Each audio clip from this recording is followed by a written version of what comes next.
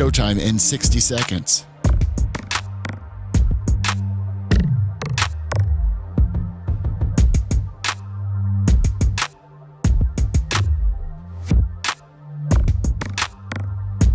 "45 seconds.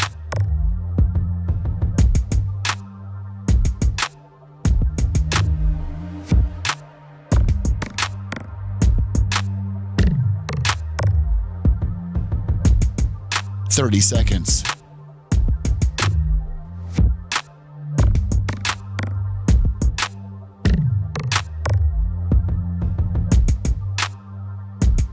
The show will start in 15 seconds, and this is your last audible warning.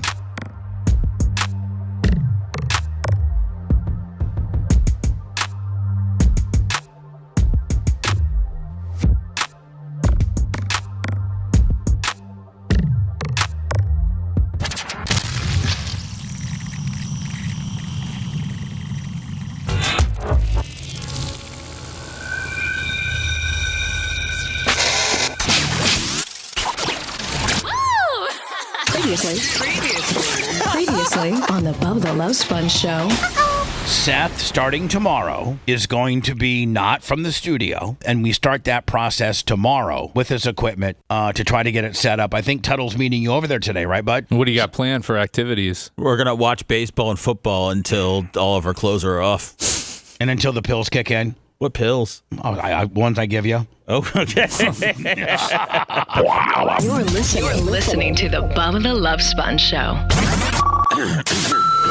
Broadcast rights for the Bubba the Love Sponge show have been granted to this station by the Bubba Radio Network and is intended solely for the enjoyment of our listening audience. Any rebroadcast, retransmission, or other use of this production without the express written consent of the Bubba Radio Network is prohibited.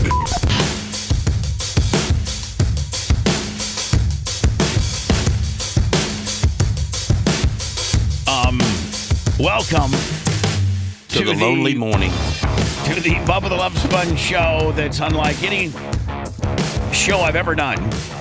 What do you mean? None of my full-time co-hosts are here in the studio. I got one in a hotel in Orlando who, by the way, Seth, you look pretty damn good. I got to tell you. How do you see him? What do you mean, how do I see him? I see Eugene. Because he's not here, he looks good? Yeah, you look good because you're not here. Gene's looking around the room. I'm looking around. He's so stupid. Gene, I love your red hat, Gene. Gene, can I ask, just before we get started, can I get can I get like a 6, Gene, instead of a like are you already on the Celsius? Listen, you only got 2 guys in the room. I'm going to be on 9.5. Well, listen. Just please. Well, if I got to carry the show, come on. Well, you don't got to. You don't got to carry the show. Seth's right there. Where? He's and look at your screen. Okay. What's up, Stallion? It's way over there. See, my main screen's out over there on the left side. All right. Well, maybe Macho Man can get you. Oh hooked yeah, I up. see him. See him? Hey, I bought you a hat today, but you aren't here. But Yeah, I'll leave it on your Seth. desk. Yeah. A Sunbelter. Also, hell yeah. It's white. It's got some kind of gray in it too. Yeah, it's the gray camo, so they'll never see you coming, Seth. Yeah. There you go. Seth, you also got a box of cards. I think I brought them. But they go into me since you're no longer physically present here. So, Seth, should I give the cards that somebody sent you today? Should I give them to Brian? No. Don't steal them. Well, I mean, I thought you guys were in the card hustle together. We are, but not that way at all. But, each boxes we get sent are for each individual. Oh, okay. Now I will let Which you. is I get 0 and Seth gets them all. By the way. Lasker continues to look around. That Seth's going to be like around the corner somewhere. I'm at the table, Lasker. Yeah, Your yeah. bulge is really something today. Yeah. Hey, so now listen. Lasker, can I ask Lasker this? Yes. Lasker, Brian really thinks he's somebody sitting up there with Bubba, doesn't he? Yeah, he does. He came in here and took it right to, man. He came in here and made the. But he's a lawyer, man. He knows how to talk his way in and stuff. Well, Lasker already started on Brian today already. Yeah, I did. Because Lasker got us a client. We got Morgan Exteriors as a client.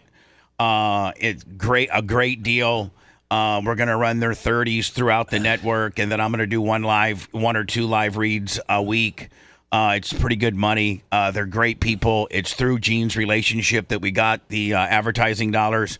So I tell Gene that as soon as he walks in. Now Brian's already here, sitting down. well, getting everything ready, getting his screens turned on because he's in Seth's position now.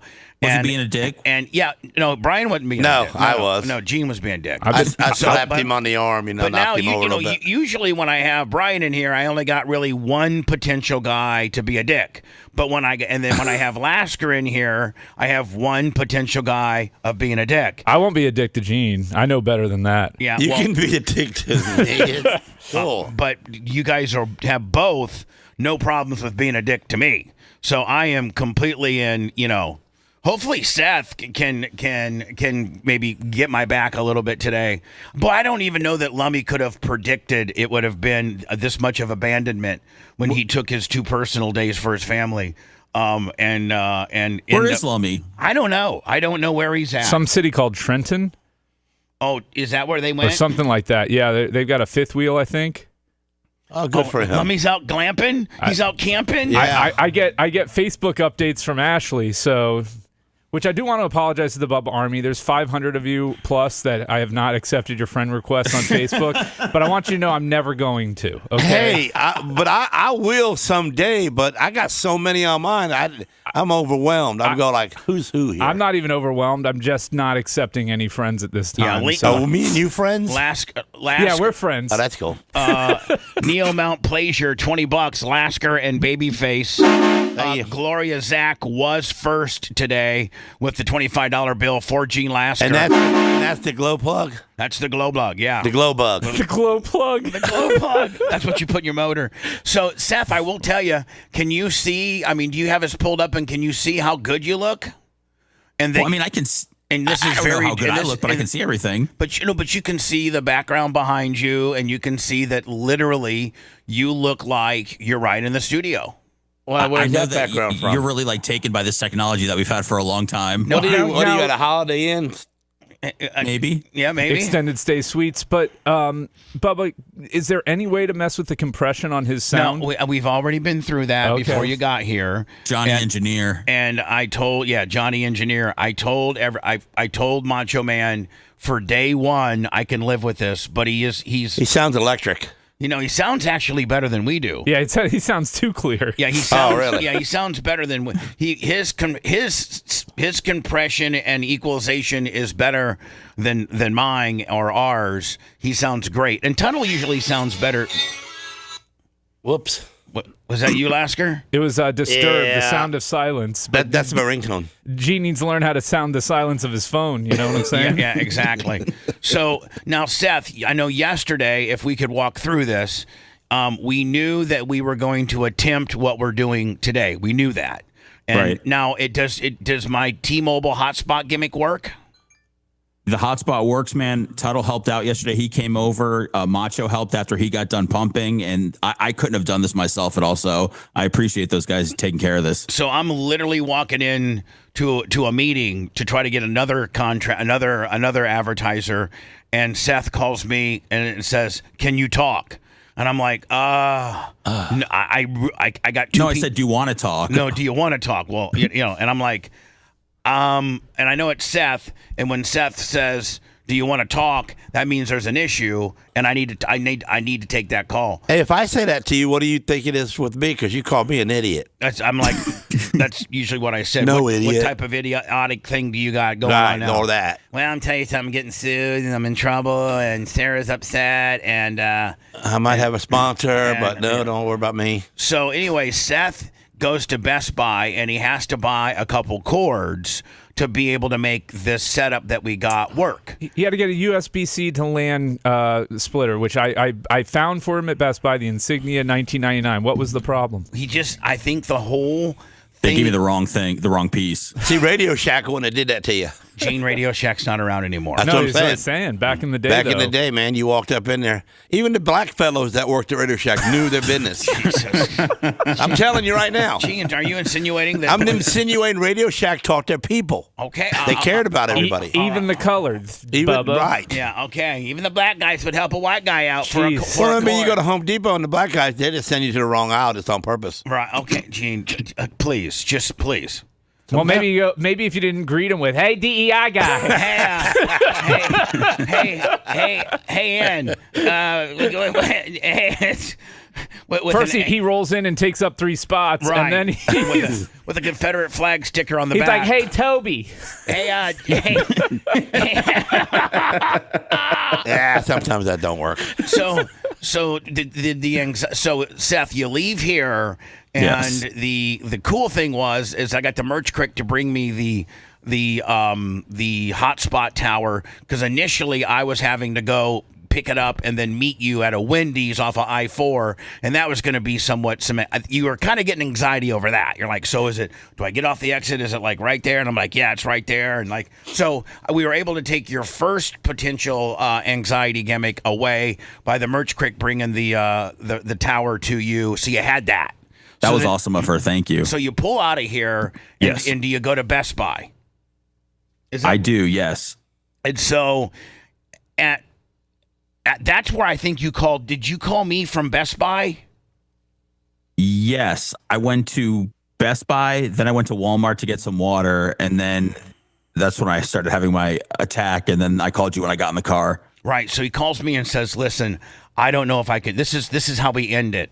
And I'm going into lunch. Literally, I got a lunch with a couple of contractors to get some more advertising.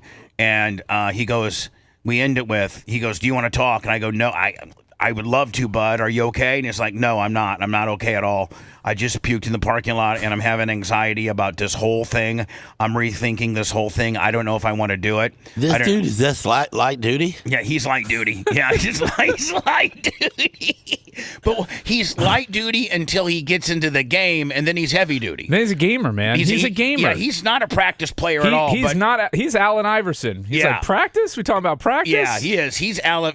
But when you get him in the game, the bitch will throw. The guy he'll do a double for you. Do you know what a double, Gene, is in basketball? No.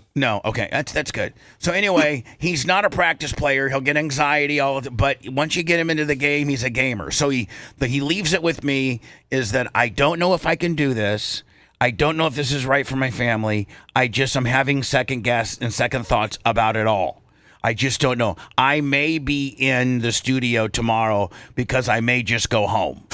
And that's how that's how he leaves it with me. But what was right about his family? I mean, because you're vacationing and then you're going to work at the same time. No, he's going to be moving him out there, Gene. Well, that's the ultimate thing here. Is by maybe December he might be moving his family out to where he is by now. the time Sammy starts second semester in January. And you want to live in Orlando? Well, he doesn't necessarily want to live in Orlando, but he's got a big time job. I'm trying to be something, Gene.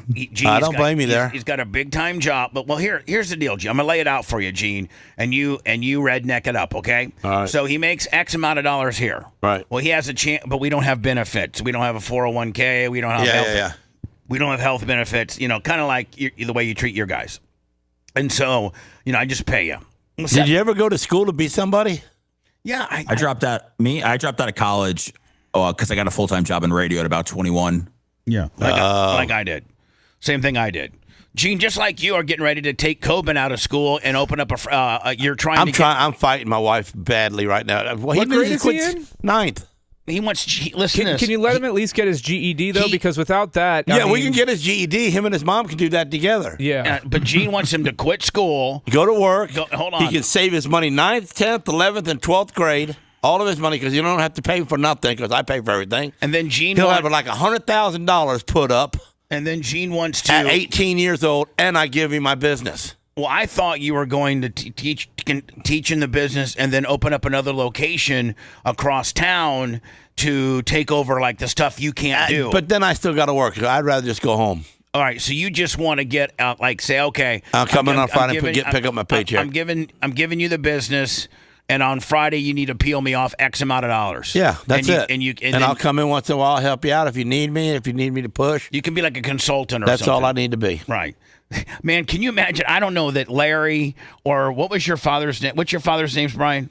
Carl or Doug or Jeff or any of our dads would have at 9th grade told us to quit, you and your mom work on getting your GED and come start working at my business because I'm going to give it to you by the time you're a senior. Yeah, and he could save all that money and he could put that up. He could buy himself a house at 18 if he doesn't want to live with me no more. Now, Brian, can you, like, as a ninth grader, does a ninth grader have the ability to, like, maybe study for what the GED test, just like you can study for the the pre-bar and the pre-med? You got 3 years to get it. Yeah, I think he has to wait till he's 16 to officially like drop out. Yeah, but because other than he's truant, but they could convert him to homeschool. Right, well, just to go to homeschool and be legal for this year, and then next year when he turns 16, take the GED. Have him take the GED at that point. Boom. Passes the GED, Yep. then you roll him up into your place, Yep. train him up for 3 years. And then in 4 years, you're now coming in on Fridays, picking up a check. He's running the business. Bam. He has the personality to run the business. In fact, he's got a good personality. Way better, way better than yours. Way better than mine in the front sales. Because you're a dick. Right. I don't want no business. I got enough of it. I was at Gene's. So they aggravate me at the door. I was at Gene's powder coating shop one time, sitting in the office. A guy walks in, nice guy, walks in with a bicycle frame. It's already stripped down. Gene doesn't have to do any work. The guy's already stripped it down, took brake clean and wiped out all the grease and stuff. All it needed was to be sandblasted, and he wanted like a candy apple red, which is a very common color that Gene has. And a guy goes, Gene goes, let me just tell you something before you get the next step into this door. Turn around and go find some other place because I ain't got time to do some stupid little bicycle frame. Have a good day, buddy. Like, he's not even taking. I said have a good day. He said he's not even taking business. Jeez. I don't answer the phone. My recording machine comes on, and once a week I go through it, and if it's somebody, an old friend of mine, or some old lady that used to racing, but like the old women that come in, from the back in the day, I deal with them. Now what's up with the new Guido like pinky ring? Can we finish up? Hey, the this is story? Steph's ain't even in the room, so it's hard to deal with Steph right now because he ain't in the room. It's hard to deal with Steph. Can you put him on my screen so I can be looking at him? Well, so I feel like he's right here. Gene, during the break, I'll come down and pull it up for you. And then I could talk to him by looking at him. You can see him there. There's going to be a delay, though, Gene. I'm warning you. That's fine. Not much of a delay. No. I don't mind a delay, but if I can't see him, I don't really want to talk to him. You're going to be able to see Seth here momentarily. So Seth has an opportunity. I'm not going to get into the business space that he's getting into, but that'll organically come out as he continues. Cards. It's a card company. Are you going to ever grow up? What do you mean? I mean, you playing with cards your whole life? Well, Gene, you don't understand. This is a big money business. Gene, really? It's a big money business. Like potentially six figures. Yeah, like Seth has an opportunity to have full benefits, full health, and play with himself, and make six figures, and he get all the free base cards that he wants. And listen to this, Gene, and the place that he's going to work. Well, you're in the right place in Orlando. So listen to me, Gene. God, who gave him the Celsius? Jesus Christ, he's already 7-Eleven did. Yeah. Do you want me to go up there and tell 7-Eleven they're not allowed to sell to this man? Yeah. So he has an opportunity to make within his first year six figures, and they're cool with him doing the show because he doesn't want to quit the show, right? And we have what a team player, and we have figured out how to be able to hell, I'll do the same thing. What do you mean? I'll just hook up at the shop. No. Why? Ain't nobody need to look at you no more. We just all talk. No, Gene, you got to be in this. Your dynamic wouldn't work. He don't. I make six figures, so why can't I? It's not about what you make. It's about the I'm not ability. saying that's what Seth's making. I'm just saying that the potential is there in the industry. I can see him making it. You were scoffing at cardboard. So and when he's talking to this card company, he tells them, I can't start, until 10, 15, whatever you tell him, Seth. And I think maybe now, Seth, are you gonna still be able to do the Blizzard and stuff too, or is that kind of maybe on hold? No, I'll still be able to do the Blizzard. Oh, okay. Oh, wow.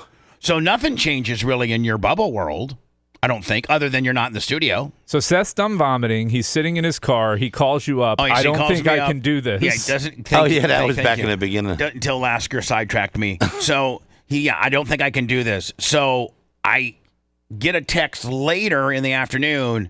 Hey, I made it to Orlando. I think I'm okay. I think I'm going to be live from Orlando tomorrow. We'll test, when we get it. So I think it's my understanding, Seth, that Macho Man from the phone or however way and Tuttle got you set up. And I'll tell you, for day one, now we have to work a little bit on your mic processing because your microphone sounds better than ours, but that's very minute. And I guess we got to get you just a little bit larger of a green screen, which are both very not problems at all. But for day one, you look great. You look great. You look great, Bubba. Stop it. No, thank you. Looks like you're gaining weight, though.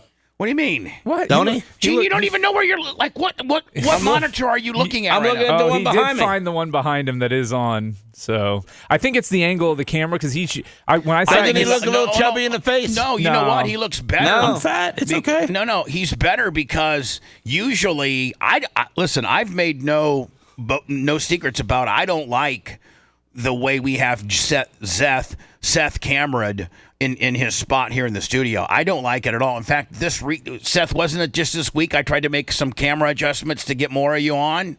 Yeah, you did on Monday. Yeah, I like this shot way better. So what happened at Best Buy with the cord thing that caused drama? Yeah, so walk us through, Seth. You leave here, you go to Best Buy. I mean, there was no real drama. It was just kind of setting in that I was about to leave and I was going to start something. And it wasn't about not doing this job in Orlando. It wasn't about necessarily the engineering or the connectivity. It was just that finally the entire body of work of what you potentially are going to do with moving your family and stuff finally kind of set in. Yeah, I was gonna leave. I was letting you know because if I stayed in St. Pete last night, I was gonna come in the studio today and then drive to Orlando and not sleep over last night like I did. So, but I know I needed to get over here as soon as possible. So once I got over the anxiety, I just started driving to Orlando and it was no problem. Probably once you checked in and you didn't, and it's free, which is good for you. And you got into your room and it was pretty cool. And I think probably once you maybe got Tuttle over there and Macho Man and you got it set up. Did it go? Macho, your microphone is on. Did he drive over to Orlando, Macho Man, in that Mustang? No. Oh. Macho Man has no. He did it all remotely. But was your very guys' first attempt successful? Like when you hooked it all up for the first time, was it pretty close? I think we nailed it as soon as we figured everything out. Yeah. So anyway, Macho Man, thank you so much. How'd it go with Tuttle? Did he end up spending the night? He's here right now. Want to talk to him? Hell no. His head comes up from under the console. Hey guys, I just want to let you know that I didn't sleep necessarily in the bed with Seth. I slept on the couch. But I did stare at him. But I did stare at him most of the night. He's a restless sleeper, and with a little tinge of sleep apnea. But I was able to get through it okay. And as you can see, we really got him hooked up nice, and he looks good. And look forward to dealing with Seth now remotely. Seth may never step into the studio. Now, Seth, now he's really gonna call you every day. So Seth, there's only one ask I have, and that is that you don't miss that you hit Barb. Like. Yeah, why? You putting all that pressure on him? No, but large crowds, he doesn't usually do well. No, he doesn't do well. But you ever met any Zanny bars? Oh, he knows about what those are. Yeah, he knows about Zanny bars. You got some, Gene? I'll get you some. Hell yeah. So anyway, finally, at what point, Seth, did you feel comfortable and be like, okay, this part of what I needed to get done as far as the connectivity and being able to be seamlessly on the show, obviously I can do that. And so did that help relieve a little anxiety once you got it, like literally hooked up and it worked?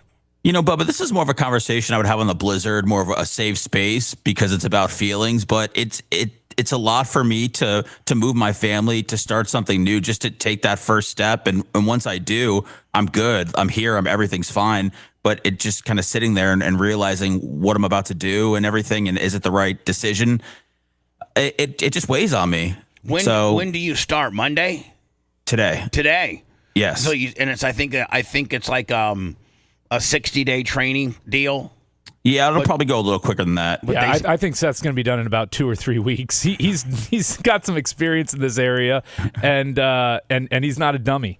So, but Bubba? I had an outpouring of support on Reddit yesterday. I know that's surprising. I don't like talking about that, but go ahead. Do you want me? I mean, can I read some of them? Oh, now. Did you have this kind of anxiety your whole life, Seth? Yes. Yeah. You did realize when you didn't pull out that it was going to get worse, right? What he's saying when he had a kid, right? It's only going to get worse, right? Because now you gotta take care of him and her, and the anxiety's going to really be there. I don't know if the minute that he was making love to Phoebe when they actually conceived Sammy, if that necessarily was on the top of his mind. Gene, I actually had 4 babies that died during the second trimester, as far as being stillborn. So I've had a lot of death when it comes to babies. So I have a lot of reasons to have anxiety. Oh, well, that's cool. Yeah. Well, no, you just faced him there, man. You got a good reason. And then Lasker, instead of saying, "Hey, Seth, sorry about that," Lasker goes, "That's cool." That's a way of that's a Lasker way of saying sorry about that. Is. Yeah. You know, you just got to speak Gene, man. You got to speak Gene. You really got to do. speak Gene. But I know what when Lasker said, "Okay." It's tough speaking Gene. It really is. Not really. Once you get him, it's really not. Like you understand what he's saying. You understand where he's coming from, you know? Now is Phoebes, is she like 100% on board, and is Sammy cool? Like, is everybody that needs, all your infrastructure, are they all, this was probably one little hurdle, not the most important, but a hurdle that, us being able to do this remotely was probably a hurdle. You nailed that. Is the family cool with it? 1,000,000%. My family's always good with everything. And I mean, Phoebe was a little worried about the LA thing, but just coming to Orlando, knowing the potential that I'm going to have here is just something that this is way different. She didn't even hesitate about. This is way different than LA. LA, there was so much unknown, and you were automatically at a financial disadvantage at LA because $80,000. Yeah, because they were paying you $80,000, and I think you were gonna literally have to have another job. You can't live in L.A. I bought 3 feet pics from him to help support him while he was out there. What is that? You know about feet pics, Gene? No. Do you have pretty feet? You can like make a lot of money. I don't know. I mean, I got feet. You can make a lot of money with them. Brian, it's the easiest way to make money. My big toes got kind of curled to the side a little bit. There's Brian, dudes into that. Brian. What? There's just some stuff you don't bring up to Gene. No, Gene needs to learn about feet pics. So back over to Seth's original comment, and that is I am so anti-Reddit because they are so mean and they are just so critical, and no matter if I did the best show ever, even all my shows suck. Every show I do sucks. I'm the worst person in the world. The names that they call me are unbelievable. I don't go there. What names do they call you? What kind of Brian? Come stop. Just what is this? This is like a Facebook? Gene, you don't need to know. It's like the worst Facebook ever, where people have complete and total anonymity and they treat other human beings in a very disgusting manner. So would you not agree, Brian? It's not a time to be. I need your support here. It's not a time to be a dick. But Steph goes on that? Well, Steph does go on there. I don't, because he likes punishment. The time. Well, no, they love Seth. They love Seth. Oh. For some reason. Well, let's wait a minute. Whole place is on Seth's got some comments to read. Let's hear. How much they love Seth. No, he said that he went on there yesterday and he'd like to read some of them. So I'm assuming. Well, I maybe I shouldn't assume, but I will tell you that we're not going to make this a segment because it's like Jeff Fearsome says, it's an absolute cesspool. And Brian, I know you go to it. No, I don't go to Reddit. But I explained my philosophy to Seth is I'm not going. As long as one person enjoys what I'm doing on here, I don't care what all of the haters think. But tell me that you've ever seen one person even say a kind thing about me. Yeah, like maybe once or twice. Yeah. So can you see where I am the most attacked, the most criticized? I mean, everything. I mean, like I can't do. Well, they must ruin me. Oh no, they don't. They like you. I'm the one they hate the most. They don't really. Why? It's just the way it is. Brian, would you at least acknowledge that? Oh, you're definitely the one that they hate the most, and it's weird because there's been kind of a heel turn on there, and Seth has done nothing wrong, but it used to be a lot of love for Seth on there, and at one point Seth I think even went on there, and gave him the picture from us doing, and he did the cameo for them, and. Over the last, I would say, year, it's really turned nasty for Seth on there, and nasty as mine. At times, it's pretty nasty, and they attack him, about things about himself, his religion, and really anti-Semitic. Like I try to stay away from it. I will occasionally go on just to see what they're saying at some point.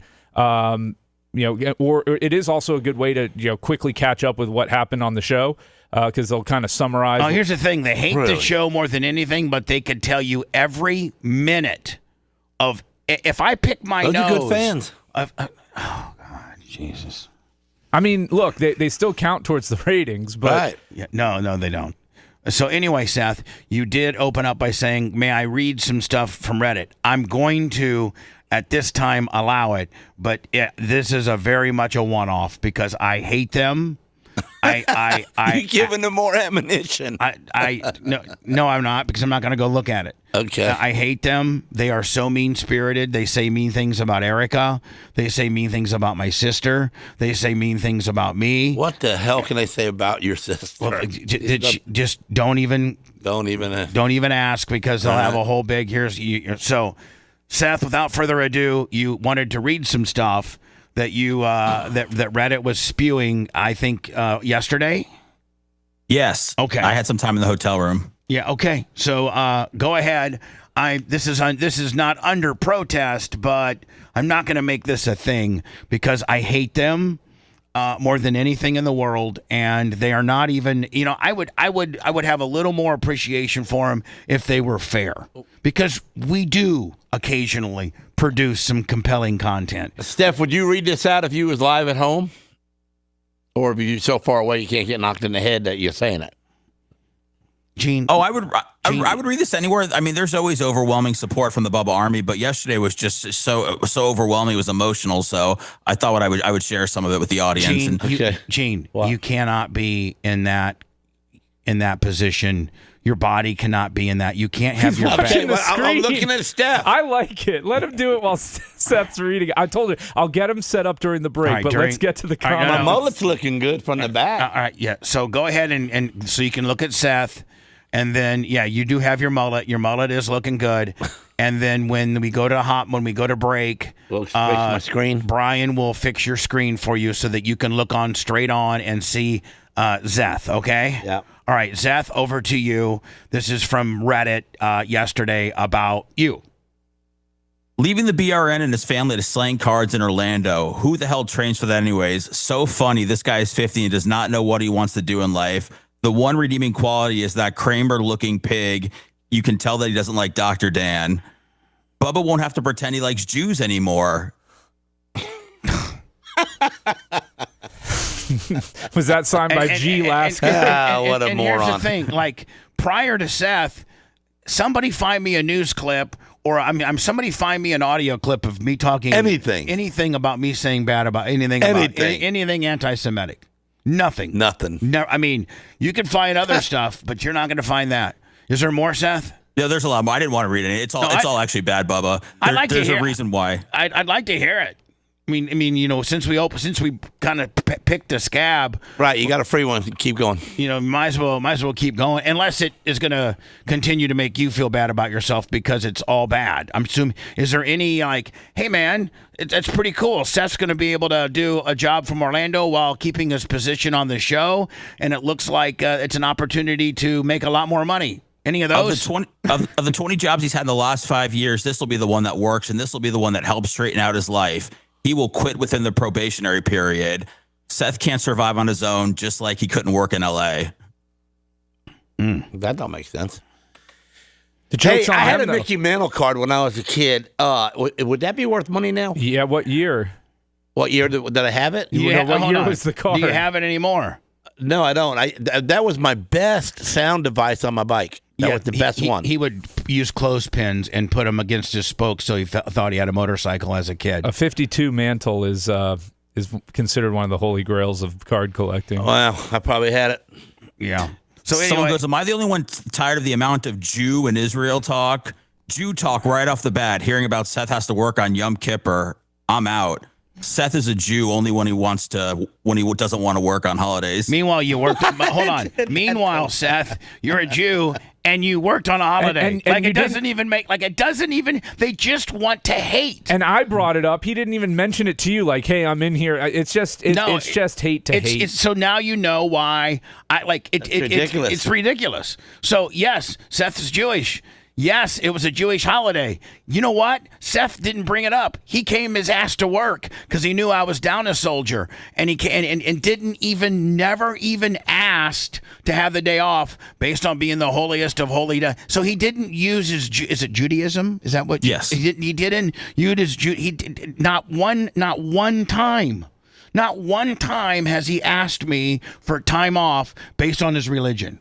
So that asshole that on Reddit. I'll never ask you for a day off for my religion either. Okay, Gene. I'm not proud of being a Catholic.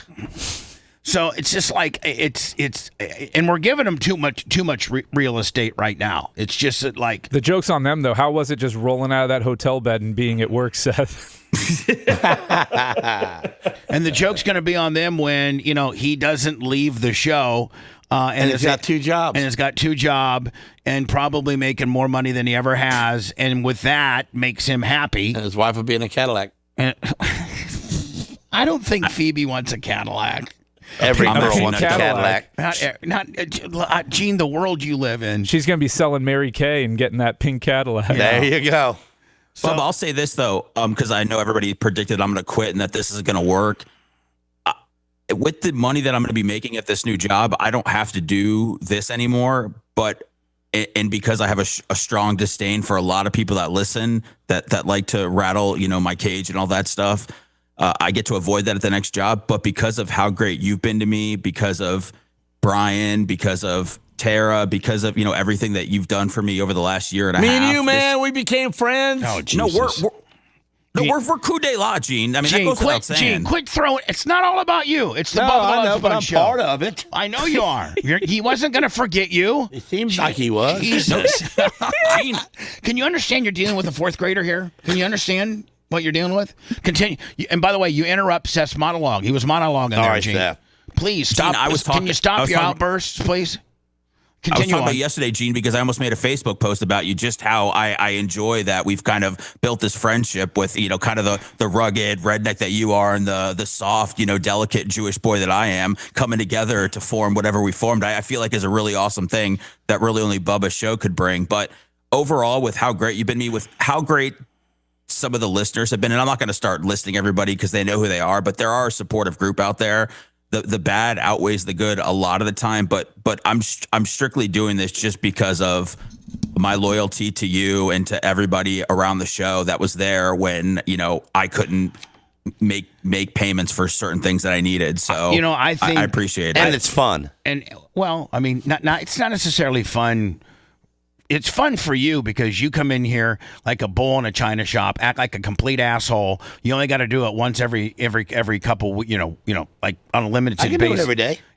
But you don't feel the pressure of it, Gene. That's the thing. And Yeah. because I've had this conversation with Seth and everybody. And me. And when people have said, oh, we'd want you more days a week, I'm like, man, then it becomes a job and a responsibility. When it's a day or so a week and you can just come in, roll in, do no prep. I guess it's more fun that way. Say fun stuff, say stupid stuff. Not have to worry about the business and the money aspect of it, making payroll. And But we paying the rent. both have that worry. It's just not here. Right. So this is more of a release for us worse than anything. Like when I go to your office, I don't feel any pressure. I can. No, you move stuff around. You sit on desks. Yeah. You do whatever you want. You take the place over. But I don't have to worry does that about. to you too. I don't have to worry about. Yeah. I don't have to worry about the payroll that you and Gina got to come up with. I don't got to worry about any of that nonsense. I don't got to worry about the deposition you're getting ready to take tomorrow.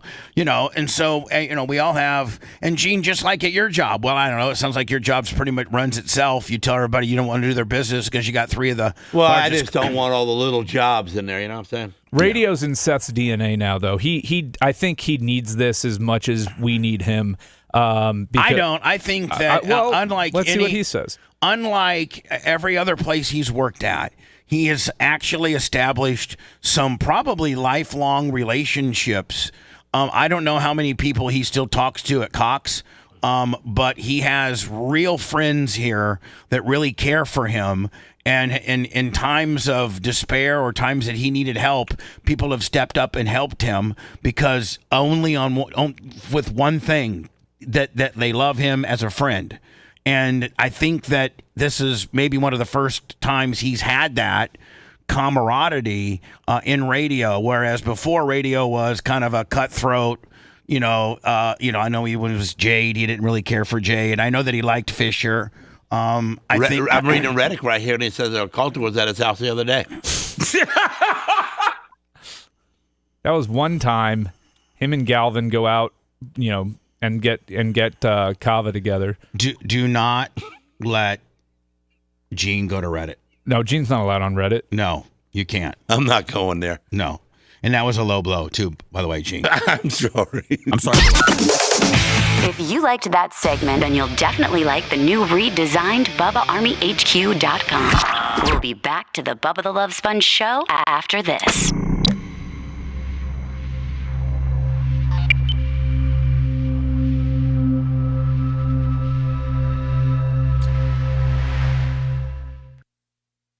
Whatever you're thinking, don't think it.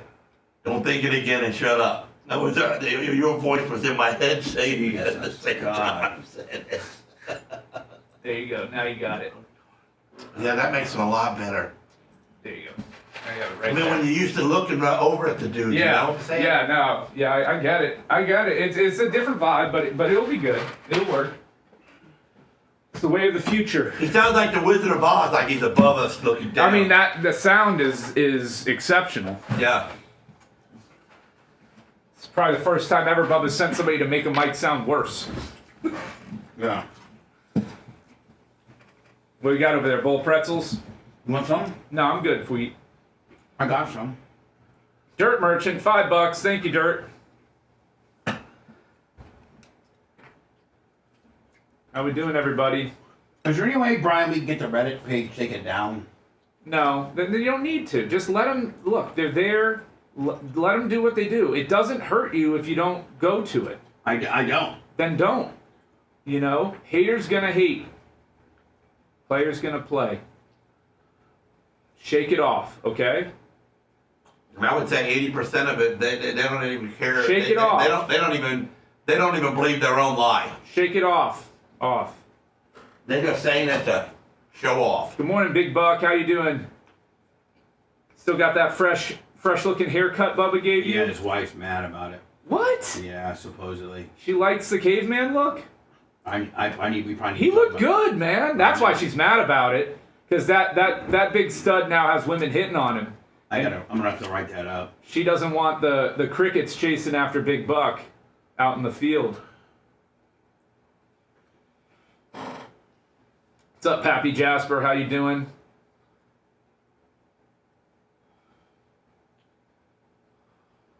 Oh, thank you, T. Roy Lee.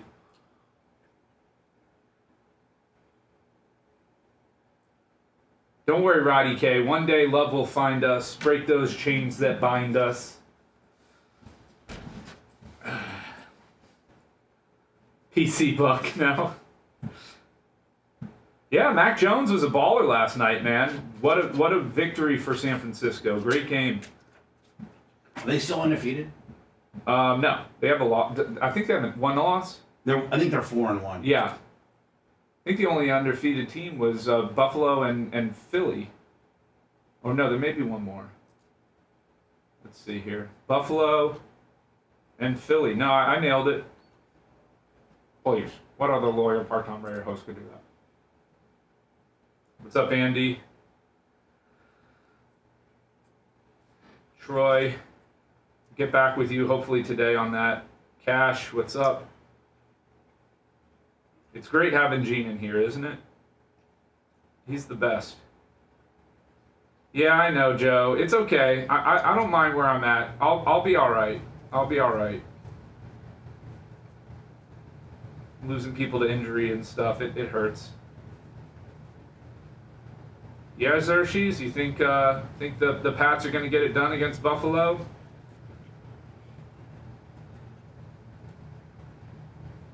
What's up, Bubba's ass towel? Anybody got big plans for the weekend? What do you got going on this weekend, Bubs? Track. Gene, what about you? You racing? I'm trying to. If it don't rain out, 75% chance of rain. So it's been rained out for 3 months in a row now. Yeah, we have been too. We're trying to run, but we're gonna. What's up, Bubba Cankles? I don't know what the rain is over in Ocala, but 75% chance here. Yeah. What a drag.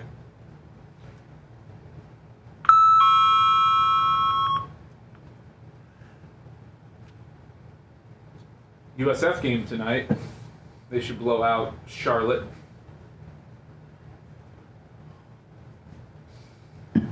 I mean, Xerxes, the Ravens are still a good team. They may be 1-3, but it's not like they're out there getting blown out by everybody. And the teams they lost to are good teams. They may end up being 1-4 though without Lamar. He has a tendency to quit on his team, so we'll see what happens there. Meanwhile, if Shador would have went there, he'd be fucking. You know, humility will get you far in life.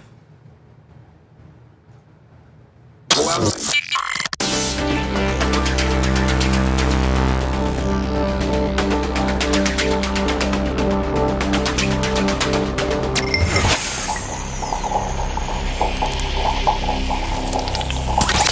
Broadcasting live from the Aquabito studios, aquabito.com/Bubba. It's the Bubba the Love Sponge Show.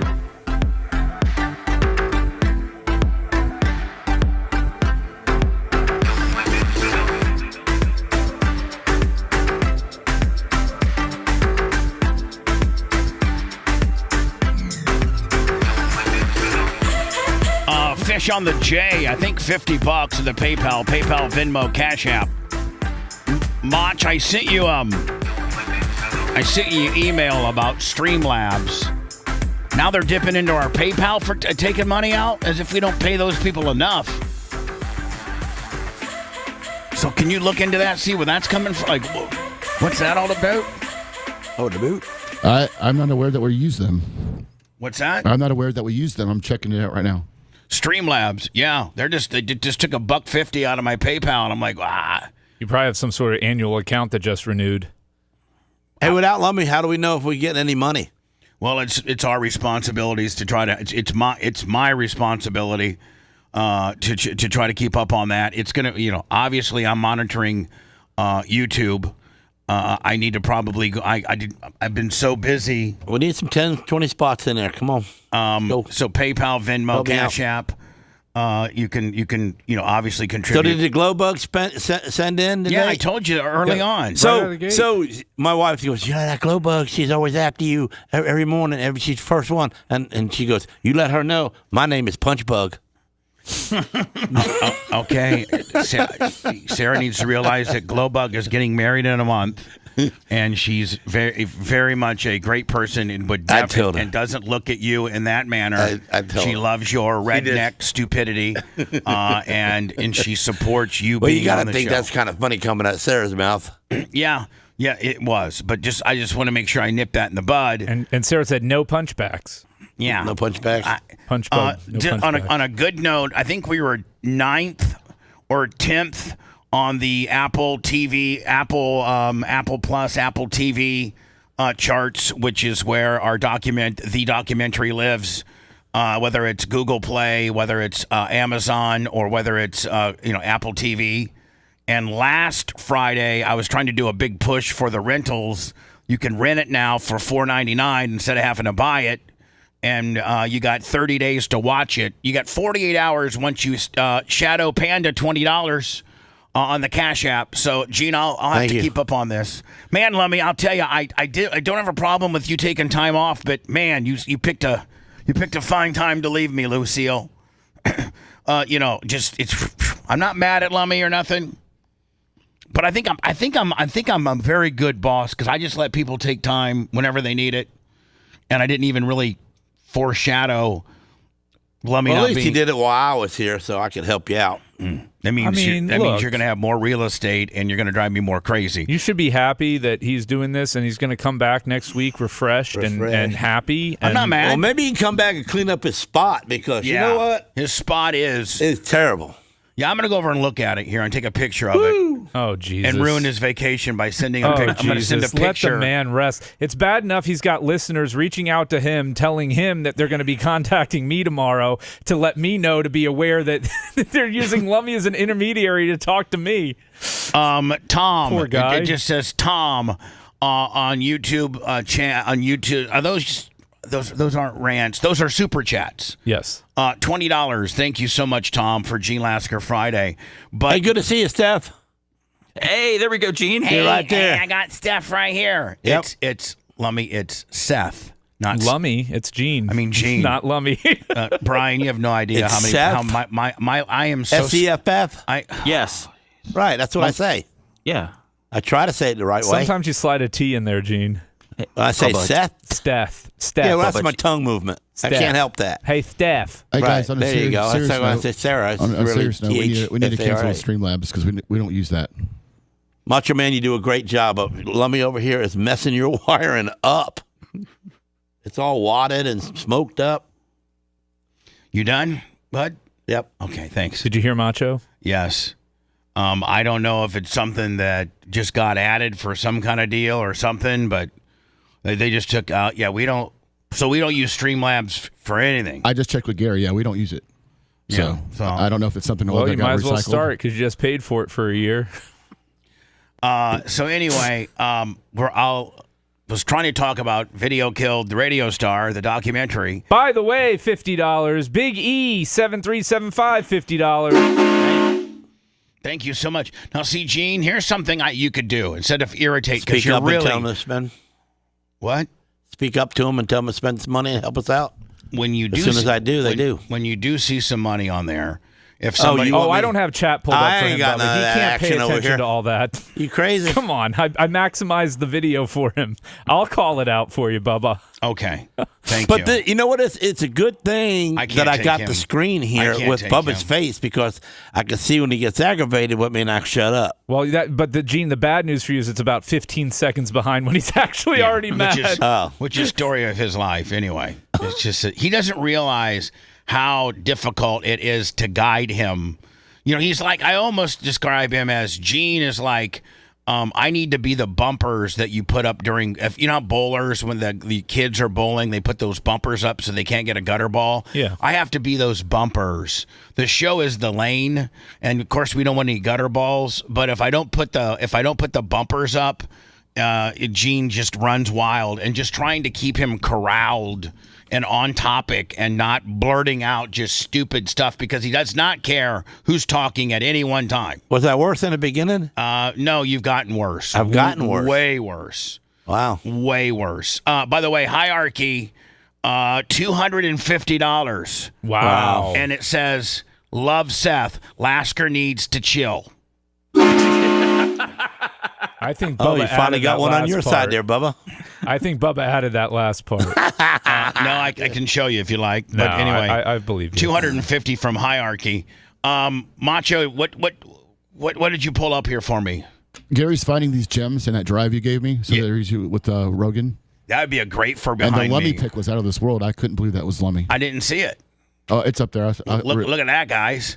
Wow. Look how cool of a picture that is. Me and Joe Rogan for the video wall. Were you guys rolling on the mat? What? There was two people talking at the same time. Oh, sorry. Bubba's a good guy. Yeah, Bubba's a good guy. That was in 2008 when he was promoting the Capitol Theater for 250 people. And the show is over. You can see he's got his jacket on. And I was walking him out to his car. I can remember this like it was yesterday. And he goes, "Hey, man, I had a really good time. There's times that I cannot stop listening to your show. You guys are so shot out of a cannon. There's been many a times where I've been 15 minutes late to a meeting in L.A. because I could not stop listening to you guys." And I was like, "Thank you so much." And he goes, "Listen, this is in 07. This is 2007. And he says, after the show, you guys need to, or a couple of you guys, at least a couple of you and a couple of your guys, you don't need the full ensemble, but you guys need to record what they're doing, a podcast, maybe about stuff that you didn't get to, or about stuff that's happening in your life, or whatever." Podcast. That sounds stupid. In fact, I'll actually throw it over to Brian because it's not that far off of what I said. Please. Brian, take it away. I'm Joe Rogan, okay? Let's just play roles. And you're Bubba. Okay. Hey, Bubba, man, thanks for having me on. Thank you so much. Oh, yeah, you're welcome, man. Anytime you need anything, we're best friends now. Well, I don't know about that. No, we're best friends. But I'm going to tell everybody we're best friends. Okay, well, listen, there's times, man, I listen to your guys' show, and I just can't stop listening, and I find like I've been late to meetings because I had to stay in the car and listen to you and your guys. You guys are really, really good. I've been doing this thing, and it's called podcasting, and it's where I sit down and interview people and just, and it's kind of a new thing, and you might want to, like, after your show, you and the guys just sit around and BS a little bit, 45 minutes to an hour, and you guys could be like first in on this podcasting thing. I think it's going to be pretty big. Oh, please. No, I've been doing radio now for 37 years, and in that time, I've become the greatest ever. Podcast, schmodcast. You think I want to work an extra 45 minutes for 3 people watching on the internet? Now, I got to go to Blockbuster and buy some more DVDs. What the hell is Blockbuster? It was 2008. He was talking to Joe Rogan. Oh, okay. All right. So I got thank you, Macho Man. Take that down, probably like that. And then I don't know where this picture's from. But, oh my goodness! Look at my. I gotta tell you, he looks like a young Mike Allstott. He does. Yeah. He looks like a little bit heavier, but I mean, look how beautiful eyes. I mean, that is. I mean, that's pre getting mauled by a pit bull. I mean, that's pre a lot of things. Yeah. Okay, but I mean, that's pre pegging. That's pre getting mauled. That's pre everything. But look, I mean, damn good looking, like a kind of a muscular George Clooney or a heavier Mike Allstott, right? Yeah, I would say heavier Mike Allstott rather than a muscular George Clooney. Wow. So Macho Man, is Gary finding little gems on this stuff? Yeah, he's saying he's finding a lot of stuff, so he wanted me to show those to you. I found some. He's looking for the OnlyFans content too. Yeah. Oh yeah, I need that. But yesterday when Hogan and I went to the Magic game, the documentary only put a few seconds of it, but I got the whole thing where like Hogan goes up to Lil Wayne. And they start talking. I got all that. I got Hogan talking to Tiger Woods. I got Hogan talking to Dwight Howard. I got all this stuff. All good stuff. All great stuff. We allowed to play that? Yeah, we're you allowed, own it. Yeah, I own it. So we're allowed to play it. Yeah, absolutely. I was something. So anyway, Buck is in chat, and I cut. Buck met me at Ocala Speedway about 2 months ago, and he helped me run some heavy equipment. Buck is an unbelievable heavy equipment operator. I mean, now, Gene, that's something that you can appreciate. Not everybody can run heavy equipment. No. It's an art in itself to be able to. You got to be born into that. Yeah. Well, I mean, I've gotten pretty good at the grader. I've gotten real good on a skid steer. I thought you flipped the water truck.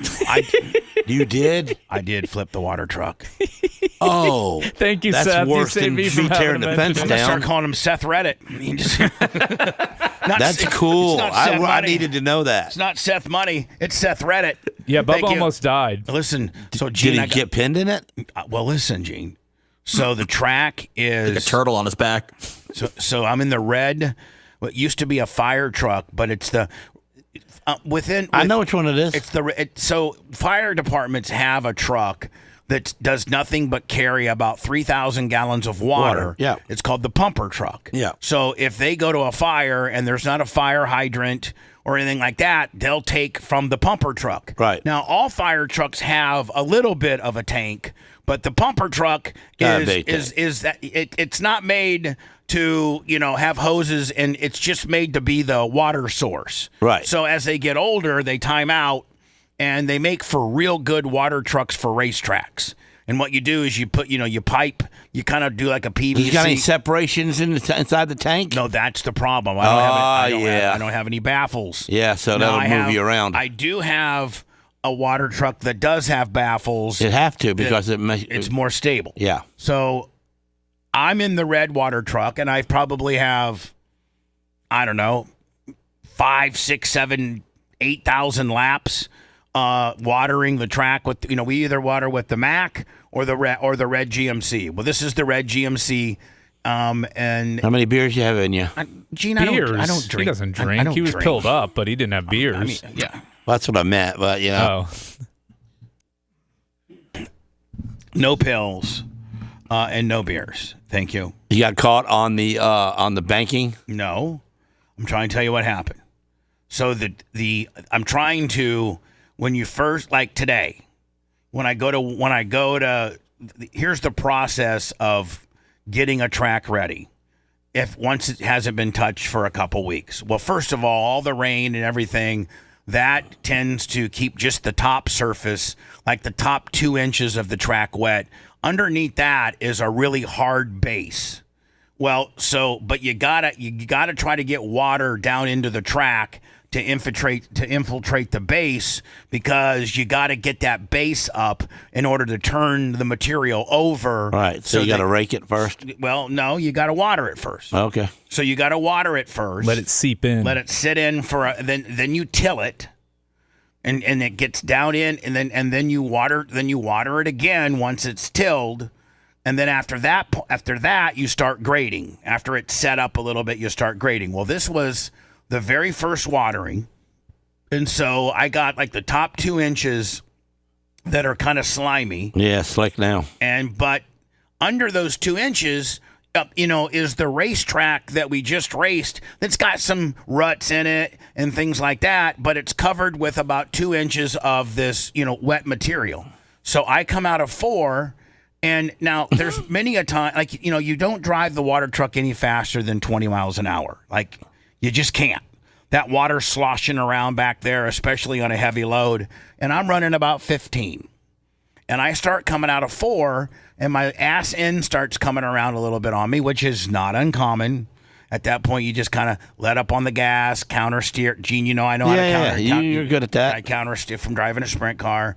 Counter steer, let the front end catch up with the back end, and it's okay. Well, it happened to be that my left front tire, as I'm counter steering, got into a rut from the down on the hard base, and it instantaneously flipped me. And if it had flipped me, dude, if it had flipped me on the driver's side, that would have hurt you. It would have cut my arm off, because I had my arm hanging out. Well, you'd have pulled it in, but I don't know if I would have pulled. I mean, Gene, it literally happened so fast. So instead, it flips me, and it's on the passenger side, and I'm now slammed to the other side, and my feet are on the track through the passenger window.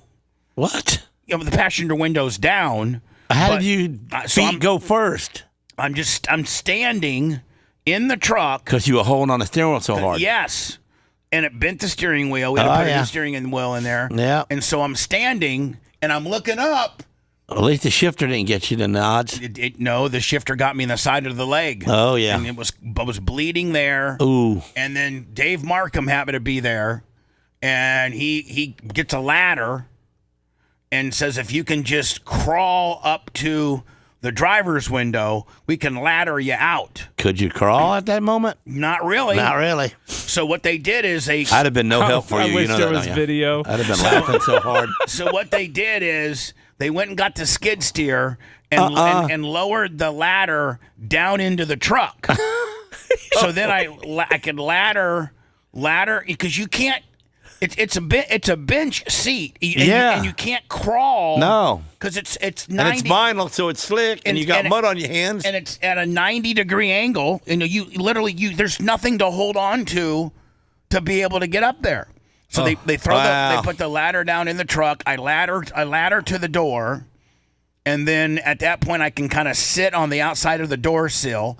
They take the ladder away, and then they drive the skid steer up to me. I get into the bucket and they put it down, and then we had to get the grader and chains to try to bring the truck Everything's back, slick at the moment. bring the truck back to all four, back to it being in the upright position. And we didn't have a way once the truck, and don't forget the truck's got. Yeah, well, empty the water right quick. Well, it didn't. It did. Half the water emptied it out. Okay. So when the truck came crashing down, it bent the tank. That could have hurt you. Oh, it could have killed me. Yeah, it could have killed you. When Just the like truck you crashed down and you hurt your side, was it hard to look Tom in the eye after that? Tom wasn't there, thank God. He only heard about it and saw the truck, and then. Would he have been upset or something? Oh yeah, he gets so mad. I hope the parody guys can write red water truck. Bubba's gonna keep on flipping his red water truck. We don't have to worry about people. The parody guys quit a long time ago. I think they're on Reddit right now. So anyway, I think that's who started Reddit, was the 3 parody people. So I get out of the truck. Oddly enough, Gene, we pushed the truck into the middle of the track and just let it sit. So it only tore up the mirror. No, it tore up the mirror, but it also it whopper jawed the tank, so that the tank was probably bent on the chassis. Yeah. So we were able to. Eventually, we were able to fix that. But here's this old GMC, this old 82 GMC. I think it's got a 454 gas motor in it. Yeah. Double. 4 granny 4-speed. Oh, yeah. No, it's automatic. Oh, really? But here's the deal. So we let it sit for 2 hours. We checked the oil to make sure that, no oil poured out. We put a quart of oil in it, and the bitch fired straight up. Yeah, ain't gonna hurt that. Fired straight up. Then we hobbled it across the track, and then Travis the welder and some other guys take some torches and just heat the bent spots and hope, and then let it pull back. And so I'll be using that truck today. This just happened. Oh, this happened about a year ago, I think. Oh, okay. Yeah, this happened about a year ago. Do only amateurs flip water trucks, Gene? Ooh. No, not really. I mean, if you're not paying attention and you get into a rut, you're really along for the ride. Yeah, it's the first time I've ever flipped, especially when you don't have baffles, because the water's. Well, that's the whole problem, because without the baffles, you're just along for the ride. Yeah, you got that many gallons of water pushing you; it just pushes you. So talking about Buck comes down one weekend, and I got a front end loader. From Synergy Equipment, and I got an excavator, and we're excavating things and trying to find new material for the February, nationals, because you got to put new clay on every year. And so we're doing that. Got One-Eyed Billy, got myself, got Buck, got his kid, the young boy, and Buck's got this hair that goes literally halfway down, and a beard that goes halfway down his back. And I'm like, Buck, let me clean you up. Let's cut that long ass hair. Why? Well, his son had long hair for the longest time, and he cut it and kind of cleaned it all up. And so I have video of it, and I was going to put it up until I saw Buck's wife at the Video Killed the Radio Star premiere. And I said, so do you like? And so everybody saw how good Buck looked. He looked great. I mean, he's got a big boy haircut. His beard was shaved and clean, and his hair was short. And she goes, "Oh, I need to talk to you about that." This is when I was leaving the premiere. She's like, "Oh."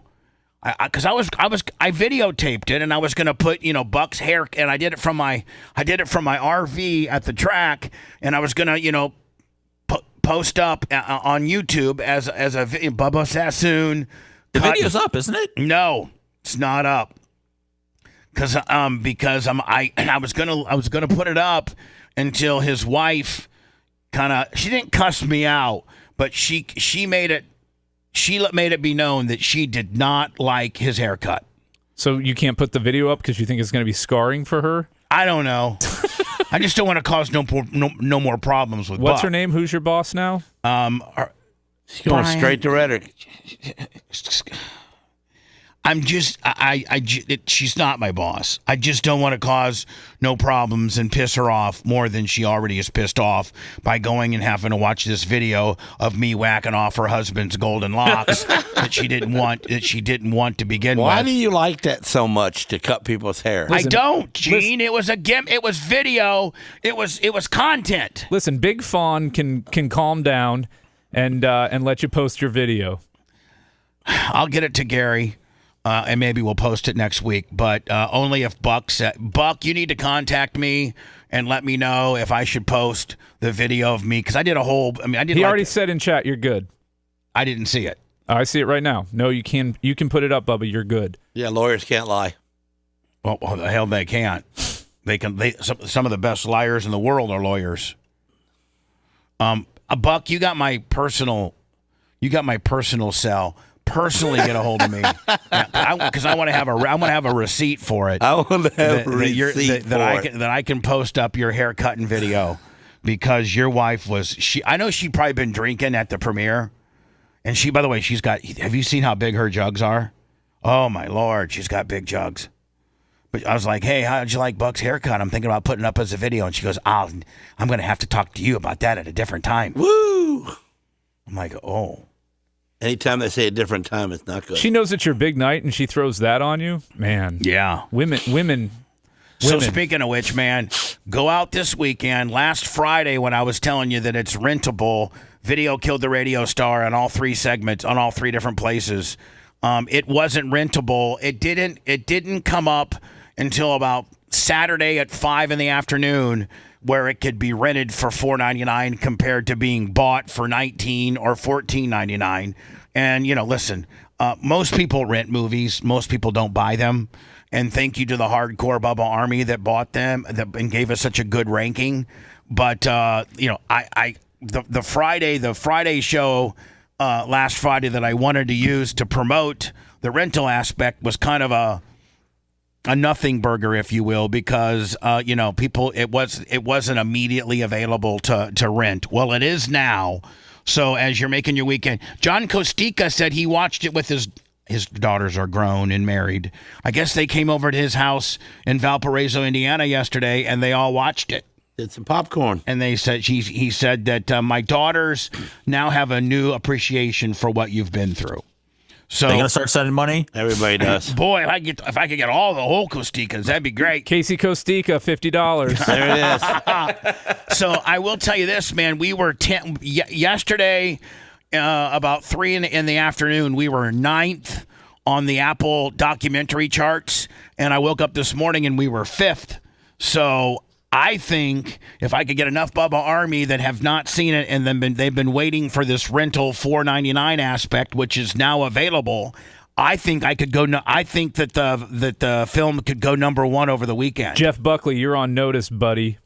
No, Jeff Buckley got knocked out of number 1. What? The new number 1 is called Jane.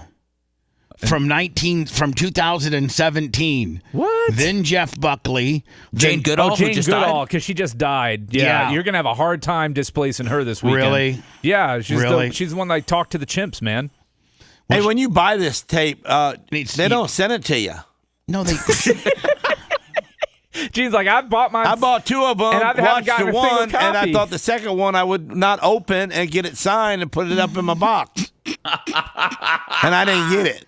Gene, in the streaming world, they don't send you any... Well, you didn't say that.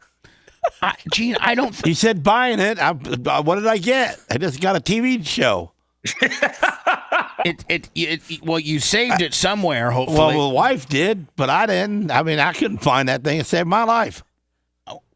So I'll never watch it on a Sunday when it's raining.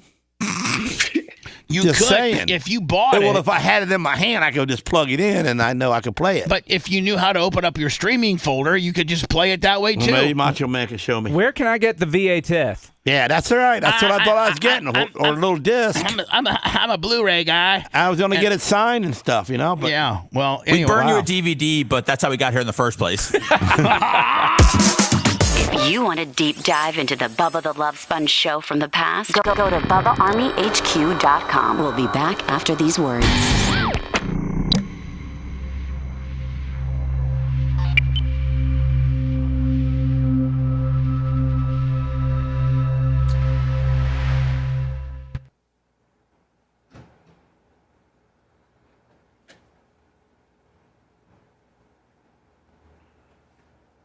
Man, I'm glad you didn't get hurt in that truck, bro.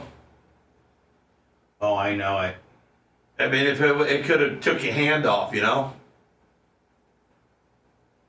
And then you'd have been sitting in there for a length of time getting the ambulance there to the fire division because no one would have been able to get you out. The two things that could have hurt me the most, the four things that could have hurt me the most would have been, number one, the hit that I took with Robbie Smith. That could have killed me. Yeah. Number two would it be? I feel like I need cropped a little bit, Mach. Okay, I'll work on it. Check your messenger. I just got a Diddy pick from Gary and a Dion pick, I think. Let's see if they show up for you. Scroll down. Oh, there you go. Okay. Oh my God. I guess Jabberjaw was interviewing. Yeah, and then that's there you go. So I'll send them to you that way. Yeah. Yeah, and his mic sounds much better, I think. I think so too. We disabled the other stuff on his side. Okay.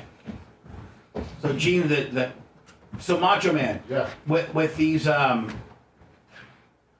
like this Morgan final here, how would I play this? See, look. I saved them on my desktop. Just double click it and it should open. But no, but it goes like that. Oh, that's the Apple. That's the file, the peak file. So you saved the wrong file. Right. We need the audio file. So I'd have to go probably to try this one with the play buttons on. Oh. Shield your home with storm resist. Shield your home. Yeah, so the ones that say AU are just data files. All right, so I go like that, and then okay, so that's Morgan 2. So where would Morgan 1 be? Right it's up there. Here, up here. Yeah, right here. Yep. Hurricane season is here. Is your home truly protected? Your windows are your first line of defense, and at Morgan Exteriors, we help. So that's 1. So can I put 2 down here? It's probably gonna just play in that same player. Gary's tips are you can phenomenal. drag the icon down here so the one that one So like here? Yeah, and then put the other one next to it so you can just double click it. Oh, okay. And that way you can just double click it. Okay. Cool. Hey, Gene, listen. You listening? Yes, sir. Hurricane season is here. Is your home truly protected? Your windows are your first line of defense, and at Morgan Exteriors, we help homeowners like you stay safe with hurricane-rated windows built to withstand the most fiercest of storms. Take advantage of our special this month. Get 20% off your project plus free installation. With impact-resistant glass and reinforced frames, our windows protect what matters most. Don't wait. Schedule your free consultation now to lock in the savings. Visit Morgan Exteriors INC. That's Morgan Exteriors Incorporated. Morgan Exteriors, protecting your home, protecting your peace of mind. Shield your home with storm-resistant siding from Morgan Exteriors. Take advantage of our special this month. Get 20% off your project plus free installation. Choose from high-performance vinyl or fiber cement siding. Built to stand up to Florida's toughest storms, heat, and humidity. Don't wait. Schedule your free consultation today to lock in your savings. Visit MorganExteriorsINC.com. That's MorganExteriorsIncorporated.com. Morgan Exteriors, protecting Florida homes for over 30 years.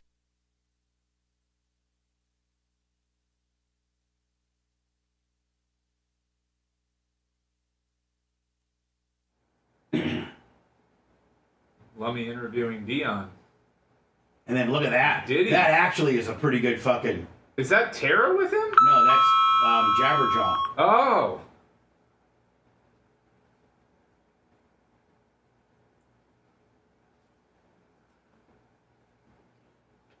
So Dion partied with Diddy, huh? Yeah, so Diddy was our talking to her, hey, you want to come on back to the shop? You know what?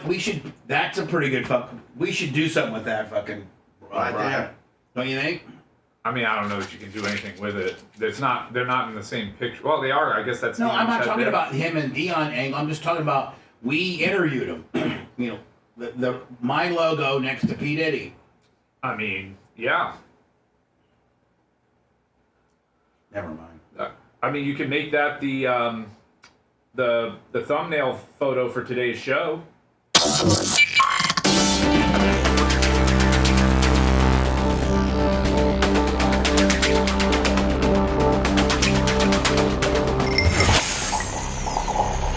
Hurricane season is here. Broadcasting live from the Aquabito Studios. Aquabito.com/Bubba. It's the Bubba the Love Sponge Show. So, Gene, thank you for the introduction. Well, I've known Kurt Morgan for a while, but you were kind of the glue that put us back together. Of course, Kurt Morgan that owns Morgan Exteriors, 4, 5, 6 different locations. And I think his son, Opie, pretty much runs the advertising wing of his business and all. And we cut a deal to do some Morgan exterior commercials that runs through Bubba Army HQ and various other places. I might occasionally. I'm glad you guys got hooked up together. Might occasionally slip one on. Here on the network. I did 2 spots for him. Hurricane season is here. Is your home truly protected? Your windows are your first line of defense, and at Morgan Exteriors, we help homeowners like you stay safe with hurricane-rated windows built to withstand the most fiercest of storms. Take advantage of our special this month. Get 20% off your project plus free installation. With impact-resistant glass and reinforced frames, our windows protect what matters most. Don't wait. Schedule your free consultation now to lock in the savings. Visit Morgan Exteriors INC. That's MorganExteriorsIncorporated.com. Morgan Exteriors, protecting your home, protecting your peace of mind. How about that? That's great. And if I would have kept the music going, I could have actually bumped in with that, like it was part of the bump in. Catch them. I know that how way. to save the fans even some more money. Shield your home with storm-resistant siding from Morgan Exteriors. Oh, you mean by sending them to Morgan Exteriors? Yeah, no. When Morgan Exteriors comes to you and they check all you out and they give you a price. Just say, okay, I'll think about it. And then they're going to give you a better price before they leave. No, you need to tell them Bubba Army, too. Well, that, too. Take advantage of our special this month. Get 20% off your project plus free installation. Choose from high-performance vinyl or fiber cement siding. Built to stand up to Florida's toughest storms, heat, and humidity. Don't wait. Schedule your free consultation today to lock in your savings. Visit MorganExteriorsINC.com. That's MorganExteriorsIncorporated.com. Morgan Exteriors, protecting Florida homes for over 30 years. Boom. And let me tell you something. Morgan Exterior, they're so smart at these window gimmicks now that they go to the manufacturers of the windows and tell them how they want them built. Well, yeah, I mean, the more volume you do, the more. Yeah, but they don't just give you sizes. They say, hey, now I want this bracketry moved over here. I want you to use this type of screw on this. What's up with the pinky ring? What's up with that? That's Donald Trump. Donald Trump. You're wearing a Donald Trump pinky ring? Yeah. I was bringing it to show you, so maybe you might want to just put your face on a ring for next year for BARP and make that the ring. I'm actually designing the BARP ring as we speak. Well, you might want to design your face on it because it's kind of cool. I mean, I did rip off the Trump T-shirt. Tennis shoes concept. So I got this hard drive that has, I think, some OnlyFans stuff on it that I can put on our rejuvenated OnlyFans page, OnlyFans.com/the Bubba Army, where I got 3 now. One MILF is from, I think Velvet Barbie is from like Naples. I think I got a girl from Ocala that I'm talking to. I think they generally don't like their location to be known. Oh, well, and then the candy cane, she's from Connecticut. Okay. So the other 2 I could just say are Florida girls, well, right? I mean, you could have. Well, Velvet. I mean, Naples is a big town, you know. So anyway, I gave I gave this little hard drive that I found to Macho Man. He put it up on a server. Gary Cantrell has been going and trying to find content for not only OnlyFans, but potentially some stuff that we can use on YouTube. And he found this still picture of P. Diddy being interviewed by Jabberjaw with the Bubba Radio Network logo. How cool is that? And by the way, oddly enough, coincidentally, Brian, today's the day he gets sentenced. Yeah. I hope he gets off. Oh, he's gotten off. Well, I hope he just does time served. You want some new music from him? Yeah. I want him to do the halftime at the football game. All right, so Gene, let's. At least I'd understand what the hell he's saying. So, Gene? What's your favorite P. Diddy song? I don't know. I like them all. Can you name them one? Can you name one? No. You don't, how about the one that he did as a tribute to Notorious B.I.G.? I don't know that one either. Do you know who Notorious B.I.G.? He's another rapper, right? Well, yeah. Brant Gilbert. He was one of the greatest dirt track riders of all time. Notorious Brant Irvin Gilbert. Notorious B.I.G. Yep, that's him. He also had another nickname. Do you know his other nickname? Lil Wayne? No. Biggie Smalls. Biggie Smalls. Right. And do you know the big controversy between him and another famous rapper? They killed the other rapper. Well, yeah. Do you know who the other rapper was? No. X-Pac. X-Pac. Yeah, X-Pac. The 1, 2, 3 kid. Tupac. Tupac. And are you familiar with any of Tupac's work? No. Dear Mama, California Love. And then here's another picture that Gary Cantrell found on the Honey Hole. Is that Michael Irvin? No, that's Deion Sanders. Oh, it's the same guy, same thing. And by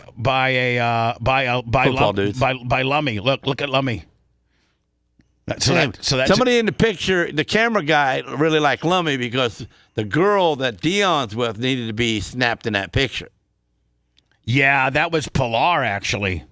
That was Pilar. That was his second wife that he had. Oh, wow. Shador, Shiloh, and, God, what's the third? That's Shiloh's mom? Yeah, that's Shiloh's mom.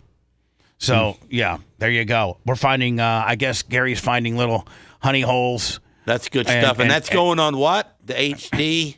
Bubba Army HQ.com, OnlyFans. If we find some OnlyFans stuff, I found a video of Hogan at the Magic game with me, talking to Lil Wayne and to Tiger Woods and to Dwight Howard. I mean, there's a bunch of great stuff on that DVD on that hard drive, and that Gary knows how to extrapolate. I was talking about the top 10 documentaries on Apple, and the video killed the radio star moved to 5 last night. So you're saying, Brian, even if we had a really good weekend of rentals, video killed the radio star probably won't be able to hit number 1 because this Jane deal. Yeah, and her silverback gorilla Coco. Oh, Jane, a documentary from 2017. Getting to everybody's heart. You can buy it for $4. Man, they're really jobbing her out. You can buy it for $4.99 or rent it for $3.99. I mean, it's 8 years old. Yeah. Well, it's number 1. It beat the Jeff guy. Number 2 is the Jeff guy who was some rock guy who killed himself. Jeff Buckley, yeah. Yeah. And then number 3 is Secret Mall Apartment, which I don't know what that is. Number 4 is from 2010. Was it Restrepo? Restrepo. Yeah. Was that about like some army stuff? Yeah. And then Video Killed the Radio Star went from 10th to 5th. Sweet. Last night. Keep renting it all weekend long if you can. Apple TV, Google Play, and Amazon, and hopefully they can, we can get up to probably. I think that it could go to 2. I don't think you're going to beat Jane because you said she just died, Brian. So everybody's really, kissing her ass right now. Yeah. Remembering her. Yeah. Why she died? Everybody screws you, Bubba. Did the apes kill her? No, she was 91. She was an ape. She was like an ape whisperer. 3 years younger than Mr. T. Former UK athlete charged in her baby's death was in court just hours ago. Did you see that this girl here was a former University of Kentucky athlete, gorgeous, beautiful, and she got pregnant, and I didn't want anybody to know about it, and I think she put her baby in a dumpster, and I think she's now getting sentenced for it. How would nobody know it? She had to be chubby. I don't know, Gene. Maybe they'll break it down a little bit. Former UK athlete charged in her baby's death was in court just hours ago. Officers arrested 21-year-old Laken Snelling last month after they found her baby in a closet. She appeared in court for a preliminary hearing this morning. WKYT's Samantha Valentino was there in court. She joins us now live. Samantha, I understand this was a very quick hearing. Very quick, Kristen. We spent an hour setting up for and waiting for this hearing that lasted all of 35 seconds. This was a preliminary hearing, which is when the judge... Brian, have you ever hearing like 35 seconds? Yeah, on like small court cases and small claims when we were just getting started. And this is just a preliminary thing. So she probably just entered a plea, not guilty, and then they went about their way. The judge just said, hey, is that your plea? And she says, yep. And she says, okay. Okay, next case. Put on the record, she's not guilty. She's saying she's not guilty. Yep. Next case, please. Prepare an order. Now, are they holding her? Or is she arrested? I'm sure she's being held at this point. Determines whether there's enough evidence to send the case to the grand jury. Now, more often than not, these include... Brian, let me ask you a question. What differentiates a state attorney or a U.S. attorney or a body that can charge you, the state attorney, whatever. What determines why they would go take it to a grand jury rather than do it in her office? Well, in fact, I think yours was a grand jury, wasn't it? In federal court, it's grand juries. In state court in Florida, for the most part, it's the prosecutor and the state that charges them. But they will sometimes, even on the state level, send it to a grand jury. Is that just to further insulate themselves? Yeah, I guess. What do you mean you gassed? They're presenting evidence to the jury, and the jury's finding probable cause to... So do they do those for cases that they're kind of on the fence about? Or they do those for, like, really high-profile cases? Like, what's the reasoning? I don't know. It doesn't get used on the state level a lot. Maybe in Kentucky it's different. So they get a worse ending.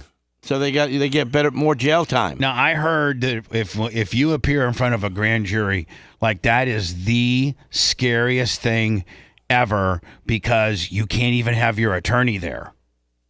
Brian, is that true? In front of a grand jury? Yeah. The attorney can't ask questions. They can be in the room, but they can't ask questions. Now, can they advise you? Beforehand? No, what I'm saying is, like, if you're in front of a grand jury... procedurally, how does it work? Is the jury kind of in the little jury box, and you're sitting there like all by yourself at this table with your attorney? Yeah, there's like 15 to 21 jurors in there, right? And they only need 12 to agree to an indictment. All right, and then is there a judge overseeing it? Yep. Okay, and it's just you versus the jury. It's just you being questioned by the prosecutor, and there's no cross-examination, and the jury's there to hear it.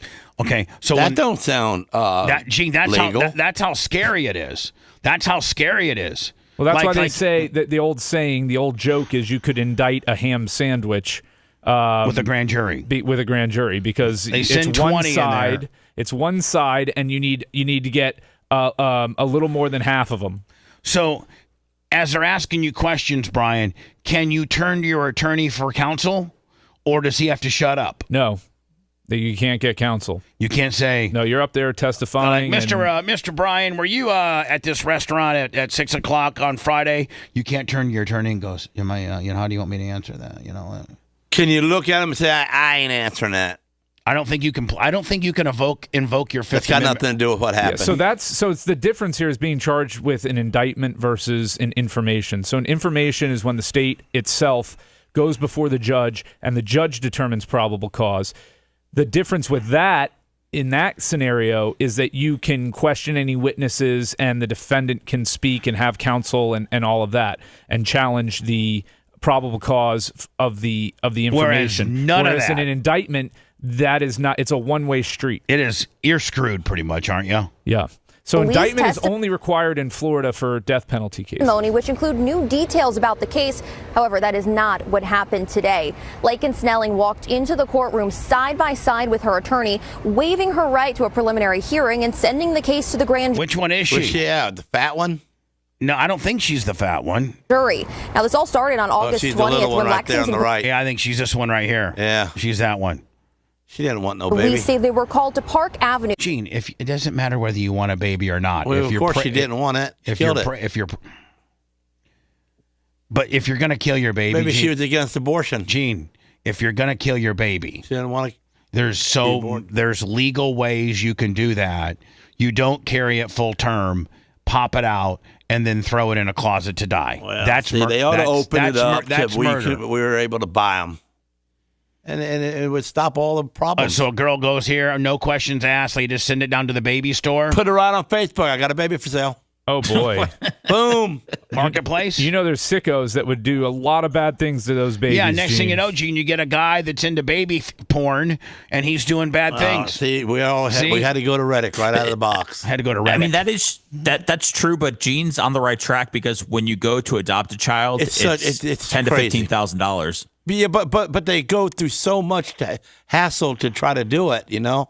Yeah, they make it easier to buy. They don't want to make it easier, Gene. Yeah, they want to actually. They want people that actually want it and are committed to it. And if you're not going to put up $10,000 for a baby, which is pretty much the cost of having a baby to begin with, then probably can't.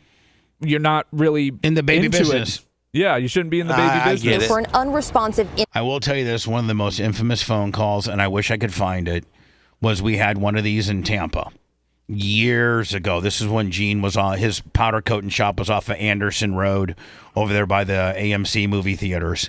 That's where his original powder coating shop was. And there was a woman in Tampa it was almost identical to this. She had the baby. She didn't want it. She threw it in the dumpster. And I think the baby lived. Yeah, it stayed going. The baby lived, but she got in trouble. And so Lasker got on the air the next day via the phone. And said, hey, it's Gene Lasker down here at Lasker Powder Coating. Here's the phone number. And if there's any chicks out there that, you're getting ready to have a baby, I just lost my daughter. And I'd like to have me a regular baby. And so I just want to let you know I am in the baby buying business. And so if anybody before you throw it in the dumpster, don't throw away a perfectly good baby. That's what I said. He said, don't throw away a perfectly good baby. I'll buy one. I had a baby and I'll take a couple. Cash in hand. I had a baby and she wasn't perfect. I want a perfect one. So don't get yourself in trouble. I don't even need a bill of sale. Just come on. And Gene said, I got cash. I got cash. I'll take on it takes on my last name. Nobody will know nothing. Boom. That infant. I got called down to the office and said, hey, can you have Lasker can't be soliciting to buy babies on the air. Okay, bud? We don't tell you a lot of things. Okay, bud. I'll give you top dollar. I asked top dollar. Was later for pronounced a white baby. Here we go. Hold on. At the scene. Court records say the baby was and sending the case to the grand jury. Now, this all started on August 20th when Lexington police say they were called to Park Avenue for an unresponsive infant. That infant was later pronounced dead at the scene. Court records say the baby was found wrapped in a towel, in a trash bag, inside a closet.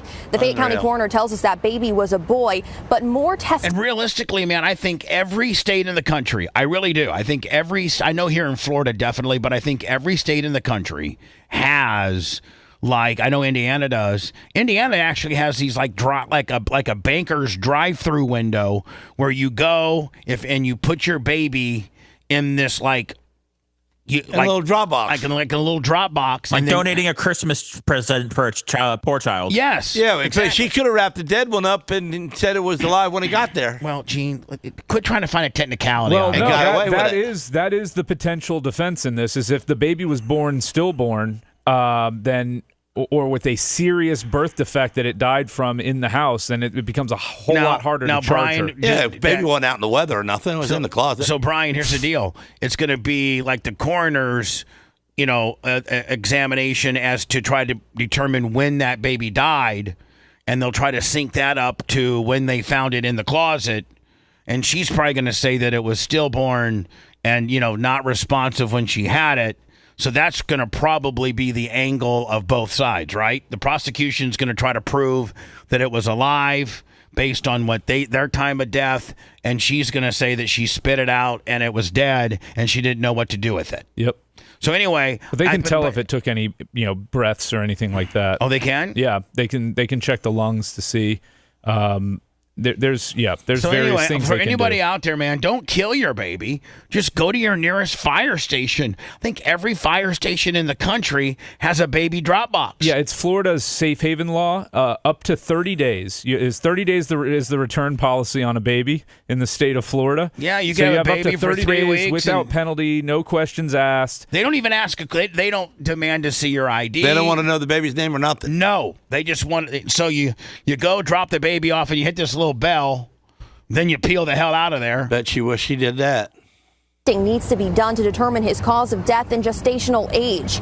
4 days after her baby was found, Snelling was arrested. She's charged with abuse of a corpse, tampering with physical evidence, and concealing the birth of an infant. Snelling pled not guilty to. It looks like to me, Brian, she's not she's not charged with murder. Oh, but to me, it looks like they're not holding her. Like she's free. Like she's out on bail. Well, right? the death. It may be going to a grand jury, and they may be trying to get her on, killing the baby. But those 3 charges that they listed, none of them were murder. But going to grand jury will change the charges. The grand jury could find her guilty of murder. Yeah, could find probable cause. No, it said of murder. infant death case waived. To grand jury. Oh, to grand jury, not by. Maybe she has the right to say she wants it to go to a grand jury rather than a judge making it. I don't know how Kentucky works. Well, she didn't think this out, did she? Those charges earlier this month. In court today, she was joined by at least a dozen. Man, here's the deal, man. If you're a chick and you spit out a baby and it's dead, you need to get on the phone immediately instead of, put it in the closet for how long. Like, your game plan needs to be call the authorities and say, I just had my baby. And it's dead. And it's not breathing. Come help me. People who appear to be family and friends. Now, as we mentioned, this morning's hearing was quick and uneventful. Take a listen. Man, you were Lincoln Snelling? Yeah. Okay. Yes. She was an athlete. What was she? Track and field? Looks like softball. Yeah, we're prepared to waive this to the grand jury, the county attorney's office. It's the best they're going to give us all the discovery they've got. Okay. Ms. Snelling, you just heard. Do you ever get nervous, Brian, when you're in front of the judge? No, not really. I mean, do you ever get a little? Do you ever get nervous when you get on the air, trouble? Bubba? You ever get nervous when you go on air? Yeah, sometimes. Oh, really? What makes you nervous? Oh, dealing with you idiots. Oh, okay. Your attorney state that it's your desire to waive this matter to the Fayette County Grand Jury. You understood you had a right to have a preliminary hearing this morning? Yes. But it is your desire to waive this matter at this time? Yes. Okay. I know that you have posted in She was a cheerleader. monitoring. Was she really a cheerleader? Yep. Residing with parents, all of that stuff. Wonder if she got. They call that a sport? I wonder who she got knocked up by. I wonder who the baby daddy is. Maybe a football player? Quarterback. In place, correct? Okay. All right. Thank you. Thank you. This case does now head to the grand jury to determine whether to indict Snelling. In the meantime, she's out of jail on bond, ordered to home incarceration and to live with her parents. Court records show they live in Tennessee. Live in Lexington, Samantha Valentino, W. So, does she have to go to Tennessee now? Live with her parents, and then every time she's got a court hearing or something like that, Kentucky's right down the road. Well, yeah. I mean, you got to go to Kentucky, right? Yeah. Yep. And then things could change drastically if the grand jury comes back with murder, right? Oh yeah. Because at that point they'll probably lock her up. They'll probably lock her up. Yeah, and bail will be set at a tremendous amount. P. Diddy, when we come back, P. Diddy has a couple different things. His ex-girlfriend says that she was never trafficked, but she was pressured like a victim. His hairdresser is now claiming that he might have been touched or raped by P. Diddy. And P. Diddy now is begging the judge with a mercy letter, as his sentencing is today. I'm assuming what time, Brian, will he be probably the first guy on the docket at 9 o'clock? I would think. I have no idea what the docket is for the day. It's up to the court individually. Diddy's on the docket, number 1. Got it. We'll do that story now. You're listening to the Bubba the Love Sponge Show. If you want 24/7 on-demand Bubba and the crew, go to BubbaArmyHQ.com. The Bubba the Love Sponge Show will be back after this.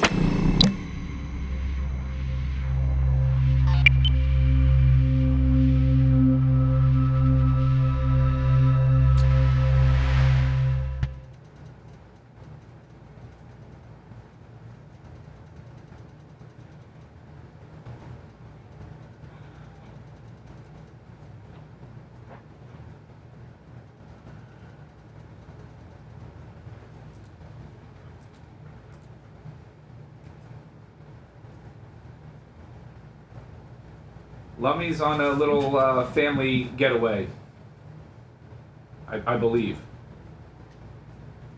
And Seth is in Orlando. I can't tell you what hotel, but there are 2 trees involved. Oh God. There are what involved? 2 trees. Don't get them going. That's a Mitch Hedberg joke, Bubba. Okay, thanks. I wish I was there when they named that hotel. Yeah, apparently. What should we name our hotel? Let's call it Tree. No. Let's call it Doubletree. Yes. But I had my heart set on Quadruple Tree.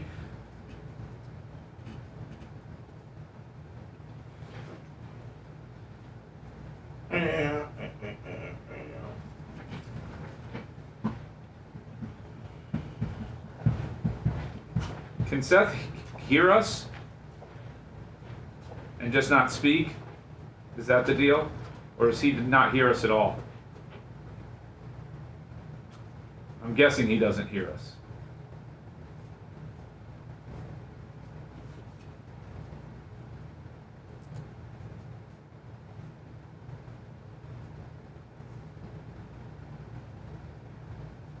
Howard Johnson's used to be decent travel hotels back in the day.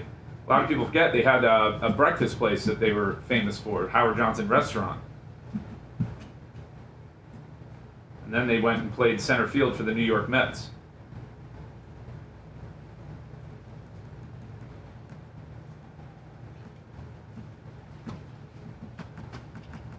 That's funny, Big Bucky. I wonder if the hotel will let him pee outside during the breaks.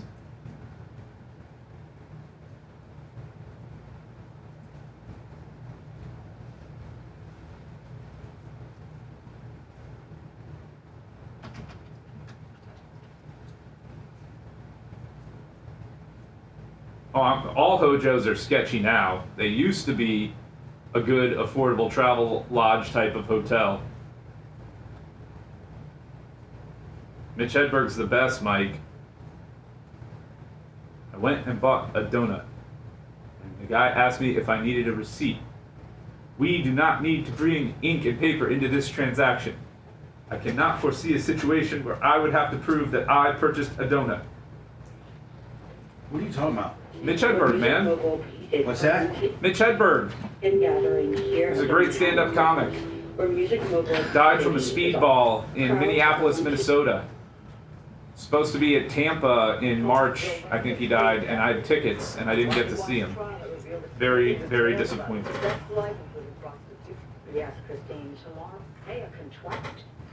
Yeah, I mean, there's pretty much 3 hotel brands now, and that's it. Maybe 4. Calling Friday like companies. I know there's a lot of brands. To be a marathon sentencing that could last most of Friday, with one of his family homes making his final appeal for mercy in an 1100 Warren Combs legal.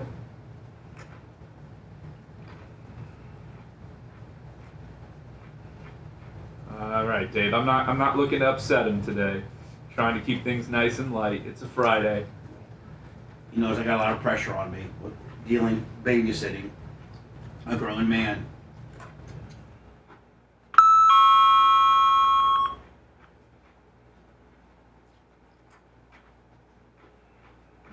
Sounds like you had a good time, JT.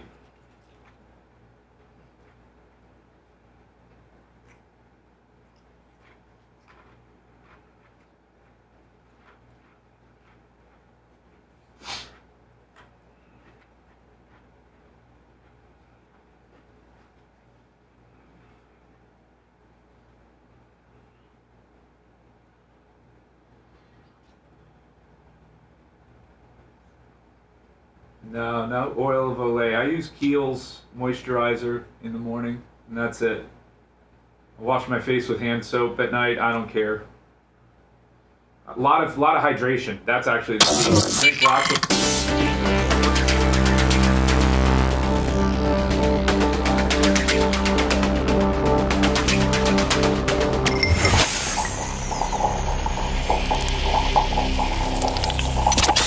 Broadcasting live from the Aquabeto studios. Aquabeto.com/Bubba. It's the Bubba the Love Sponge Show.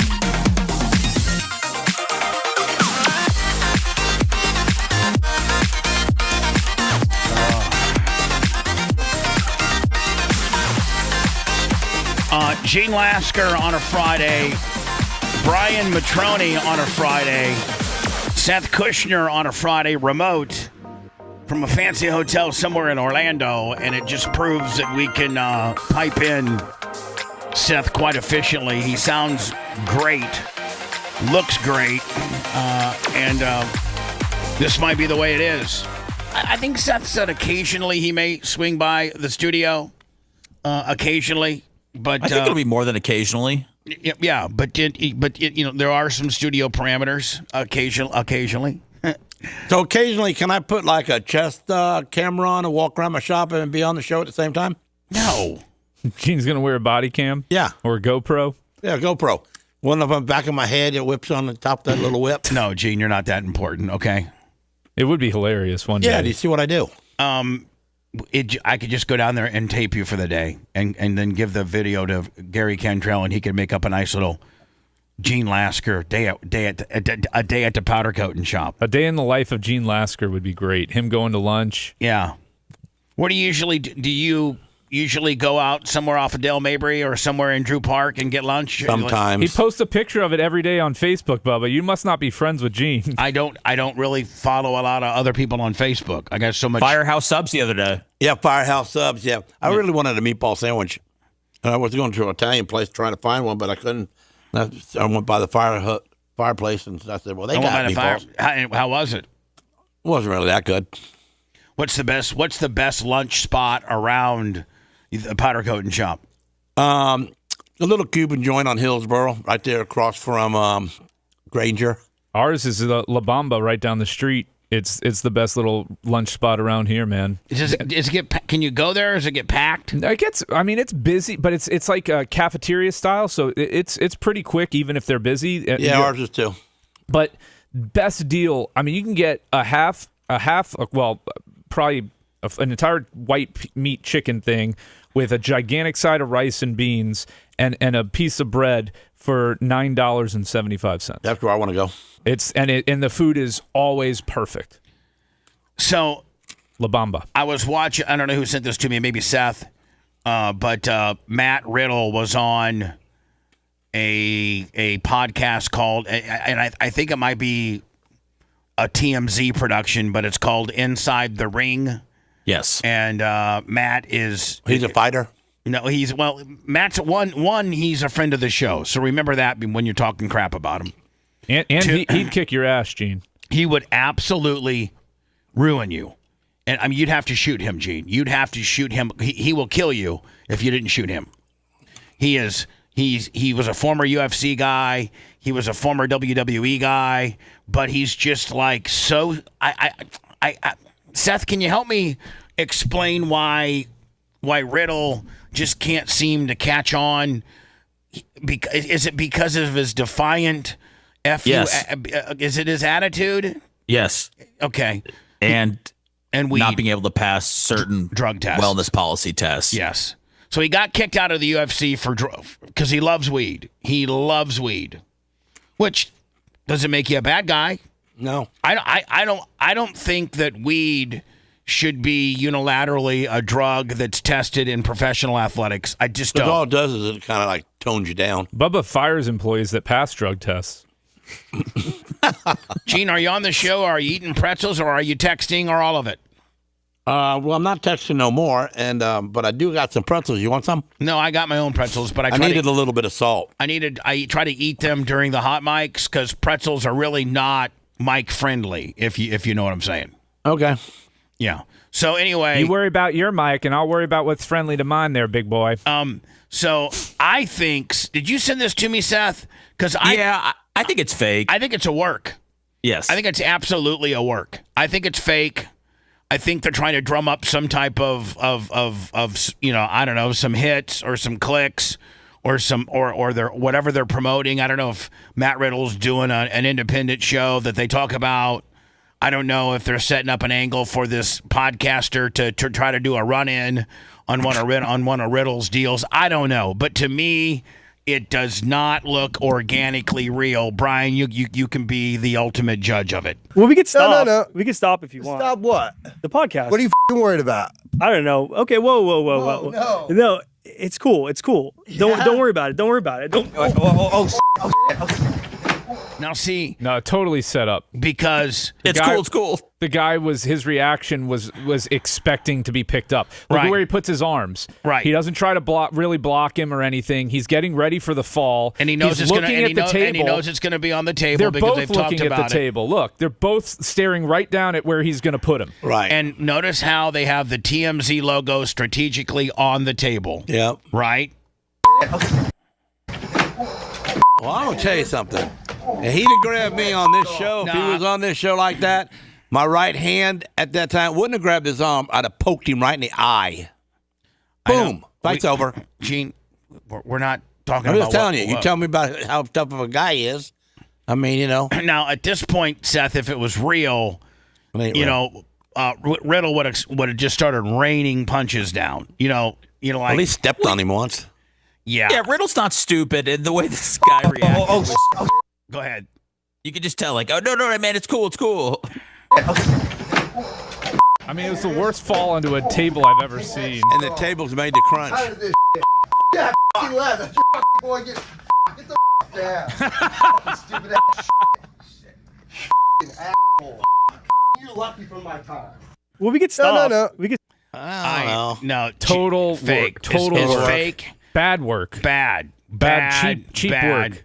Like if you were to throw my Mick Foley smashes me at TNA backstage. We all know that's the greatest bump anybody's ever taken, Bubba. Stop trying to shovel face me. What? And just I'm being know nice to you on a Friday. It's really good. It's really a good one. It's a good one. It's a really good one. It's a good one. To the point where Marks go up and thank Foley for sputting me, and like at these various wrestling cons, and Mick goes, Bubba deserved it. The one you took from Awesome Kong was even better.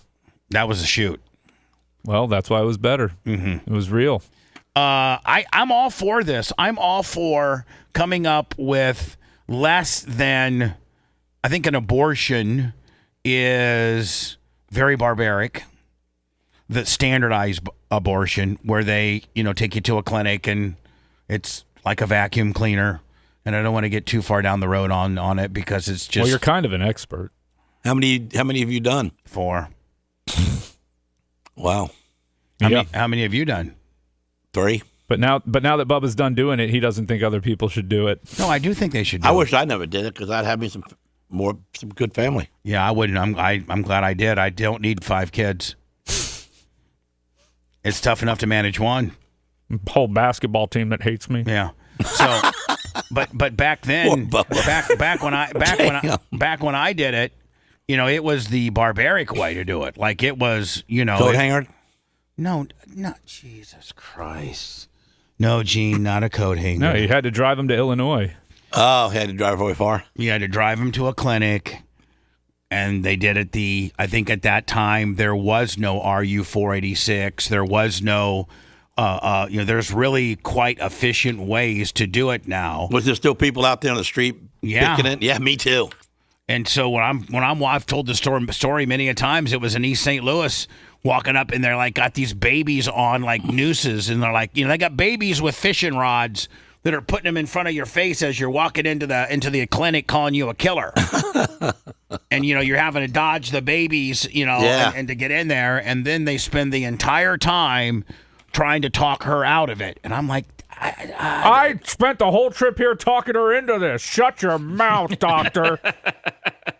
Please. No, but I'm like, yes, we're sure. Now, are you guys sure that you want this? Because it's, it's not too late to turn back. And a lot of times people regret what they do when they have one. And you guys are young and you guys could be raising a family. And I'm like, newsflash, I'm 20 and she's 15. She's 16 and I'm 20. That's a newsflash you want to keep to yourself. Yeah, that's. I think there's a statute of limitations on that. Hopefully, I got me a free lunch one time at the abortion clinic. Yeah, I told like the people out blood? front. I said, "You want to buy me lunch? I won't do it." What now? I told the dudes out front that had this picket signs. You want to buy me lunch? I won't do it. And they bought you lunch, and they gave me money for lunch, and I left the girl there, and I pulled around the block. I told her, "Go in. I'll be right there." But I got lunch. Somebody in chat wants to know if you had baby back ribs for lunch. Well, that's a pretty good idea. So they spend when I did it, this would have been like 1987. And so the whole entire time, man, they're trying to talk you out of it. And then when it's time to do it, they make the guy leave and they do it. And then they bring the guy back in the office or back in where she, as they're putting her in a diaper and extensive, because there's a lot of bleeding. They tell her, don't be surprised by the amount of blood. And don't be freaked out by it. It's it's just your body getting rid of the rest of the stuff. And so we're driving home. I think I've told the story. And then she's like, I think I'm bleeding more than I'm supposed to. And I'm like, oh my God. Like, what she's like, I think we need to go to a hospital. You better not get any blood on my T-top. It was actually my boss's car. My boss's T-top. Better not get any blood on my boss's Chrysler here.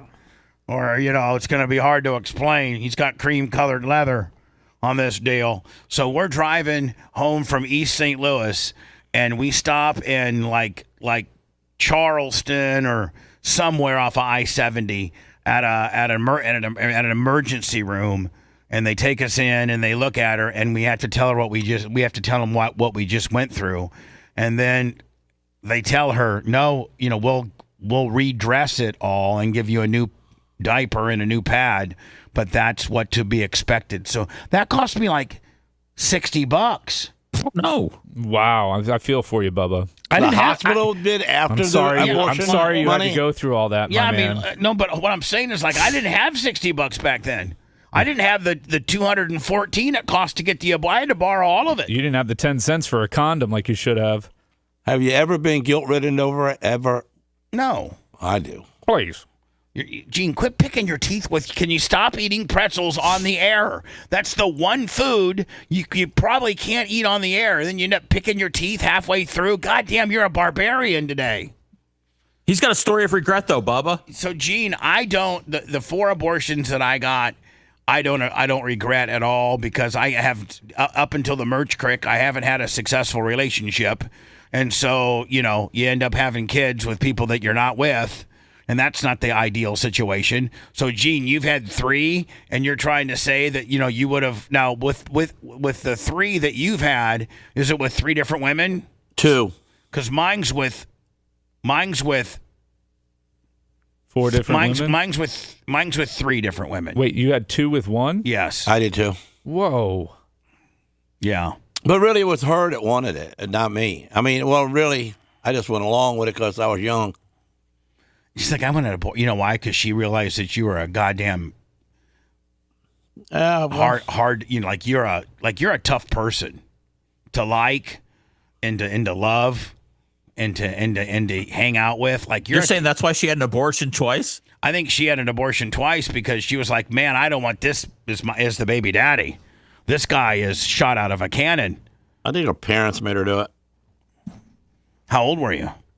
Like 20, 21. Same her, and she was the same. Yeah, pretty much. And the parents, Pretty much. and the parents, they knew that you were rough around the edges. Yeah, I didn't have my own business yet. I didn't. They knew you were. They knew you came from the other side of the tracks. Yeah, I was on the other side of the tracks. I was a rebel, just a rebel without a cause. Hot rods, long hair, fat tires on the back of my Pontiac. Did you have slicks? Yeah, pretty much. Street slicks. What would be your pickup line for women back then, Gene? Hey, baby, you want to go for a ride in my 72 Nova? I don't with a 354 bolt main, 2 4-barrels on the top. It'd been a lot easier if we had phones next week. Nowadays. I'm going to supercharge it next week and put street slicks on it. You want to go to East Bay and watch me win the sprint car race? So you the two of which you've had 3 and you regret. You wish you would of the 3 abortions you've had. Which one do you regret? I think all 3. I just would. Now I would appreciate having family. Yeah, but you'd have 3 different kids. Even if they didn't like me, I'd still be cool with it. You'd have 3 different kids with 2 different baby mamas, and do you know how much child support you would have had? I'd have been a little bit broker during my life. I get it. The kid, the kid would be like 30 now. Yeah, see, I could be hanging out with a real dude. So I got mine in 80. I got mine in 86. Yeah, so that kid's 40 next year. Man, I can't think. I can barely control myself at 59. I can't even begin to think about having a 40-year-old who would have a family and a husband and a kid. You'd be Grandpappy Sponge. Yeah, but you're right. No, I don't need any of that. That's coming soon enough. You miss that, Gene? Like you want more family? I never really had any family, and it's on both sides of the fence. I watch people that do have family and they're stupid, and then the people that do have family and it's a real lot of fun. I don't know if listen. Here's the deal. This is how you analyze it, Gene. What are those 2 women doing nowadays? Did they end up successful? Did they end up being in jail? Did they end up being bad girls? Well, one died from cancer, and so I'd have a single kid at that time, so I wouldn't have no argument with her. Yeah, so that one would probably have been okay. And then the other one is, she married and had a few, she's got 4 or 5 babies of her own, and she's doing good. I ain't talked to her or seen her in 30 years, 40 years. Right. FDA approves another generic abortion pill, prompting outrage from conservatives. I think that the abortion pill is the way to go. Plan B? Is that what I think the pill that's currently on the market now is Plan B, correct? Yeah, I believe so. I don't know if there's another abortion pill. No, I think that maybe Plan B is fixing to get some competition. So if Big Pharma gets involved, it's going to be okay. What? So if Big Pharma gets involved, it's going to be okay. Big Pharma? Yeah. Not Big Farmer. It's not Big Farmer. It's Big Pharma. Well, you know what I'm saying. Do you know what pharma stands for? Pharmacies. Yes, pharmaceutical. There you go. If Big Pharma gets involved, we're going to have combines sucking out kids and everything. Let me tell you that right now. So anyway, it says Washington federal officials have approved yet another generic version of the abortion pill. Was it... Brian, how do you say that? I would say it mifepristone. Mifepristone? A regulatory formality that quickly triggered pushback from anti-abortion groups and politicians aligned with the Trump administration. Drug maker Evita Solutions announced on its website that the FDA signed off on its low-cost form of the pill, which is approved to end pregnancies through 10 weeks. So as long as the person is less than 10 weeks. Oh, man. Yeah, that's not Plan B. That 10 weeks is quite a bit, isn't it? Plan B is like within 72 hours. Yeah. So this is a little different. So this is like Plan C. Yeah. Right? Students for Life Action who oppose abortion in a statement on Thursday called for the approval, a stain on the Trump presidency, and another sign that the deep state of the FDA must go. Giving people options is not a bad thing. They didn't have a choice but to approve this because it's a generic form of a drug that's already approved. So they can't not approve it for. That's a lawsuit. So it's not a law. It's not a new one. It's just a generic form of a name brand drug. Correct. Well, why we got that? Because then people can afford. It's now you have a generic option. You have more generic options, and it makes the competition cheaper. What does a It makes Plan it B more pill? accessible. What does a Plan B pill cost? Like $100, I think. So this might be like 40. I don't know. So that girl who couldn't. I'm guessing on the Plan B. I threw that out there. But this isn't Plan B. I mean, Plan B doesn't take care of a $18 10-week baby. $18 clear up to 9 weeks, buddy. Yep. This thing's gonna be flying off the If you're shelves. going to the store like Target or something, it's $35. Anyway, yeah. So the white people better quit buying that stuff because we're running out of white. Oh my God. We need some more white people in the world. Why is that, Gene? Because we're going to be unique and we're going to be extinct. We'll be the minorities? Yeah. And now, we don't want that. Gene, the African American makeup of our country is 13%. Yeah, but they make like 5 babies a day. Gene, hypothetical. Each one of them. Coben falls in love with a black woman. What are you going to do about that? Don't ask him that. No, I'm asking him. Well, let me tell you something. The views and opinions made by Gene Lasker are not necessarily those of our advertisers or this radio station. I have a stepdaughter that's into black guys, and she's got a black boyfriend. And why don't you tell? Are we going to be totally honest here? Or are we just going to go ahead and just kind of cover? No, I'm totally honest. All right. So, do you want me to tell you? Am I to tell the public? Some of the rules that you have. Okay. Uh-oh. What are they? Well, when Coben was playing flag football and I was the coach, your wife was a nervous wreck because she had to stand on one side of the sidelines with you on and watch Coben, and you wouldn't allow the black guy and her daughter on your side of the field. It wasn't like that. Oh, that's so you had a whites only section at your son's football game, and she's also maybe I don't think it was like that. It was that's out of context. It's out of context. Well, then how was it? Can you care to add some color to this story, Gene? Can you? Yeah, me and her got into a little bit about him because he's just a moocher. He mooches off her, and she works her ass off and goes to college and pays her own way, and he was using her money. And when we traded her car in. And we opened up the tailgate, opened up the trunk. There was a bottle of liquor in there, half drinking, and I got hot about that. Well, that's not racist, right? That ain't racist. Those are legitimate reasons. And I'm trading the car, and here you are driving around with a girl that's going to law school, and then she's going to get a DUI because she got liquor in the back seat, so I was on his ass, and then when she brought him, I was still mad about that, and then she brought him to the game that was family us. He's just the boyfriend. I didn't care whether he was black or white. But now, aren't they still together? No, she's with a different one now. All right, so a different one. What? A different black guy. A different black guy. And it's cool because this dude's a good dude. He's got a life in order. He's college, business guy. Yeah, he's all right. I don't care about black and white. Is he allowed to come to Thanksgiving? Yeah, of course. Don't say of course. What do you mean? Well, I need somebody to clean up. I'll pay him $20. I just tell him I tell him all the same thing. You abuse my daughter, and I throw like a 38 at them or a 44 Magnum, and they catch it in the air. I said the next one's coming a little bit quicker. Wait, you shoot at them? Hold on.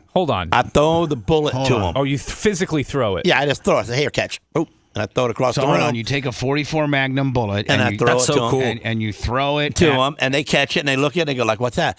I'll just let you know, if you abuse my daughter in any which way, the next one's coming a lot quicker. Well, Gene, what you really should do is lay 5 out on the table and say, pick which one you want. I'll put your name on it.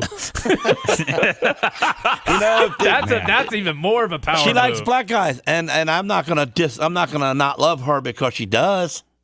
I'm not. Gene is. I'm just not gonna. I'm gonna be a recruit to make sure that this dude's right. Gene is a throwback. He's an Archie Bunker type. He is. He is. He really is. And he realized that the world is not that way anymore. No.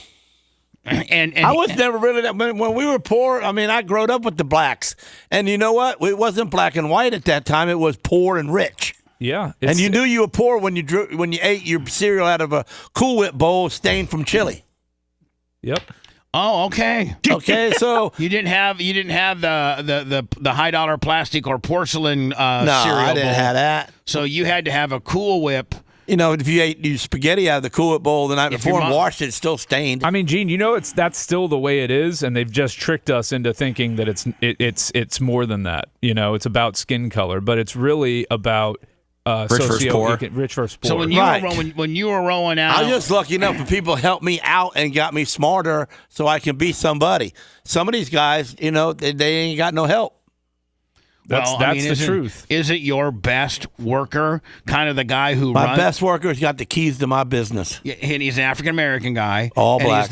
He's all black. I mean, I can't he can be black from the. Well, I'm just saying he's really He's black. not even I mean, a he's a black Habby. guy. He's not even a mulatto. And he's full black guy. Say a full black guy. Right, full black guy. Right. And he's a very, very good friend of mine. I mean, I'll do anything for him. And he's got the keys to your shop. And he got the keys to my shop. I mean, is there sometimes, like, if there was an emergency, let's say Sarah got sick or Coben got sick, and you had to rush him to the hospital, would you just let him run the shop for the entire day? I do it all the time. I mean, I leave at 11. If everything's going to be smooth, we're just doing green boxes all day, I'm walking. You're out of there. I'm out of there. And I go home. so he'll collect the money. He'll the money comes different ways, you know. It's already checks and things like that. Yeah, but he don't really mess with that because he's in the back running the show with the guys. He don't want the pressure of running the Right. office. I try to pay him more money just so he can run the place, and I get the hell out of there. But I can't make him be that guy. Well, but you also are the salesman, like, for the big jobs. All of them. You know, Yeah. so when they come, you're the one that's got to, like, Yeah, I come gotta up with sweet talk, please. come up with price. Does he know pricing, like what something would cost? Oh, a little bit. He don't want to learn that. Sicilian redneck, $20. Ain't no half dragon. How about that, Lasker? What's a half dragon? Half drankin'. Oh, half drinking. Yeah, I'm sorry. Half drinking bottle, you said instead. Yeah. Instead of half drunk. Oh, whatever. It was half a bottle of liquor in the trunk of our car. Half drinking bottle. Half. So are white people going out of style, Gene? Yeah, we are, and that's not good. Didn't we have a good run? Yeah, I mean, yeah, we had a good run, but I'm just looking forward to Coben having a good run too, and then it can go to hell. Well, okay. Well, Gene, but I gotcha. don't think that the percentage of people in America that are not white is really that big of a deal. With You heard the math, Bubba. If black people make up 13%, he said each one of them are having 5 kids a day. A day. Gene said they're having 5 kids a day. Death by the litter. I mean, a litter of them. We just got to quit the abortion and just have babies. Oh, my God. No, Gene. Then you got people that don't want babies having babies. But there's so many people out there that want babies that can't have babies. There's not nearly the amount of people that want babies. You might want to look into that. You said some ethnicities are having 5 a day. There's not 5 white people for every one African American that's having 5 babies to take all those babies in. Now we got an influx of non-parented babies. Foster kids, if you will, and then they enter into the foster system, and you know how that goes. I hated it. You're a byproduct of the foster system. You ran away. Yeah. So I mean, I think abortion needs to stay legal for those that want it. I personally think that it was the Supreme Court. I think the Supreme Court got it right when they sent it down to the states and made it a state level. That way you can control. That way it's not such a federal deal where the federal they're making laws that we have to digest. If you live in a state that has an abortion law that you don't like, it's easier for you to move states and live in a state that aligns with your beliefs. You make it sound like it's easy to move. We're talking about poor people that can't afford to have a baby. You were just complaining about having to come out of pocket $60 to pay for one of your abortions. But you think we should have a federal mandate on abortion? I think that you don't think that it should be to the state. You don't think that the responsible thing would be to have it on the state level, and the state determines what your abortion. And listen, by the way, every state that's put it on a referendum, abortion has won. You know that. It's the law in Florida is pretty awful, but the law in Florida is horrible. But like Kansas, they tried to outlaw it. They had all these kicker. Remember, all the states that had these kicker clauses that as soon as the feds outlawed it, their state automatically went to the outlaw willy, and then every one of those states, Kansas, Iowa, Missouri, every one of them put it on the referendum then, and abortion. Those people that were in conservative states voted abortion to remain legal. I think you know that. There are barriers. Go try to get an abortion in Oklahoma. Good luck. No, okay. I'm saying there are states where. So here's the thing. Oklahoma never put it on the referendum to let the people decide. Do you think that a woman's bodily autonomy should be the same for every woman in the country, or should it be dictated by the state that you happen to have been born in? I think it should be for everybody. I think everybody is the same. So then you would support a federal law allowing it. I would. Okay. But it doesn't seem to be. That's not what happened. And it seems to be the states that have these no abortion policies, when they put them on the referendum that allowed people, conservative people, red states, there's a percentage, there's a handful of red states that said, we're not going to just have this lockdown, damn near impossible to get an abortion, like Florida. We're in one of the more aggressive states, but I forget how many states actually put it on the referendum, Brian, red states, and every one of them voted that they wanted to have abortion in some way, shape, or form. So I think it's just like it's the one thing that all of us are going to argue about excessively. That's the one thing that divides our country is abortion. They should let all the women vote for that only. You know what? That might be the most brilliant thing you've ever said. We're going to have an abortion vote, and only women can vote. Right. I wouldn't have a problem with that. Because we really got no say in this. Well, we should, but I mean. Barely. What do you mean? Other than I want my kid. Don't be killing my kid, bitch. Okay. Something like that. We'll get to those words never came out of Bubba's mouth. It was always the opposite. We're killing this kid, bitch. I feel lonely not having an abortion story. I don't have one either, Sethy boy. We're betas, man. We're not alphas out there murdering babies. So that's what Gene are now. We're baby murderers. We're soy boys. No. I mean, we do got 7 between us. I mean, you should have. We lived on the different side of the track than these light duty dudes. Okay? You should have 4 teardrops, Bubba, on your eyes. If you love that segment, then check out BubbaArmyHQ.com and do a deep dive on past shows. The Bubba the Love Sponge Show will be right back.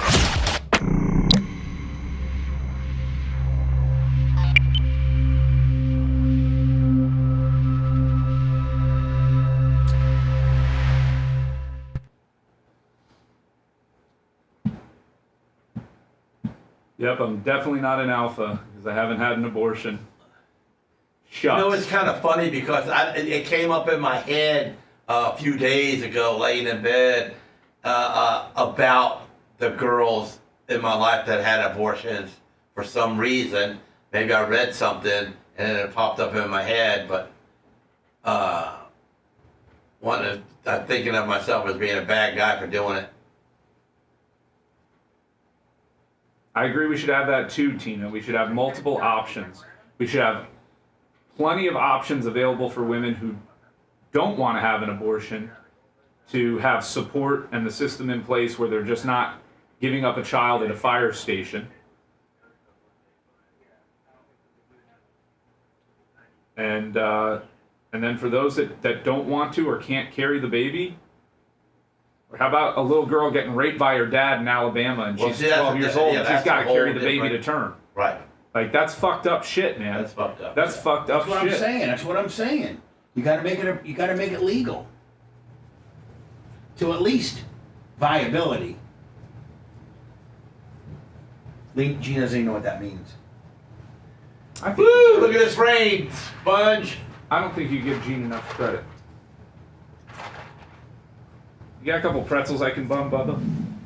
My belly's starting to grumble. They're right in the refrigerator. Actually, here. I'm good. No, hold on. I don't weigh more. Okay. There you go. Thank you. There ain't a lot. There's just a few there. No, it's plenty. I'll get you through. Pretzels do fill you up. You notice that? Yeah, because they're bread.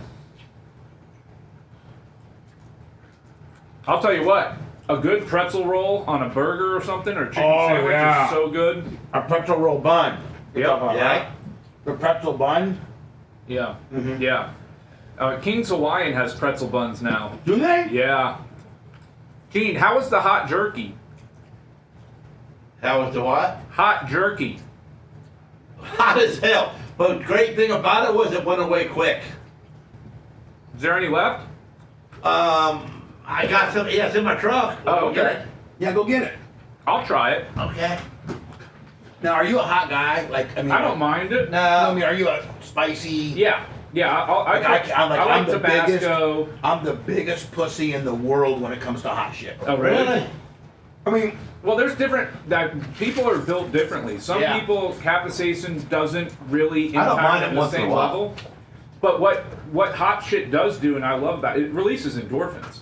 So you get a natural high. You do? Absolutely. You get a natural high from it. Does cold plunge do the same thing? Yeah. Yeah, it releases. Yeah. Because that's all the rage right now. Is that? It's good for your body.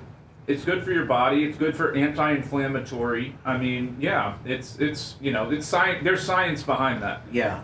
I don't think I could fucking do it. I mean, because it's full blown ice cubes. You know, it's an ice cube water mixture.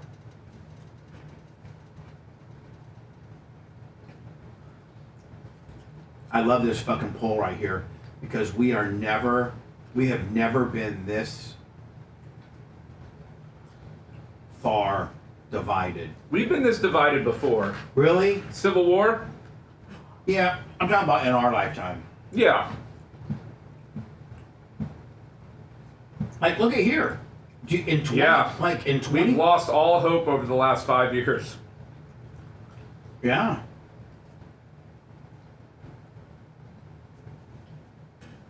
The tribalism needs to stop. You know, we're all Americans. We all want what's best for this country. I truly believe that. Now, we can have a difference as to what is best for the country. That's fine. We can have a discussion about that. And you know what we can do, which is even better? We can compromise and maybe, just maybe, together come up with a solution that's even better for the country than the one that you have inside your peanut and I have inside mine. If you just fucking listen. Yeah, nobody wants to talk to each other. Nobody wants to listen anymore.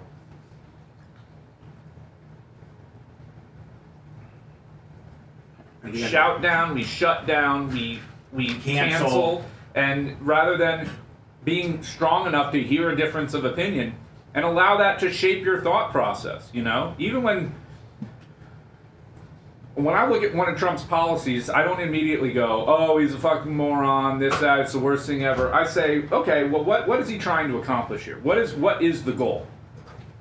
Now, do I always think he's doing it the best and most effective way? No.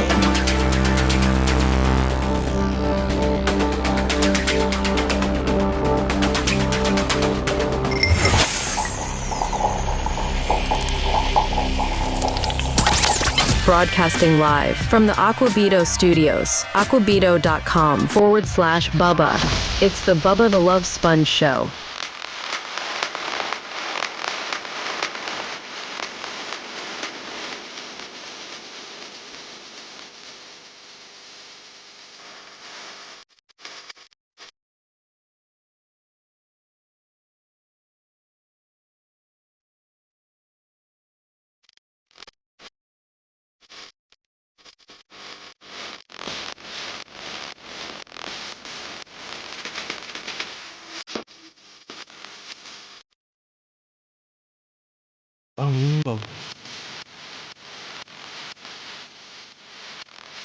Man, oh Jesus, I just got killed. From what? What happened? Merch Crick sends me a huge text. Uh-oh. She mad about the abortions? No. Macho Man's texting me. Is he mad about the abortion? No, he's doing a project. I'll have to talk about Macho. Probably gonna need to talk about this till off the air. Can't do long form text when I'm on the air right now. What does Merch want? What's she wearing you out with? Jesus. She knows her pay was a little light today? Why are you so hard on him? It's fun. He's on fire in that seat, Bubba. It is. There's something about this seat. I don't know if you can see it in me. I don't know if you can look at me, Seth, and just see that I'm over it and defeated. I can feel it. Yeah. Over and defeated. So Gene brought me this wild hair jersey. Oh, this stuff is hot, man. So this is Carolina Reaper, which is one of the hottest peppers in the world. This is worse than a ghost pepper. Eat some of it, wimpy thing. You ain't even opened it. I'm opening it now. It's called saving it for the air, Gene. Woo! You old light duty bitch. Whoa. Tell him, Seth. Oh, Seth's feeling like a real man now that he's in Orlando. That's right. Snowflake shovel face. Seth, he's untouchable right here. All right, let's see. So now is it wild hair with regards to that's just like it's a wild hair up your ass, or is it wild hair as in rabbit meat? Might be a rabbit. Yeah, I asked Gene that question. He goes, I don't know. Probably some listener trying to poison us. So didn't really give me a Why vote. did you say that out loud? Now the guy ain't gonna send us nothing no more. Well, it was on Hot Mic, Gene. You said it out loud, buddy. Oh, did I? You know they can hear us during the commercials, right? If sometimes. All right, I'm going to give this a try. Ooh.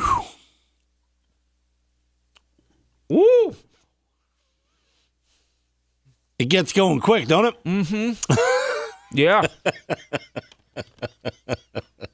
I know. I took Bubba, a you don't big wanna old try piece. Does Bubba want to try it? No, hell No, no. he won't try it. No. Oh, I'll try yeah. some. No. It'll mess that tongue up on it. Oh, yeah. Yeah. That's what I So said. I mean, Brian, is it? Oh, it's ghost pepper. Yeah, so that. See, you can change your voice. Oh, man. And you're a hot guy. I meaning can handle heat. You're did the Good thing about it goes away quickly, though. I did the Pocky one-chip challenge. Oh, really? I Yeah. didn't even try that. Yeah, and it almost killed Lummy. Did it? Oh yeah, it cost Lummy. It was not good for Lummy. He choked on it, swallowed it, and had to go like. You remember Rusty, the mechanic on the sprint cars? Yeah. And we used to give him money to drink hot sauce. He'd drink a whole bottle of Hooters hot sauce, like no problem. Oh yeah, Hooters And then, hot sauce and then is great. all of a sudden, I bought a hot sauce that came in a coffin. And you opened up the coffin, and the bottle was in it. And so somebody decided, well, they're going to give him $50 if he'll kill that bottle. And he did. And it burned a hole in his stomach. He had to go to the hospital, get operated on, and all kinds of crazy. You got an ulcer from it. Yeah. Woo! That was that's hot, man. Now Gene said it quickly dissipates though. It I don't know. So he's got Not yet. It real will. quick. He's got the ghost pepper one, which is not as hot as the Carolina Reaper. Yeah, he didn't do the Reaper yesterday. You went ghost pepper, didn't you, Gene? You didn't do Reaper. Mine says Unholy Trinity. Oh, that supposedly is the hottest of all. Hotter. Did you give him any of that? No. Well, why didn't you give him the hottest? Because that one's just as hot. I talked to the dude, and he said they're both the same. So real quick, Carolina Reaper, 2.2 million Scoville heat units. It's the hottest pepper in the world. Yeah. Now they've made hybrids that are slightly hotter. The ghost pepper is only 1 million. So I just had something that was 1.2 times hotter than what Gene had. Yeah. And when he said it goes away quick, it's lingering. No, it lingers a little bit, but I'm saying it ain't gonna be there for 20 minutes or nothing. It's too hot because you can tell the jerky's okay, but I can't eat more. Like it's just not. I mean, I could do it, but I don't want to pay for it. Why? You could do it, but why? But why? To just go through another cycle of what you went through, right? Yeah. Yeah, I mean, and then you'd add to the burning on the tongue, man. It's the tongue. It takes the beating.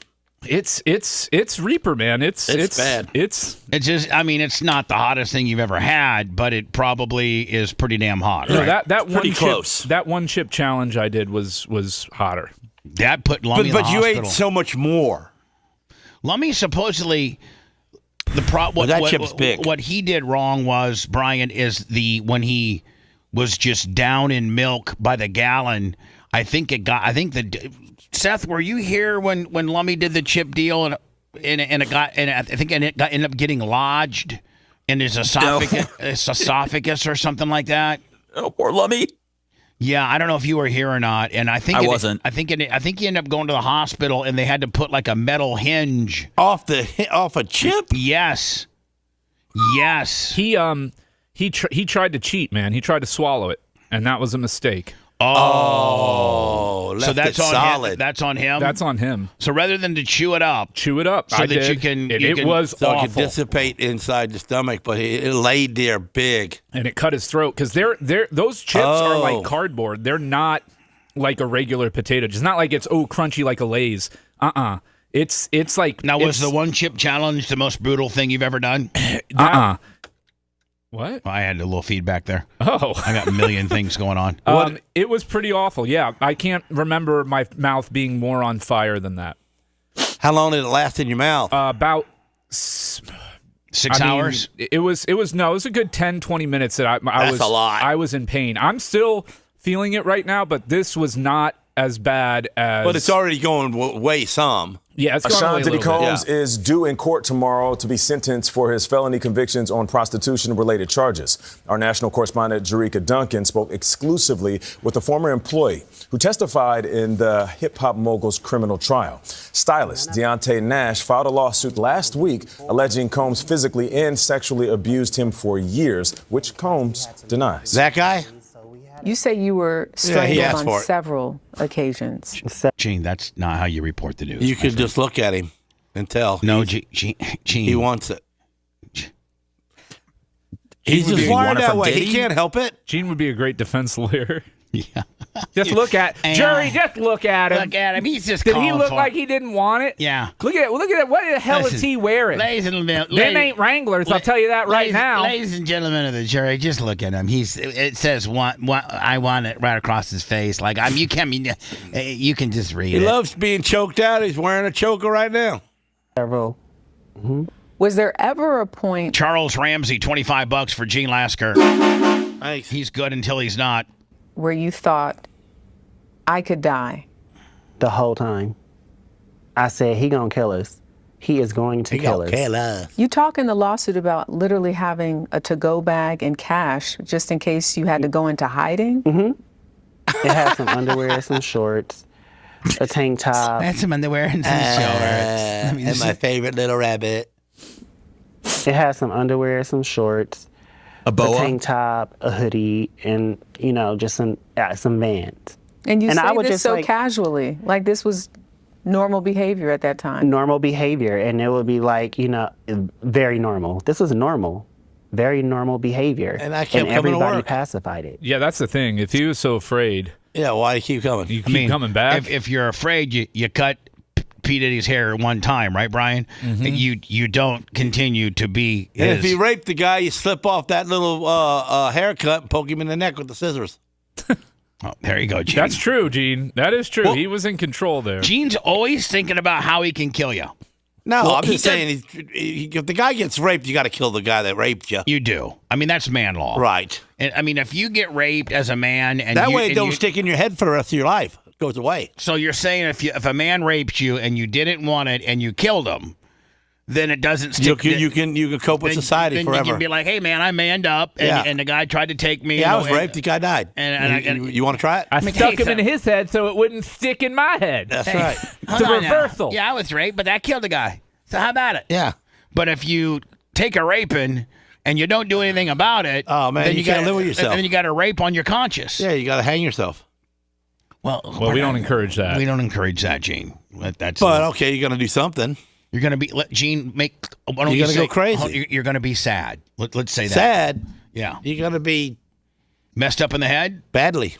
Very normal behavior, and everybody. So, Gene, if a guy was to rape you, you'd take your scissors and jam in the side of his neck. Exactly. Gene, the stylist, would. Yeah. He pacified it. Well, if I was that guy right there, but I'm not. So who are we gonna tell? Like, who exactly were we gonna tell? Who are we gonna call? Doesn't matter, but we went back. There was no one there to save us. And we'll have more of gosh. Jerika's interview tomorrow here on CBS Mornings. I don't know if. Hey, so can we take that picture you got with the Bubba Radio Network microphone in Diddy's face and hook him up with some questions? You mean like an AI gimmick? Yeah. I knew you were going to ask Gary Cantrell on that. Yeah, Gary Cantrell, hook us up. Not a news breaking overnight in the Sean Diddy Combs case. Chief Investigative Correspondent Aaron Katursky here with the latest. Good morning, Aaron. I think I had this yesterday, didn't I? With the real fast talking guys. Yeah. Yeah, I had that yesterday. I got a couple more articles to play. One of which, this is I think. I don't know if this was his hair. I don't know who this is, but. Again, gathering here at the Manhattan courthouse where music mogul P. Diddy is on trial. His ex-girlfriend, singer His ex-girlfriend sounds like she's got a speaker in front of it. Cassie Ventura is the star witness in her former partner's sex trafficking. I will tell you this, man. Was Cassie not? Maybe I'm the only one just goes crazy on how beautiful she was. She's a very attractive lady. Oh my God, Gene, do you find her attractive? Yeah, she's all right. Trial. Diddy, real name Sean. I mean, like, man, why they gotta paint Diddy up like that? Like, I was getting ready to say, Brian, like do court artists try to make you he didn't have yellow teeth, he doesn't. Maybe they were. No, I mean, he's in jail. He may not be getting tooth whitening. Oh, but I mean, you can just brush your teeth daily and not have mustard mouth. I mean, come on. Diddy, real. I mean, come on. They did him dirty. Are they gold? No, I don't think they're gold either. He's not rocking a grill during the trial. Yeah. Name Sean Combs. Sean Combs was caught on hotel surveillance attacking Cassie in it's 2016. Stan Marsh's sister. A list of 190 celebrity names were shown to potential jurors. None of these celebrities are suspected of any wrongdoing, though each name is anticipated to be mentioned throughout the trial. Hazlett. A few of the names mentioned are Michael B. Jordan, who went on a date with Cassie Ventura in 2015. Mike Myers, the actor known for playing Austin. Did he screw around with Diddy? I don't know what he has to do with this. Powers was mentioned for a scene in his 2002 movie that makes a joking reference to Diddy. Kid Cudi, another possible romantic link to Ventura, as well as a potential link to a car explosion involving Combs. Kanye West, who released a song with Diddy back in March that also featured his 11-year-old daughter, North. While these names are mentioned in the trial, they are unlikely to appear in court. I don't know what that was about. Now, why did they have to mention the kid? To make it more salacious. Now, this is what the real story is. Supposedly, there was a filing yesterday, or it's going to come this morning, about him begging the judge for a lighter sentence. Well, it's not begging. Hold on. That's what they're calling I it. know, but I'm deeply sorry.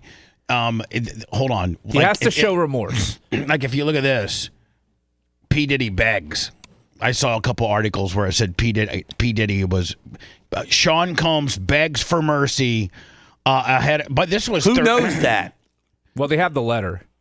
Yeah, it's 1,100 words. ABC 6 from Philadelphia, just 31 minutes ago, reports that Sean Combs begs for mercy ahead of sentencing and apology. So they do have the letter, right, Brian? Mm-hmm. That will be presented today. Yep. Legal team calling Friday. And I'm assuming this procedure or this process could start here in about 19 minutes, because I think federal court opens up. Is it 9, Brian? I think it is. Yeah. Yeah, 9 o'clock. And they're saying that this is going to take the majority of the day. I thought, Brian, that I guess when you're getting sentenced, do they allow the victims to talk? They obviously are going to allow P. Diddy to read a letter. Is that going to change the bottom line? So one of the factors that the judge takes into account is whether or not the defendant who is found guilty is remorseful for his actions. So this letter, in which he's painted as begging for mercy, is Diddy showing remorse and accountability, which is one of the things that the judge would look for in terms of his demeanor, determining the sentence. I have the full letter here. So tell me something. The judge knows about what he's going to give him, but don't know exactly what he's going to give him until after today? Yeah. The judge probably has done his research with regards to similar, and Brian, interrupt me at any time that I get off track or I'm wrong, but it's my opinion that the judge has done his due diligence, looked at similar cases, looked at the totality of it all. Gene, they look at case law that's similar. Yeah, people that have committed similar crimes. Similar crimes. And how much time they gave them? Yes. Yeah. He'll look at that. He'll look at the totality of it all. He'll consider the video of, even though it was not something he got charged with, it'll show him Sean P. Diddy Combs' demeanor, potentially look at the Cassie hotel video. He'll take in consideration of the letter that P. Diddy presents. He'll take in consideration. Now, will this be an opportunity, Brian, today for the victims to speak too? Yes. So the victims, Gene, will get up and get a talk, about how much of a monster he is and what he did. And the judge will take all of that. But I think, Brian, I think if I was to, I would say the judge probably has a pretty good idea, plus or minus a couple years, where he's going with this. Most likely, unless something shocking is revealed or occurs. Right. But most of this stuff is given in advance. So I don't get it. I mean, what do you mean? We already went through court. Right. Everybody had their say. Yeah. Now you got more say? Well, no. He was found not guilty on 3 charges, and he was found guilty on 2 charges. Right. And the charge that he was found guilty on was transporting a prostitute across state providing lines. transportation for a prostitution. No, he's guilty. He's guilty. No, if I was a judge, he wouldn't have been. Well, Gene, you're not a judge. Thank God. Well, there was a jury. Boy, Gene loves Diddy. Bad boy for life. And so, yeah. So the judge today, Gene, there's called sentencing guidelines as well. And the prosecution, they have recommended 11. Was Brian 11 years? Yeah, they're requesting 11. That's a little bit on the stiff side. Brian seems to think that the judge might give them two to three and run them concurrent, run them on top of each other. He's already done a year and a month, so he may be out in as little as 11 months. Oh, good for him. So, I mean, but Gene, the judge takes everything in consideration, but today, Brian, it's my understanding, the gavel gets, he's gonna make a ruling, and less, an appeal, but that takes a long time. P. Diddy will know his time that he has to serve after today's proceedings. Oh, he'll start serving the time, yeah. So continue serving the time once, and he can appeal, but that'll happen while he's serving his time. Right. So if he got time served, he'd be gavel dropped, he just stands up and walks out the door? If he got time served, he gets processed, and then he gets out. If the judge would say, I'm sentencing you to a year and a month, well, and both charges are to run concurrent on top of each other, then at that point, Gene, he's already served that time, and he'd say, and you are to be, I'm giving you credit for time served, and you are to be remanded, to be released out of the penitentiary. Yeah. I'm ordering the state of New York to release you. If this was your case, Brian, and you was the prosecutor, and you really wanted him to have 5 years, do you get mad at the judge? Hate on him? You may say that hate on him. You wouldn't directly do it because you have to have professionalism, but you would in the statement, I'm assuming the media will want a statement. So when Brian's walking out down there on the steps, you'd say, "I don't know what that dude was thinking." I'll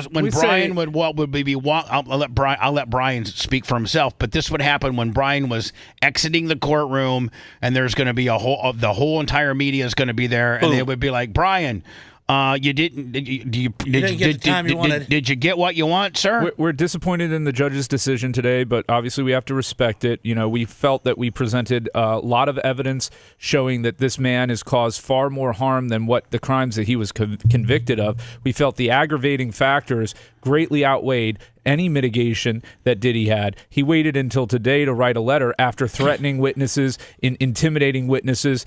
This is a man who isn't sorry for his crimes and deserved to be punished to the fullest extent of the law. Brian, this is Gene Laskin from CBS. Do you think that maybe a different lawyer would have did a better job?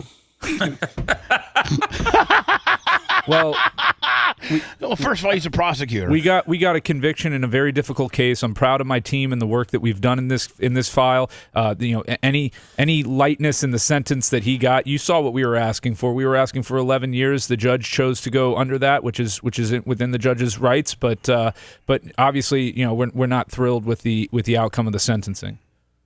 Diddy Day. It's expected to be a marathon sentencing that could last most of Friday. Now, I have not seen any reports. Seth, is Cassie going to give now Brian can... Yeah, 100% Cassie will be there giving a victim impact statement. Now, can you give a victim impact statement via letter and not be there? Yes. Okay. But I think it's way more effective if you're there, isn't it? It tends to be, yeah. I mean, Right. if the judge can hear and see the emotion. Seth, you think Cassie ends up being there today? I'm going to go ahead and say yes, but I'm Googling right now. With one of his former assistants, Mia, reading a victim impact statement, and then, one by one, members of his family expected to address the judge. Oh, man, you got this kid. Well, they'll testify as to his character, and those Just are... want to let you tell you my dad's a good dad. He never touched me. I never saw any of these freak-off parties. Never saw any baby oil. Never saw anything appropriate. My dad's the best. No, sometimes they'll come out, and a better statement is, my dad's a human. He's made mistakes in his life, but I know what's in his heart and who he truly is at his core, and he's past that darkness and blah, blah, blah. Something like that. Hope they have fancy writers like you that can write that stuff up. Judge asking for Combs to come home. After nearly 13 months in federal lockup, Sean Diddy Combs making his final appeal for mercy. In an 1,100-word letter to the judge. Now, Brian, 1,100 Is that his words? Well, no, it's his attorney. He had help writing it for sure. His Brian wrote it for him, but... It says she's not planning on attending, by the way. Oh, She's wow. not. So she it probably says just that she wrote wrote a victim impact statement. Judge Thursday night. That's the one that got beat up in the hallway? Yeah. I think it would have been way more effective had she been there. Case. What's that? It's not even part of the case. Throw that letter out. 55-year-old says he's asked God for atonement and is pleading for a second chance on the outside. Me too. Foremost admitting his downfall was rooted in selfishness, writing, "The scene and images..." What? What? Nothing. Of me assaulting Cassie play over and over in my head daily. I literally lost my mind. I was dead wrong. Writing, as a father of 4 girls, his actions against Cassie were unforgivable. He just drugged her. He didn't kick her in the face. Gene. He did. Gene, I cannot let you think that I cannot correct you by you being. I have to correct you by saying that if you watch the footage, it is very disturbing. Do you think that that's the first time he ever put his hands on her? No. Okay, then why she keep coming back? Because some women are Some women want to be drugged down the hallway. Or they're afraid, or they're Gene, most women don't want to be drugged down the hallway. But she probably got paid. No, she got paid. She did. She got paid. But you can't. I'd take a dragon for a mill. You can't. I'll take a dragon for a mill. I did not have on my bingo card today Gene vociferously defending P. Diddy. I did. You know what? Neither did I. Neither did I. Has been everything from rewarding to miserable and humbling, explaining, "There have been some days I thought I would be better off dead. The old me died in jail, and a new version of me was reborn." Several of his fellow inmates wrote letters to the judge as well about how the music mogul made them better. But he hopes. Does the judge read those, Brian? Yes, he's required to read all of the evidence presented to him, and he can put weight into it based upon the degree of weight he feels each deserves, and the believability, the credibility, the character of the person making the statement, including fellow prisoners. Yes, well, he can take that into account. Yes. So do you test the judge and ask him questions about the letter, see if he really did? Hey, Your Honor, let me ask you a question. Fred McGillicuddy wrote you a letter. Do you know what's on the second page? Yes, that. Yeah. You don't put know. a secret word in there. What's the secret word, Your Honor? Oh, you didn't. Now, see, I got you, Judge. You didn't read it, did you, buddy? Right. What did he say about God? God reborn him. His days behind bars are behind him. No, they're No, not. they're not. No, they're not. Usually Brian's pretty tempered in his predictions, and I agree with Brian. I think he gets 2 to 3 concurrent, 3 max. And, he'll end up doing, if you take 3, Brian, that's another, what? 2. That's another 2. But actually, mandatory minimums on that, I think. I mean, he's got to serve, I think, 80 or 85%. Yeah. So he'd probably be on looking at another year and a half. Yeah. If he's made such an impact with the prisoners, maybe he should stay with them a little bit longer. Yeah. Help him out a little bit. Yeah. Sounds like you're doing God's work there, Diddy. Mm-hmm. As a changed man. Now, do you think, Brian, there's a chance that the judge comes, because don't forget the prosecution, state of New York, they've asked for 11. I mean, and, that's a far cry from what you're predicting, 2 to 3. Do you think the judge could come out? He's hit him with all of it. But hold on, Brian, and that he's been heavy-handed on every turn of the way. Like I don't know that P. Diddy has won anything. I don't think he's won anything. I think this judge has really been stiff on him. And do you think that he could get? I mean, would it be legal and within his rights to give him 11? Technically, yes. My and this is one area where I'm probably speaking from a position of ignorance, but I'm guessing is that if you look at similar sentences for similar crimes, nobody has ever gone away for 11 years for this. Right, and that's appealable all day, right? Yeah.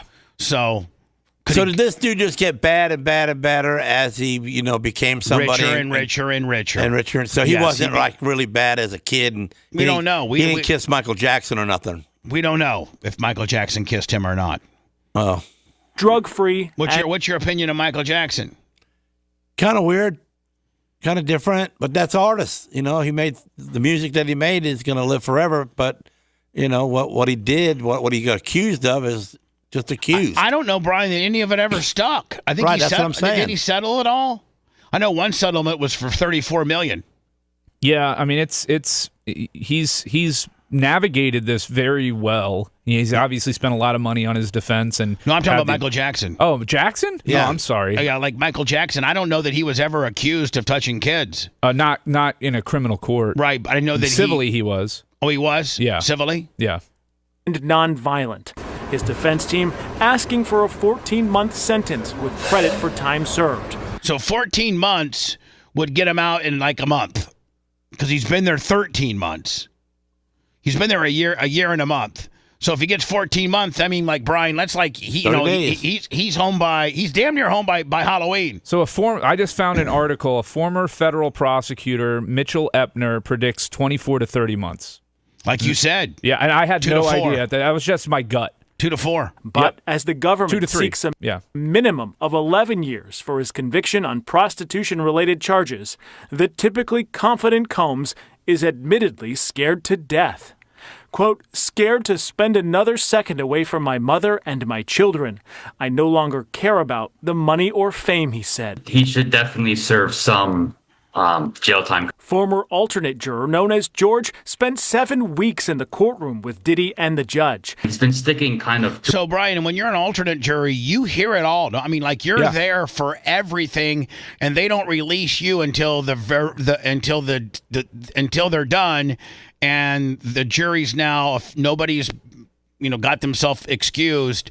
And I don't think they're there for deliberations, are they? Nope. They get the shortest end of the stick. They have to sit there through the whole thing. How long was it? And then, oh God, it was like what, 6 weeks? It was a long trial, and they probably had multiple alternates in the case of a trial that's this long. But they sit there the whole time, and when the case is closed, when it's payoff time, the judge goes, "Thank you, juror number 13, 14, 15, 16. Please stand up. You were alternates. We thank you for your service. You're discharged," and they leave the room. Yep, and they collect a check of $11 a day. Yep. Yeah, exactly. You can't even pay for parking. To his guns and just towards the rule of law. So I think he's just going to continue to do that. Each legal team submitted a combined. What do you say? I kind of interrupted him. He said he kind of just didn't care about the rule of law, and Diddy he thinks and the that he'll judge. continue He's doing been that when he sticking gets kind out. of to his guns and just towards. Talking about the judge, right?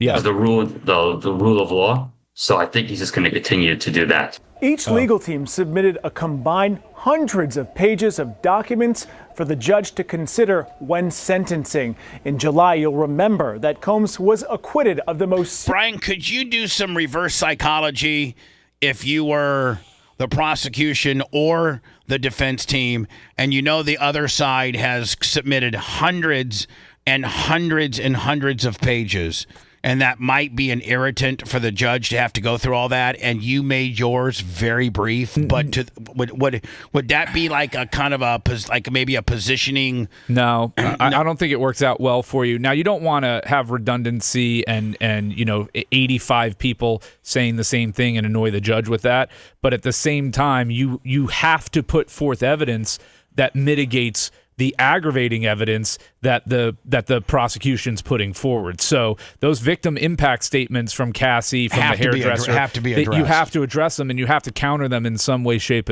or form. Right. Serious charges that could have sent him to prison for life. I mean, he got the least without walking. Yeah. Other than walking, he got the best case scenario. They got him on the least amount, providing transportation to a prostitute across state lines. I mean, basically, he basically sent car service to pick up a hooker. That's basic. I mean, in layman terms, is what he did. He sent his boys. He probably has a car service, that he has a couple Escalades, 2, 3, 4 Escalades, and 4 full-time drivers. Gene, you were a full-time gypsy driver, weren't you? Oh, yeah. Yeah. So people, Gene was the getaway driver. So this is an example. We bring girls over the state lines. Oh, Joe, let's keep that to ourselves, Gene. Well, I don't think they can I was a kid. Oh, okay. I was a kid, and that was a long time ago. I thought he said we bring. He did. No, he did. No. I thought you used the present tense. Yeah, we. With them, you went and picked up some hookers before up in Georgia. I mean, we're not. Nobody's going to hold that against you. What for? Yeah, why would I bring them back? I just know that you've probably picked up hookers and put them on the back of your bike and drove them. Why would I bring sand to a beach, Bubba? I got all the women here that I need.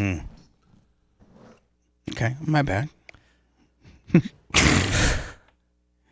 Horny Florida nurse who raped stepson separates from the boy's father after accepting a cushy deal. What do you mean? I don't know. So she did it and she got paid? Horny Florida nurse. Well, I'm glad Lummy's still sending you the stories you like while he's on vacation. If you want 24/7 on-demand Bubba and the crew, go to BubbaArmyHQ.com. Right now. The Bubba the Love Sponge show will be back after this.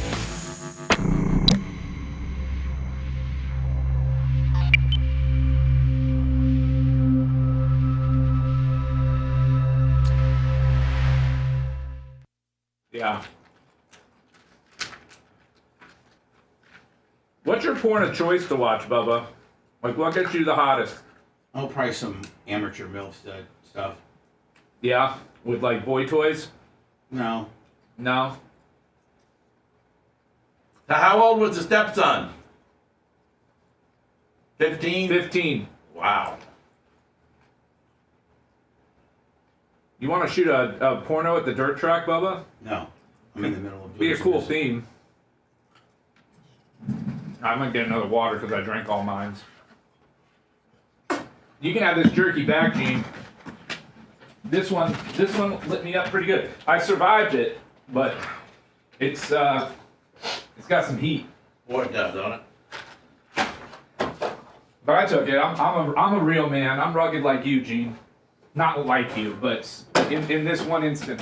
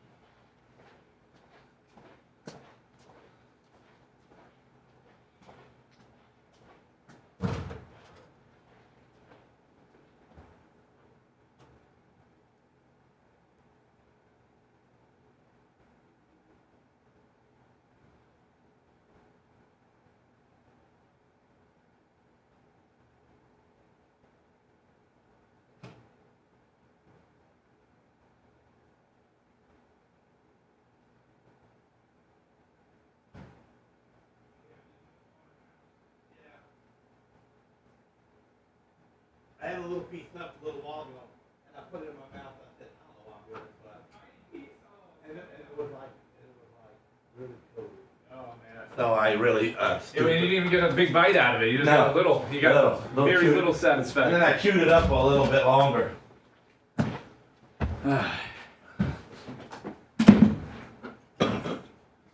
How we doing, Bubba Army?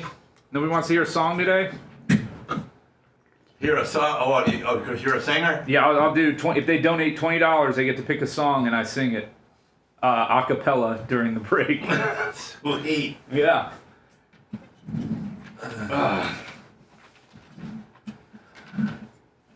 Any song? Preferably I know it, because then I've got to look it up. It's really hard to sing a cappella if you don't know the song. It's a lot easier if it's a song that I'm familiar with.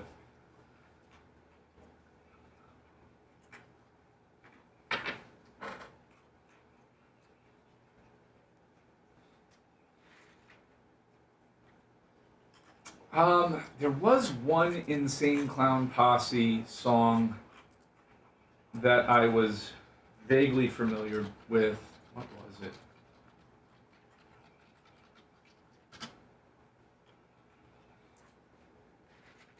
Maybe it was Hocus Pocus?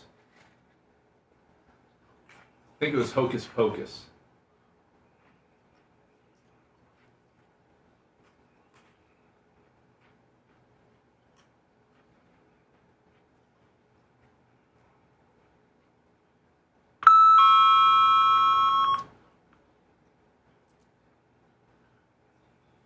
Yeah, ICP's still around. They still have the meeting of the Juggalos and all that shit. Oh, John Kostika gave me $20 and said to go for it. I'll have to pick one out during the next break because we're down to 37 seconds, John. But thank you for that.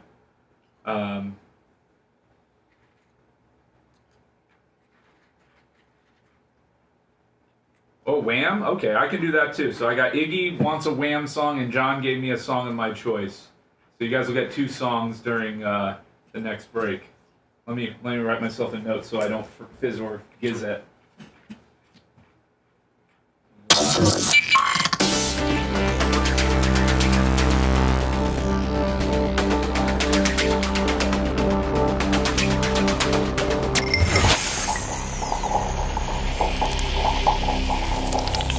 Broadcasting live from the Aquabito Studios, aquabito.com/Bubba.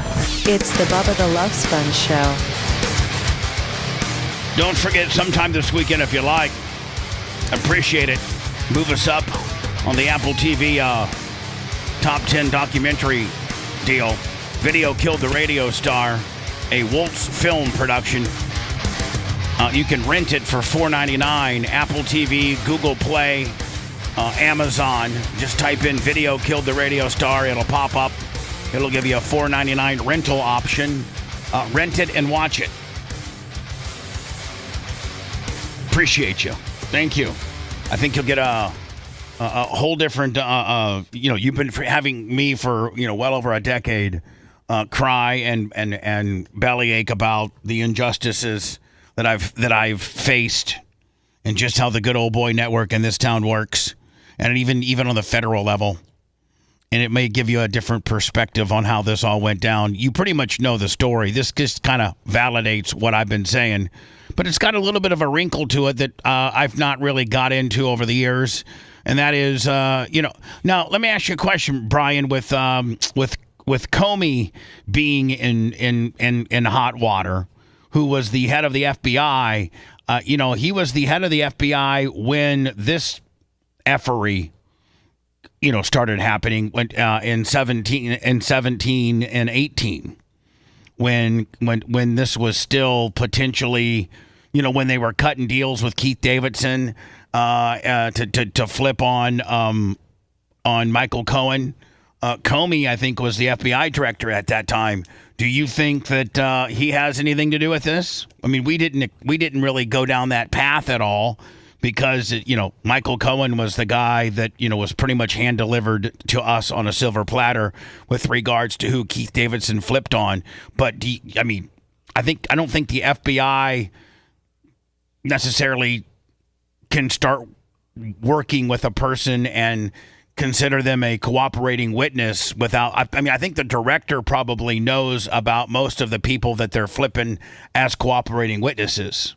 What's your opinion on that? I mean, could he have had something to, I imagine that they did if they were all involved with what was going on and if what was laid out in the documentary is true and is in fact true, which it's a very good theory based upon the dots that are made and presented and connected in the documentary. Canada's even stiffer than we are when it comes to people entering their country. I think that you can probably still enter our country. Well, maybe not. Trump's been going crazy. No, I think they're warning their own citizens with these passports when they're traveling to the U.S. Oh, okay. Maybe I misunderstood. They won't let them back? Well, hold on. Ottawa has updated its travel advisory for the U.S., adding a cautionary note now about gender-neutral passports. So Canada issues passports with the X marker for those who don't identify as strictly male or female or non-binary citizens. The advisory warns those travelers that plan to enter through other countries, including the U.S., might not be able to. The advisory further notes that some international... All right, so this is Canadians that are potentially going to the U.S. that they're saying you're going to probably have, if you identify as a gender-neutral person, you might have some problems. Is that what they're saying, Brian? Yes. I think you got to have a gender while you're traveling. It's okay if you don't want to have one while you're walking around, but when you're traveling to another country, you got to pick one, I think. Yeah, because, you're their guest, and, they kind of want to know what they're dealing with here, I think, maybe. They just want a heads up. What? Just a little heads up they want. Yeah. Be able to. We got a boy or a girl coming over here. Advisory further notes that some international countries and travel companies may not recognize X as a gender identifier, and travelers might still be required to choose male. And when did we get down this path? And do we need to stay down? Do we need to stay down this path? And is this path really that big? I don't think it's really that big, and it doesn't really affect that many people. Do you think we used to accept X's on the passport? No, I don't think it was an option. I don't even think they gave you an option. Back in the day, there wasn't no X's. It was just gay or not, and then that didn't matter. No, it was male or female, Gene. There was not gay or not. It was male. It was male or female. Yeah, but they could dress up as a girl and hand them the passport as being a boy. I don't know. Get through there. I think a guy wearing, I don't know. I don't know if cross-dressing is a section either. I don't know. It's just gotten out of hand. It really has. This whole thing has gotten out of hand. And it affects such a minute part of our population. Right. But we spend so much energy fighting it. Or female when traveling. People are advised to verify the information with the closest foreign representative for their destination. I don't know, man. There was this survey here Brian and I were looking at about how we have continued to, right here it is, most voters think Americans' divisions cannot be overcome, this recent poll, and it goes back to September of 2020, where, we weren't that far off on beliefs. I guess I'm assuming this would be the Republican and Democratic model of people. This is just registered voters who think that whether or not we're too politically divided to solve the nation's problems, or that we still can function and address, problem solving as a nation. And we are the furthest that it's been. Brian says probably since the Civil War. We're probably more further away from agreeing or working with the opposing party of whatever you are. If you're a Democrat, that would be working with Republicans. If that's Republicans, that would be working with Democrats. But, we are the furthest away that we've been probably in our lifetime. And I don't see it getting any better. I see it getting worse. I mean, now it's not disagreements and it's cancel, you're wrong. It's become this we're good, they're evil, which is you can't speak to that. I mean, if you view everything I say as coming from a position of evil and wanting to hurt the country, then you're not going to listen to what I say. And we are being programmed to view each other through that lens, which is completely detrimental to having a functioning nation. I mean, Fetterman is the only one on the Democratic side that's even trying.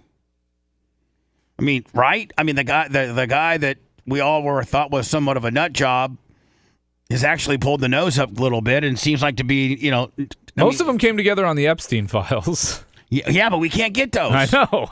even when we do agree on something, we can't get it. And so I think that poll is very unoptimistic, or overly optimistic, I should say. And listen, I feel like Trump is adding fuel to the fire. Like, he's not trying. He's like churning the Republicans or his hardcore supporters. He's in there just churning it up. Yeah, I don't think he's ever tried to bring people together, has he? I don't think he has. No. I don't think that's his jam. And I think as a president, that needs to be your jam, kind of. I think he's just doing what he thinks is best, and get on board or get screwed. I don't know, man. It's as bad as it ever was. Brian, who do you obviously the Republicans are going to prop up J.D. Vance. I would say that if they were smart, they'd put Tulsi Gabbard in there as his vice. I think that checks a lot of boxes. I think you can pound your chest and say, I can single-handedly probably be responsible for potentially having our very first female president, because after I do my terms, the vice president of the United States is going to be female, and she's going to be ready to go. But who do the Democrats prop up? Well, it's probably going to be Gavin Newsom. And is he? Can he win? Yes. He's extremely intelligent, very articulate. He has experience. Now, you can attack the state of California and what they're like. I mean, second to being president, running the state of California is probably the second biggest job in the country. Didn't they have like the fifth largest economy in the world? The fourth largest economy in the world? Right, yeah. just the state. I mean, you're essentially governing. Imagine governing from Georgia all the way up to New York. I know, but has he done a good job in California? I talk to people that have moved out of California. I think they have a mass. There's been a mass exodus. I think that he's a good job of being the opposite of Donald Trump. True. And maybe that's exactly what you need, but maybe that won't work when you're going against J.D. Vance, because I think, in my opinion, please, anybody... J.D. Vance is not likable. He will not win a national election. He won't? No. So who do you think wins the Republican nomination? Well, I don't know who's going to be up, but I just... Tulsi Gabbard? I just know that J.D. Vance is... He's trying to be like this Donald Trump light, and he can't pull it off with his guy liner and all of that. Does he wear guy liner? Yeah. Yeah, he needs to stop with the guy liner. Like, that's not very rugged. But he's trying to play a role. You can tell that Trump is legitimately being who he is. You get the sense from Vance that he's playing a character, and that doesn't play well.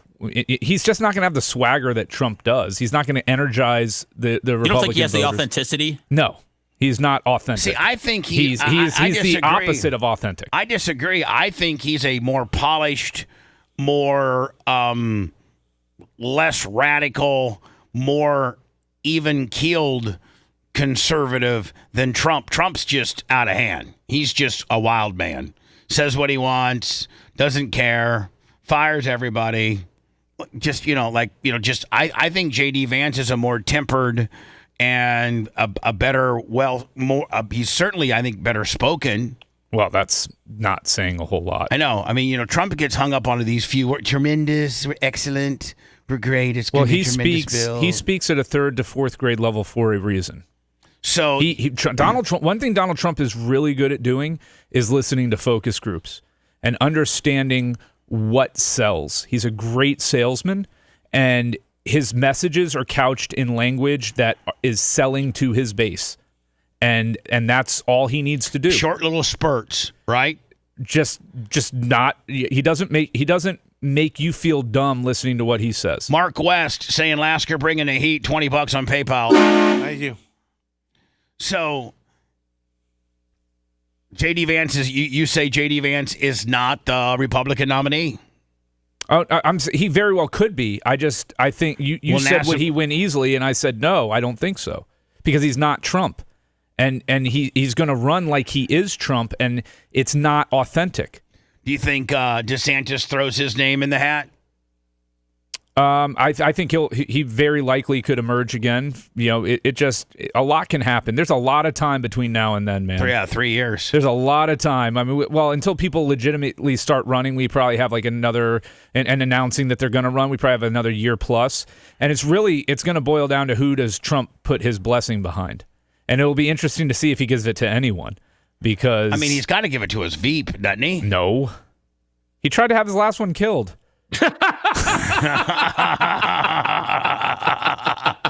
I am all. What the hell are you talking about? I am absolutely all for this. I've been very critical of this, and I am so glad that they're bringing this guy on the Hill, and that's the FCC chairman, to testify before Senate over threats against ABC, Disney, and the Kimmel comments. Now, I don't have any problem with ABC as a company being a subsidiary of Disney, and they had a certain amount of their customers. Was it Nexstar, Seth and Sinclair? I believe so.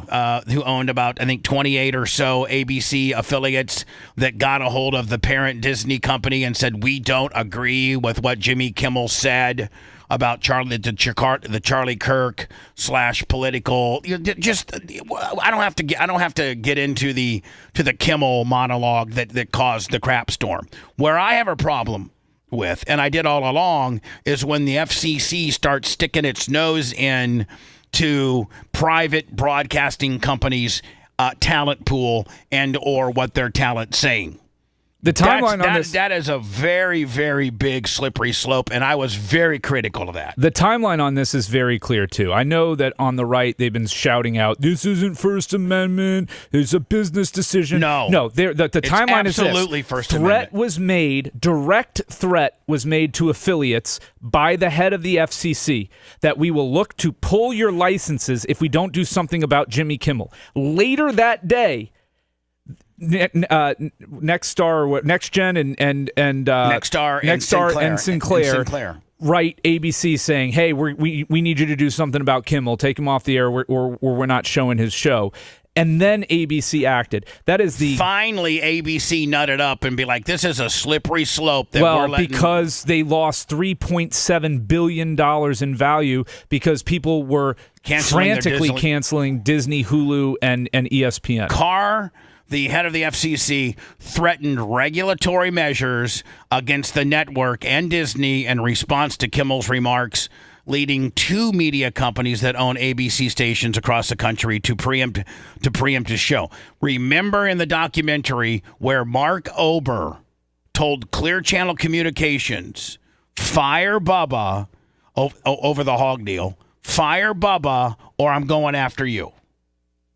That, Brian, is very similar to what, Carr was doing to the, Mark Ober shouldn't and never should have a say-so in, the talent that a local radio station employs. Like, that's not his job. Well, Howard was saying the other day how Mel Karmazin did the same, stood up for him as well. They were told, fire him or there's going to be hell to pay. And guess what? CBS Infinity at the time, where Mel Karmazin was the CEO, he didn't bow down to the FCC. Nope. He said, screw you. John Hogan bowed down to the FCC and fired me and Howard. Yep. ABC followed, but later Jimmy Kimmel was brought back. The FCC's chair comments have drawn sharp criticism from lawmakers on both sides of the political aisle. Republican Ted Cruz of Texas was the first to publicly condemn Carr's position. Listen, this guy's going to be a dick when they're asking him questions. Yeah, I just be tougher to crack than Sammy Sosa. I think I got a PayPal for Gene Lasker. Let me see here real fast. Gene Lasker's bringing in the money, or it could be baby. Nope, it's Hierarchy for $250. Woo! For Seth Kushner. All right. Sounds as good away as he does in the studio. Another 250? 250. He did 250 this morning. That's 500. Nope, that was can't count. That was the original 250. See, the earlier he put in the He's just Gene trying to pump Lasker you up thing so you on don't it, run off, and I Seth. called him out on it, and so now I know that it didn't say that. Oh no, Shane Brown, my buddy Shane Brown, baby face is blue as they come. Needs to be on The View. $20. Brian, you do need to be on The View. What? I wouldn't be there with those cackling hens. No way. I mean, Could you do it though if you had to? If you guys think I am super blue, you don't know super blue people, okay? You're running in circles that I'm not because and that what most are people you, aren't. Truthfully, Don't lie. I am like light blue. I'm light blue. Light blue. Mach, I can't talk about that subject. Hey, the government being closed. How long have they been closed? For a day? We're gonna have to They've pass. been closed up 2 days now. 2 days now. Now, does that mean so is our government around town closed? No, the local and state government still functions. Some elements of the federal government, such as TSA, Homeland Security, things like that, they still function. It's the departments that are deemed less important, Department of Interior, Parks, Museums, they close. It seems like we've had better drivers lately on the road, not so many idiots. I don't think it has anything to do with the government closure. Okay. Idiots are still out there, Gene. It's Friday. It's a light day. None in a few days, so yeah. Kind of cool. When we return, we'll get into that naughty stepmom nurse raping her 15-year-old. And she pled. Then she pled to lesser charges. Did the kid say he was raped? I don't know. I mean, how does that go? How do you use that word? If I was 15 and this was my stepmom, and she even looked at me twice, and she was wanting to take me around the farm behind Dad's back. Sorry, Dad. Sorry, yeah, exactly. Want to listen to the show on demand and on the go? Enlist today at BubbaArmyHQ.com. Sign up and start listening. The Bubba the Love Sponge Show will be back after this.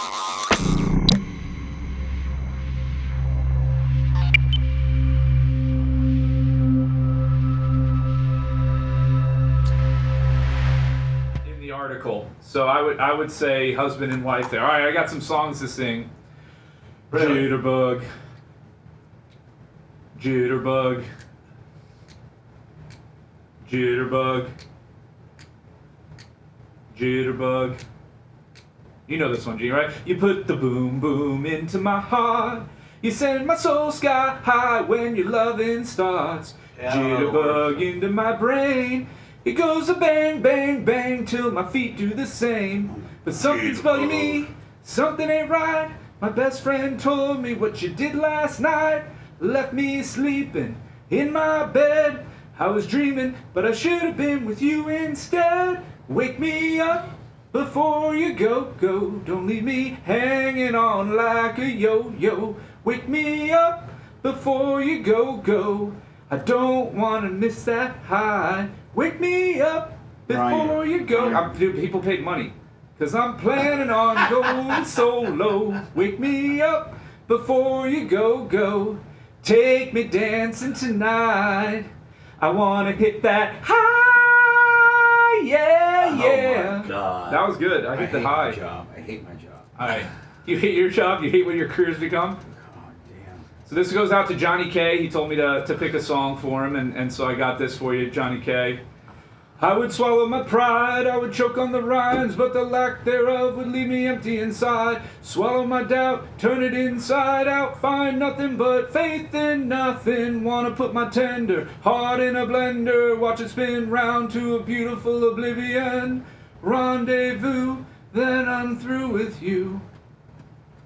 I burn like a wicker cabinet, chalk white and oh so frail. I see our time has gotten stale.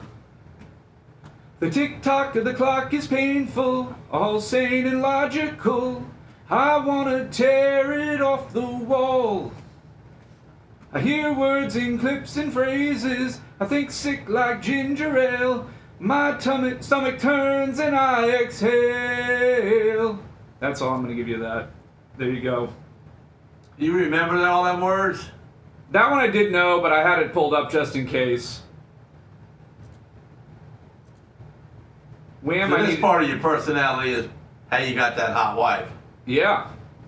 I mean, You're not just the old dry old cracker lawyer dude. Yeah, I'm pretty awful, Johnny. But I'm also singing a cappella. No backup track. You know.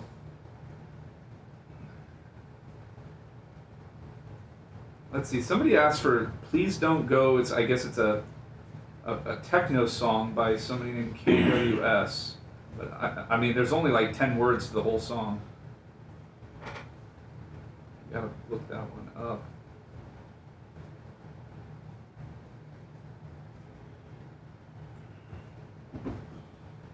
See how that goes.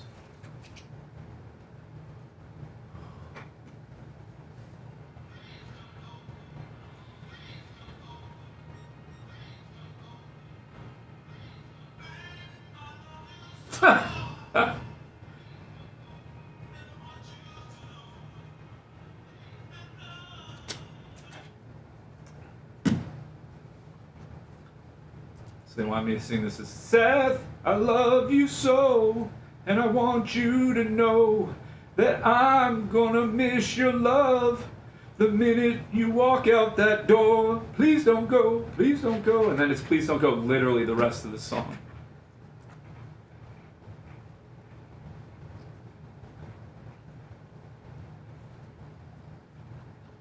Look, man, somebody paid for Wham. I think it was Iggy, actually. Iggy paid for it and then criticized me.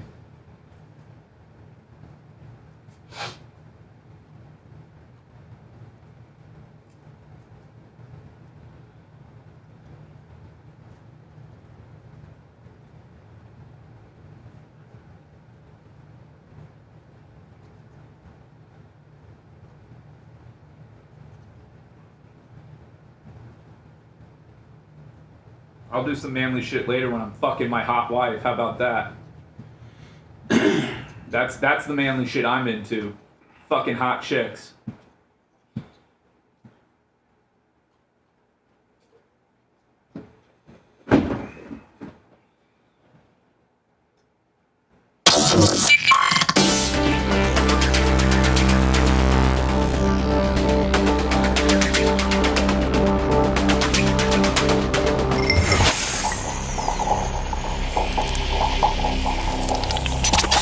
Broadcasting live from the Aquabedo studios. Aquabedo.com/Bubba. It's the Bubba the Love Sponge show.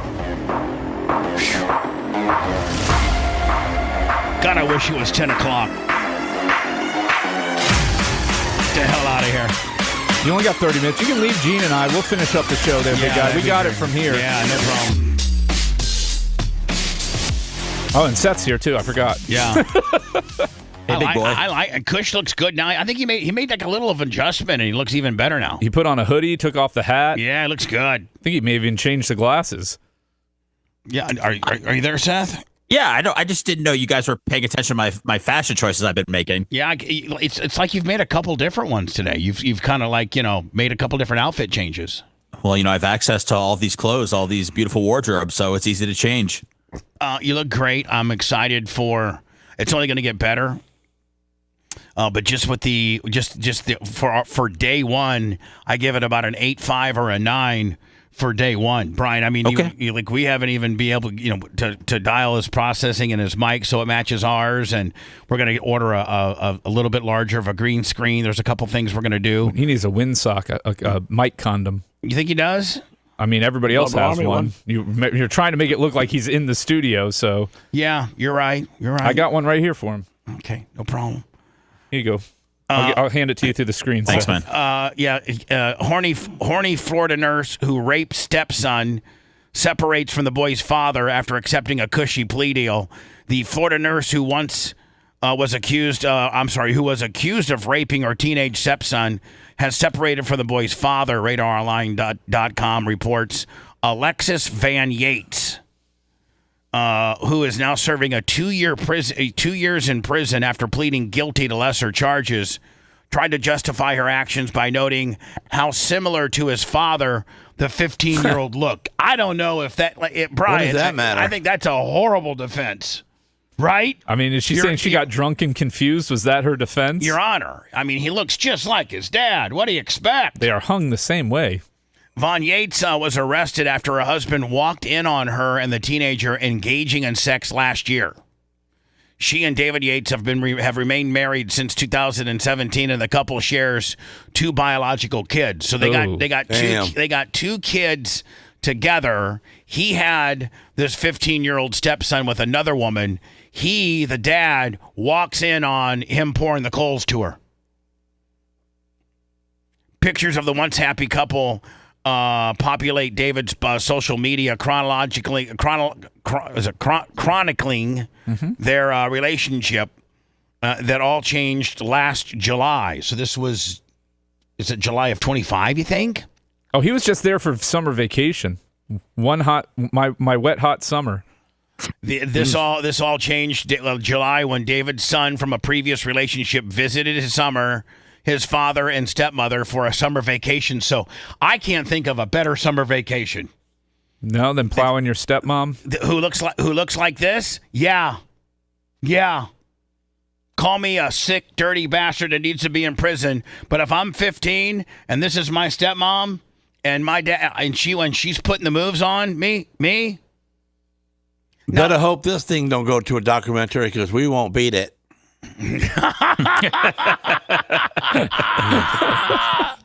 So you're saying, Gene, us holding steady at number 5 on your Apple TV will quickly get replaced with this story, right? I'm renting. I am too. By the way, don't forget I've fired our OnlyFans back up. Gary Cantrell, I think, has found some more stuff to put up there. We got 3 amateur, a Connecticut and 2 Florida MILFs that are doing like content, like exchanging with us, where I put their content on our site, who I think we got a few more eyeballs, and then put a link to their site. One of which I think Velvet Barbie 71 is a 54-year-old stock day trader who gets naughty at night. Are you reading her bio? Is that true? That's her bio. That's what I'm saying. Well, I mean, from the videos that she sent, Seth, it's true. It's true. Like she, I mean, if you're going to pay for FaceTime, wouldn't you pay for a little bit younger, like 30s? Some people are into older women, Gene. I just threw it out there. I'm looking for some MILFs for my page, and those are the 3 that have applied so far. So I think Candy 8K8 might be like in her 30s. There's 3 of them. And then there's another one I think's in her 40s. So, you just got to get what comes your way. There's a reason why Baskin Robbins has so many flavors of ice cream, Gene. People are into different things, man. I see that. I'm good with it. According to police, Von Yates had been flirting and trying to seduce her stepson for weeks before their sexual encounter, often telling the teen that she was horny. Oh, my God. One night, as a movie played in the background, Yates reportedly said that she was bored and told the boy how horny she was because she hadn't had sex in 2 weeks and she was on her period. The victim recalled an arrest affidavit. Now, what if, Brian, the 15-year-old, refused to cooperate with the police? It would make things a little more difficult, but the father apparently walked in on them, so they would have his testimony, his eyewitness testimony. That's not hearsay. He testified against her and stayed with her? No, he left her. They're separated. Eventually. Years later. Yeah, but I mean, it takes time. Especially when you got 2 kids. Yeah. The victim recalled in the arrest affidavit that the 2 started cuddling. He moved on to kissing her neck before the 2 started making out. So he was the aggressor. Boom. Well, she was telling him that she was horny and needed to be plowed. And then she says to him, "Don't be so blue." She said to him, "Well, he's blue no matter how you slice it." Da-ba-dee-da-ba-da. She said, "I wish you were 18 because you're not old enough." Yates allegedly told the teen as they cuddled. According to the affidavit, she then kicked off her panties, and the pair engaged. This is almost like a Penthouse Story kind of deal. She kicked off her panties, and the pair engaged in oral sex and intercourse with no condom. On her period. Well, I don't know. Maybe this was a different time. I think they said, Gene, this, when she was on her period, was 2 weeks before. We don't know. We don't know, Gene. He may have come up looking like Ronald McDonald. We don't know. It happened to me one time. I was so embarrassed. Happened to a friend of mine, man. Oh. You got your Red Wings? I got red something. I walked out, and Sumo goes, God damn, what the hell's on your face? I said, what do you mean? He goes, looks like you got in a fight with a red spray can bottle. Ooh. I was like, you're kidding me. My God. So I ran to the shower as fast as I could. I was trying to sneak her out the back.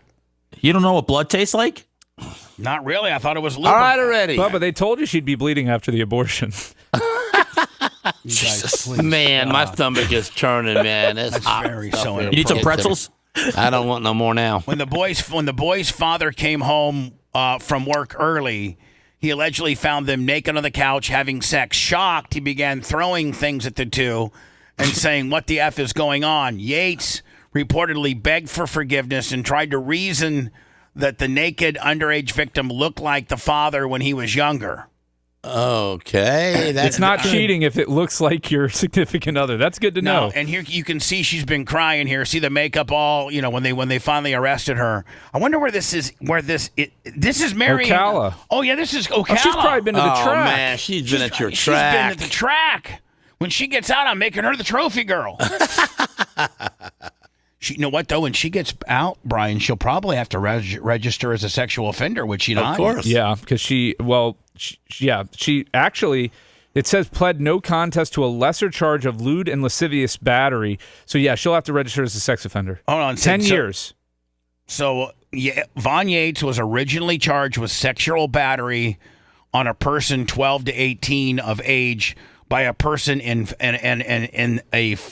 familial custody, meaning like you're with the family. Custody, yeah. It's a family member, which I think is like a kicker. Is that a kicker? That's upper? a kicker. Yeah, that'll add a point or two to the sentencing guidelines. But pleaded no contest to a lesser charge of lewd and lascivious battery. Last month, she was sentenced to serve 2 years in the Department of Corrections, followed by 2 years of community control and 10 years of sexual offender probation. The teenage victim, who's still undergoing therapy. Way to milk it out and try to make yourself like a dude. He ruined his father's family and marriage. I mean, it could. You don't think that could impact him? Well, oh man. I mean, I know you don't usually see past. Don't be a pussy. I'm looking at Kate Lockerbie. Are you kidding me? God.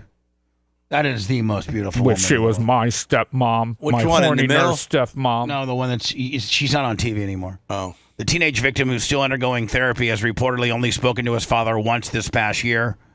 RadarOnline.com has reported the teen's boy's family pushed for the plea to spare him from having to return to Florida to testify. They feared he would derail in the progress that he's made on his ongoing mental health treatment. Come on, you're 15. And you got raped. No, you didn't. Bubba, you didn't. You can't speak to how he would react to this. I know that you don't start making out with your stepmom and you don't start engaging in oral sex. She's not in a position of being physically bigger than you to make you do anything. He's a horny, confused 15-year-old kid, dude. But she cannot make him do anything. And at 15, that's all we think about is getting laid.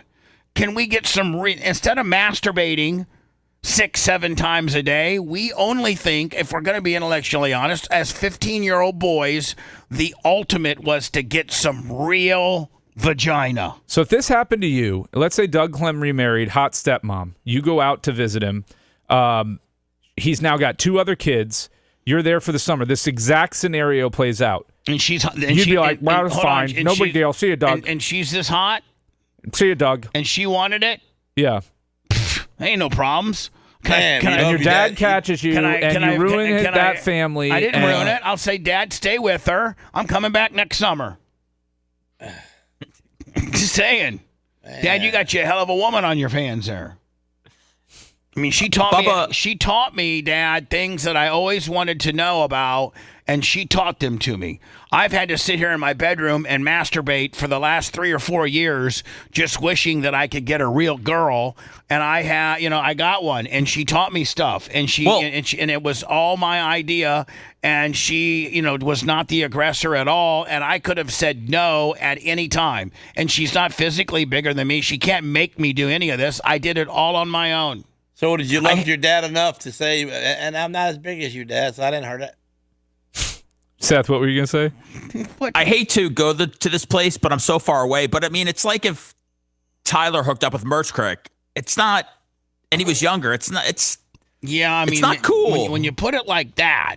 Yeah. Oh, when you put it like that. Well, I mean, sometimes he's not so horny anymore. Sometimes, Gene, you got to put things in real life scenarios. Yeah, 15-year-old Tyler, and you walk in on him smashing Merch Crick. Yeah, I would have a problem with that.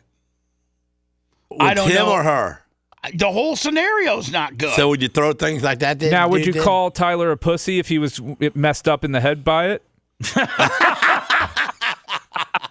I'm glad everybody's making I hope this show ends quickly because he's going to be mad in a minute. This is ridiculous. Turning it around on me. No, we're just asking you. You called the kid out. You're closer to it than we are. You called the kid out, and we're just asking. I mean, it could happen to you. You said the kid was a pussy for having mental health issues from this, and I'm asking. All right, Lasker, what if you had a 15-year-old son from a different marriage? Let's say you and Christina had a 15-year-old son, and he only sees you in the summertime, and you walk in on him smashing Sarah. I'd choke one of them. Well, which one? It depends on which one I liked at the moment. I'm just saying. If she was on top, probably her. Sarah's getting choked? Yeah, to the death. You kill her. Shake her head off her shoulders, yeah. Hell yeah. I don't know if I'm killing any. I mean, at that moment, you're going to get away with it. I don't know that you're going to get away with it, Gene. If you get caught up in that, you can always, I'm You're just not going to get first-degree murder. Right. You're not going to get the death penalty. Insanity. Yeah, I mean, it's definitely a heat of the moment crime of passion there, but at least G was being honest. Yeah, he'd murder the bitch. Bubba's like, oh man, don't be a pussy, Tyler. Oh, you want to go to therapy because you had good sex with a really hot chick. Oh, we got 15 minutes to go, Brian. Shut up. Let me show you how Papa does it. Oh, okay, Seth. You're in Orlando. God. No greater words have been spoken. We got to get to last week's football picks. You know what? Listen, yeah. I ain't got none. Yeah. We'll go through them quick. No, I don't even have a sheet. I got it right here. I'll pull it up. No, I got it right here. I don't have Walker's picks. Right, he don't have Walker's picks. Oh, so you can only do it when you're competing against Walker? Yeah. Okay, I didn't practice for We're them. gonna take a week off. Okay. And listen, I don't like turning that whole scenario around on me at all. So I don't want anybody upset with me. It was my co-host that did that. I don't condone that. Brian in any way, did. Don't say co-host. I'm not co-in. Time out. First, it was it was Seth. Second of all, it was masterfully done and the perfect analogy. I was going with putting myself with Bubba putting himself into the kid's shoes and not the father's shoes. Steph turned it around. It was the lawyer in you that made the perfect motion. I'm just saying, let me listen, I can't talk on behalf of anybody else, my son, Merch Crick, anything like that. I want to keep all of them out of it. But if I'm talking about myself when I was 15, that's the only person that I can speak about is myself. And if I was 15, and my stepmom looked like that, right, and she wanted to blast me a lot, and we could get away with it, I would beg my dad to forgive her. And let's not blow up the family. I know I'm probably not. You think you're going to get it again? Well, no. I mean, I don't know. I just don't know. She starts vacuuming. You're going to get horny too, right? Now you got to bring the vacuum cleaner into it. That's good. That was a good one. That was pretty good. Bubba, look, we're not trying to be mean to you, but you called the kid a pussy. Gene's the one that brought the shop back in. That's out of bounds. There is no out of bounds with Gene Lasker. So you weren't going to play with no toys with her. Just going to be. Speaking of MILFs, if you'd like to see 3 hot amateur MILFs ranging from like 35 to 53. One's a daytime stock trader. One, I think, the Candy Cane, she just does straight porn. but you can go to my OnlyFans account, onlyfans.com/The Bubba Army. I think Cantrell has been finding some new stuff from back in the day. His wife is pissed at him. Oh, she probably is. I need to probably ask him if that's going through all that smut. So if that's a problem or not. He's not involved in it. So, Bubba, one more thing. Doug Clem comes in, catches you, and then he's like, "Well, let's do it together." Are you Are you in? Are you running an Eiffel high-fiving? Tower on your stepmom with your dad? No, not my dad. No. No. All Come right. on. What if he was super cool with it? Yeah. What if he's like, "Oh man, look at you! Oh wow, I'm pretty proud of you, son. You're hanging pretty good." My dad did take me to my first whorehouse. That's what I'm saying. It's not a big difference. Good dad. When I visited my father in '92, he took me to a whorehouse and showed me how to do it. In '92, but hadn't you already had 4 or 5 abortions by then? I mean, how to do what? Yeah, he did. He But said I mean, 80s. I'd never been to a whorehouse. I didn't know how the inner workings of a whorehouse worked. So my dad showed me how to do it. You and Doug are sharing a hotel room coming up with your trip. You just need a hoe in there, and yeah, there you go. Where you going back to Reno? You mend a lot of them fences with him. I'm meeting my dad in Indy. We're going to the PRI racing convention. Oh, that's exciting. What's PRI? Performance racing industry. Yeah. Oh, okay. It's a bunch of gearheads staring at cars in a convention center. Gene will tell you how fun it is. Man, it is nice because you see all the new stuff that's coming out. Yeah, plus you try to cut a deal. You can cut deals if you're somebody. Well, you and I were always able to cut deals. Yeah. Yeah, In Gene fact- just threatened their hold on. lives. No. Hold on. But me I and Gene, just won a lot of races, me and Gene, and you had Bubba was good at it as a radio star. And so Gene won a lot of races, and I was able to, and I was, had a lot of stations, and that, man, you know what, Gene? You know why most local racers hated us is because we had racing deals that they didn't have. Yep. We didn't have to pay for our KSE steering pay box. for anything. We didn't have to pay. I mean, we had to pay for A few things, but the other sponsors that gave us money would pay for when that. we would go to Jacksonville Racetrack, we would get 12 free pit passes. And scalp them? And then the trailer park guy, he fed us. Yeah, Double J Homes. Double J Homes. We did an appearance at Double J Homes from like noon to 3. Then we'd load the cars up and go right to the track. Guy give us $1,500 for the appearance. Yep. And then the track would pay for all of our pit passes. Cost us nothing to race that weekend. Then Laskard went about $2,500. I'd probably finish. I was always a top 5 guy. Yeah. 3rd, 4th. I'd get about another $600. Laskard put that. You win in that championship there. You was the top 5 every single race, all 32 races. And listen, and if I remember right, you kept the championship money. I mean, you're the car owner. You're supposed to. I'm the one who taught you how to be good. It wasn't easy. If you liked that segment, then you'll definitely like the new redesigned BubbaArmyHQ.com. We'll be back to the Bubba the Love Sponge show after this.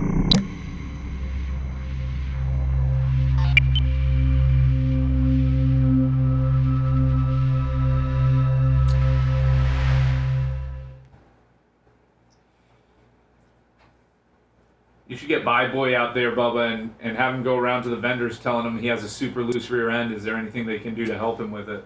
Mm-hmm. That'd be fun.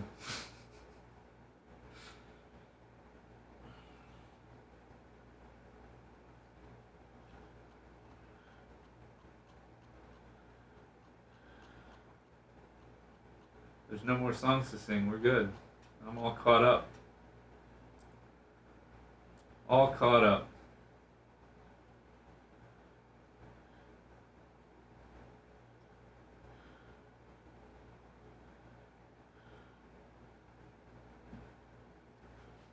How'd Gene do last week with the picks? Horrible.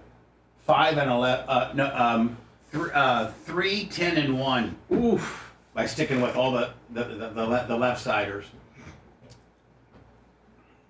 Happy birthday to Steve Diaco today. Happy birthday to Steve Diaco. I'm gonna text him right now. You're welcome. Always looking out for you, Fleet. You may hate me, but I love you. I love you too. My wedding song is "I'll Stand by You" by the Pretenders. I mean the Pretenders. A little dark, but I love the song.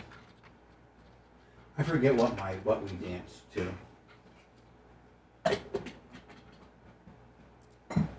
I know what everybody's wanting to say, so everybody just shut up. Everybody's wanting to go to a Kanye West hit. Oh, I wasn't going with Gold Digger. Although that would have been hilarious. I think it was an Elvis or a Jimi Hendrix song. I'm sure it was Elvis. I'm sure it was. You don't even remember? Dude, you remember about a guy you met in 1985 who told you about a carburetor, and you can't remember what fucking song you had at your wedding? I don't believe that for a second. That's how fucked up I am, Brian. I'm fucked up in the head. I mean, it's going to be all over Reddit today. Wise men say how fucked I am. Rush. Wouldn't it be nice if Reddit would be like, you know what, Bubba seems like a pretty cool guy. Did you see this? It starts Monday. I don't know if you can cut it here. I'm going to cut it after the show or not. Yeah, I'm gonna have to cut it. All right. I didn't see it. Yeah, as soon as you clear, we can cut it. Bubba, do you think it was Can't Help Falling in Love with you? Somebody here in the Bubba Army knows what Bubba's wedding song was, First Dance. I was there and I don't remember it. You're not expected to, though, Gene. You were an attendee, not part of the show. I sat at the table right next to Howard. Talk about opposite ends of personality. Yeah, that's it. That's interesting. I told Gene, this happens to be you're sitting by Howard. I don't want you to say one word to him. You hear me? All right. I nothing. No, Gene. I don't even want you to say hello to him. Okay? Because he is not like you, and it could affect my job. All right. I won't even say. What if he comes up? He's not going to come up and say hi to you. Somebody said the Elvis song for you and her should have been Suspicious Minds.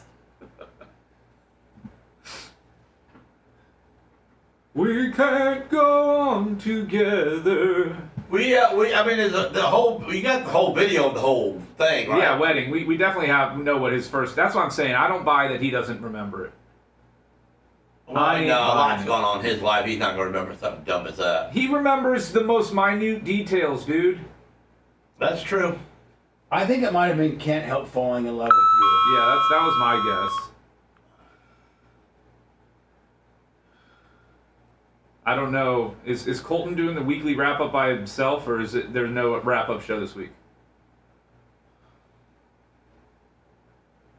I'm leaning towards there's no wrap up show.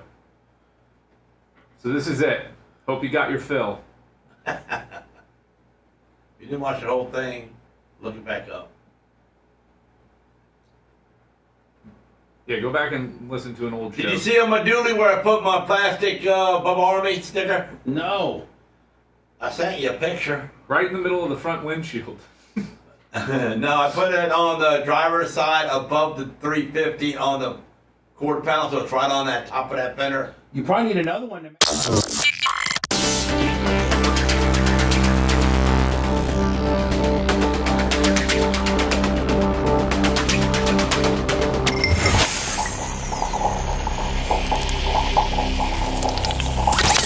Broadcasting live from the Aquabito studios, aquabito.com/Bubba. It's the Bubba the Love Sponge show. Oh, look at the time. I love you, Sarah, and if you were doing my stepbrother, son, I wouldn't kill you. I just upped my game. You would. I know, but I'm just telling her I wasn't. I'm just up my game. Got to thinking about it. Yeah, I think she probably blew a text in and said, "Really, you're going to kill me?" No, she didn't text me. I love you, Sarah, though. But you're just trying to cover your ass for when she says. So when you walk no, home, I was just thinking when you about come it. home today, she's like, "Oh, so bottom line is, if you had some horny little 15-year-old bastard from somebody else, and he was like, laying the coals to me, you're gonna kill me? You're gonna kill me, the guy, the woman that saved your life, the woman that put your socks on you." Kill them both. The woman that killed. I thought about it, and I'm not gonna. The woman that feeds you, and the woman that loves you, and right. the woman that has stand by your side at your darkest moments. You're gonna kill me, Gene? Nope. I'm so upset at you. She ain't gonna say that. Coben, we're out of here. But mom, Dad's getting ready to give me the whole business. I don't care. He said he was gonna choke me out. Screw him. He said his exact quote was rip her head off her shoulders. To death. No, the exact quote was, I said, are you going to strangle her? And he said, to death. Rip her head off her shoulders. You might want to rethink that, Gene. That's the only woman that she would. I mean, that would never happen in a million years. He'd go up there and be like, Sarah, good news. You're going to be saving money. You don't have to buy head and shoulders. You just need to buy shoulders. Because you're losing your head. All right. And with that, I'll leave you. Jesus. Don't forget, man. By the way, Seth, great job from Orlando. You couldn't even tell. Lasker was bamboozled for the half of the show as to where you were. I was looking around for him. He's looking around for you. Thanks, guys. I appreciate it. I'm just out here trying to be something, Lasker. Rent that documentary. I'm just out here trying to be something. I'm just out there trying to be somebody. Don't hold it against him. Don't forget our OnlyFans account if you want some perusing around. It's the best $10 you'll ever spend.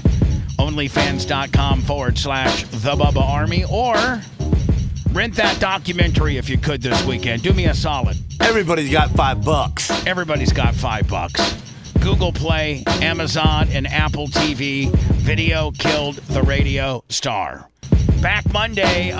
Seth, are you in Orlando Monday? Are you back here? Like, what's? I get my schedule today. They have me planning on staying here until Tuesday. Okay. But if I'm off work, I'm going to come back home. Perfect. Otherwise, we'll see you there because we know you can pull it off. Lasker, I won't see you till next Friday. Ha ha. And Brian, I'm assuming Thursday. Yes, sir. Perfect. Appreciate it. Everybody have a great weekend. Thanks for letting me finish. You've been listening to the Bubba the Love Sponge Show, starring me, Bubba the Love Sponge, co-host and show historian Lummit. It's Seth, co-host and president of podcasting. It's Brian Matroni, king of counter programming. You're wiring up. It's Mini Macho. The BRN agent, Thomas Buttoned Up B. Co-host Dr. Dan Diaco, Esquire of Council. Co-host J. Diaco, Esquire, the Spitting Cobra of Council. Now, time for the legal disclaimer. Exactly. The Bubba the Love Sponge Show is intended solely for the enjoyment of our listening audience. Any rebroadcast, retransmission, or other use of this show without express written consent of the Bubba Radio Network is prohibited. We must dissuade him of this delusion. Until next time, always remember. I'll repeat hello.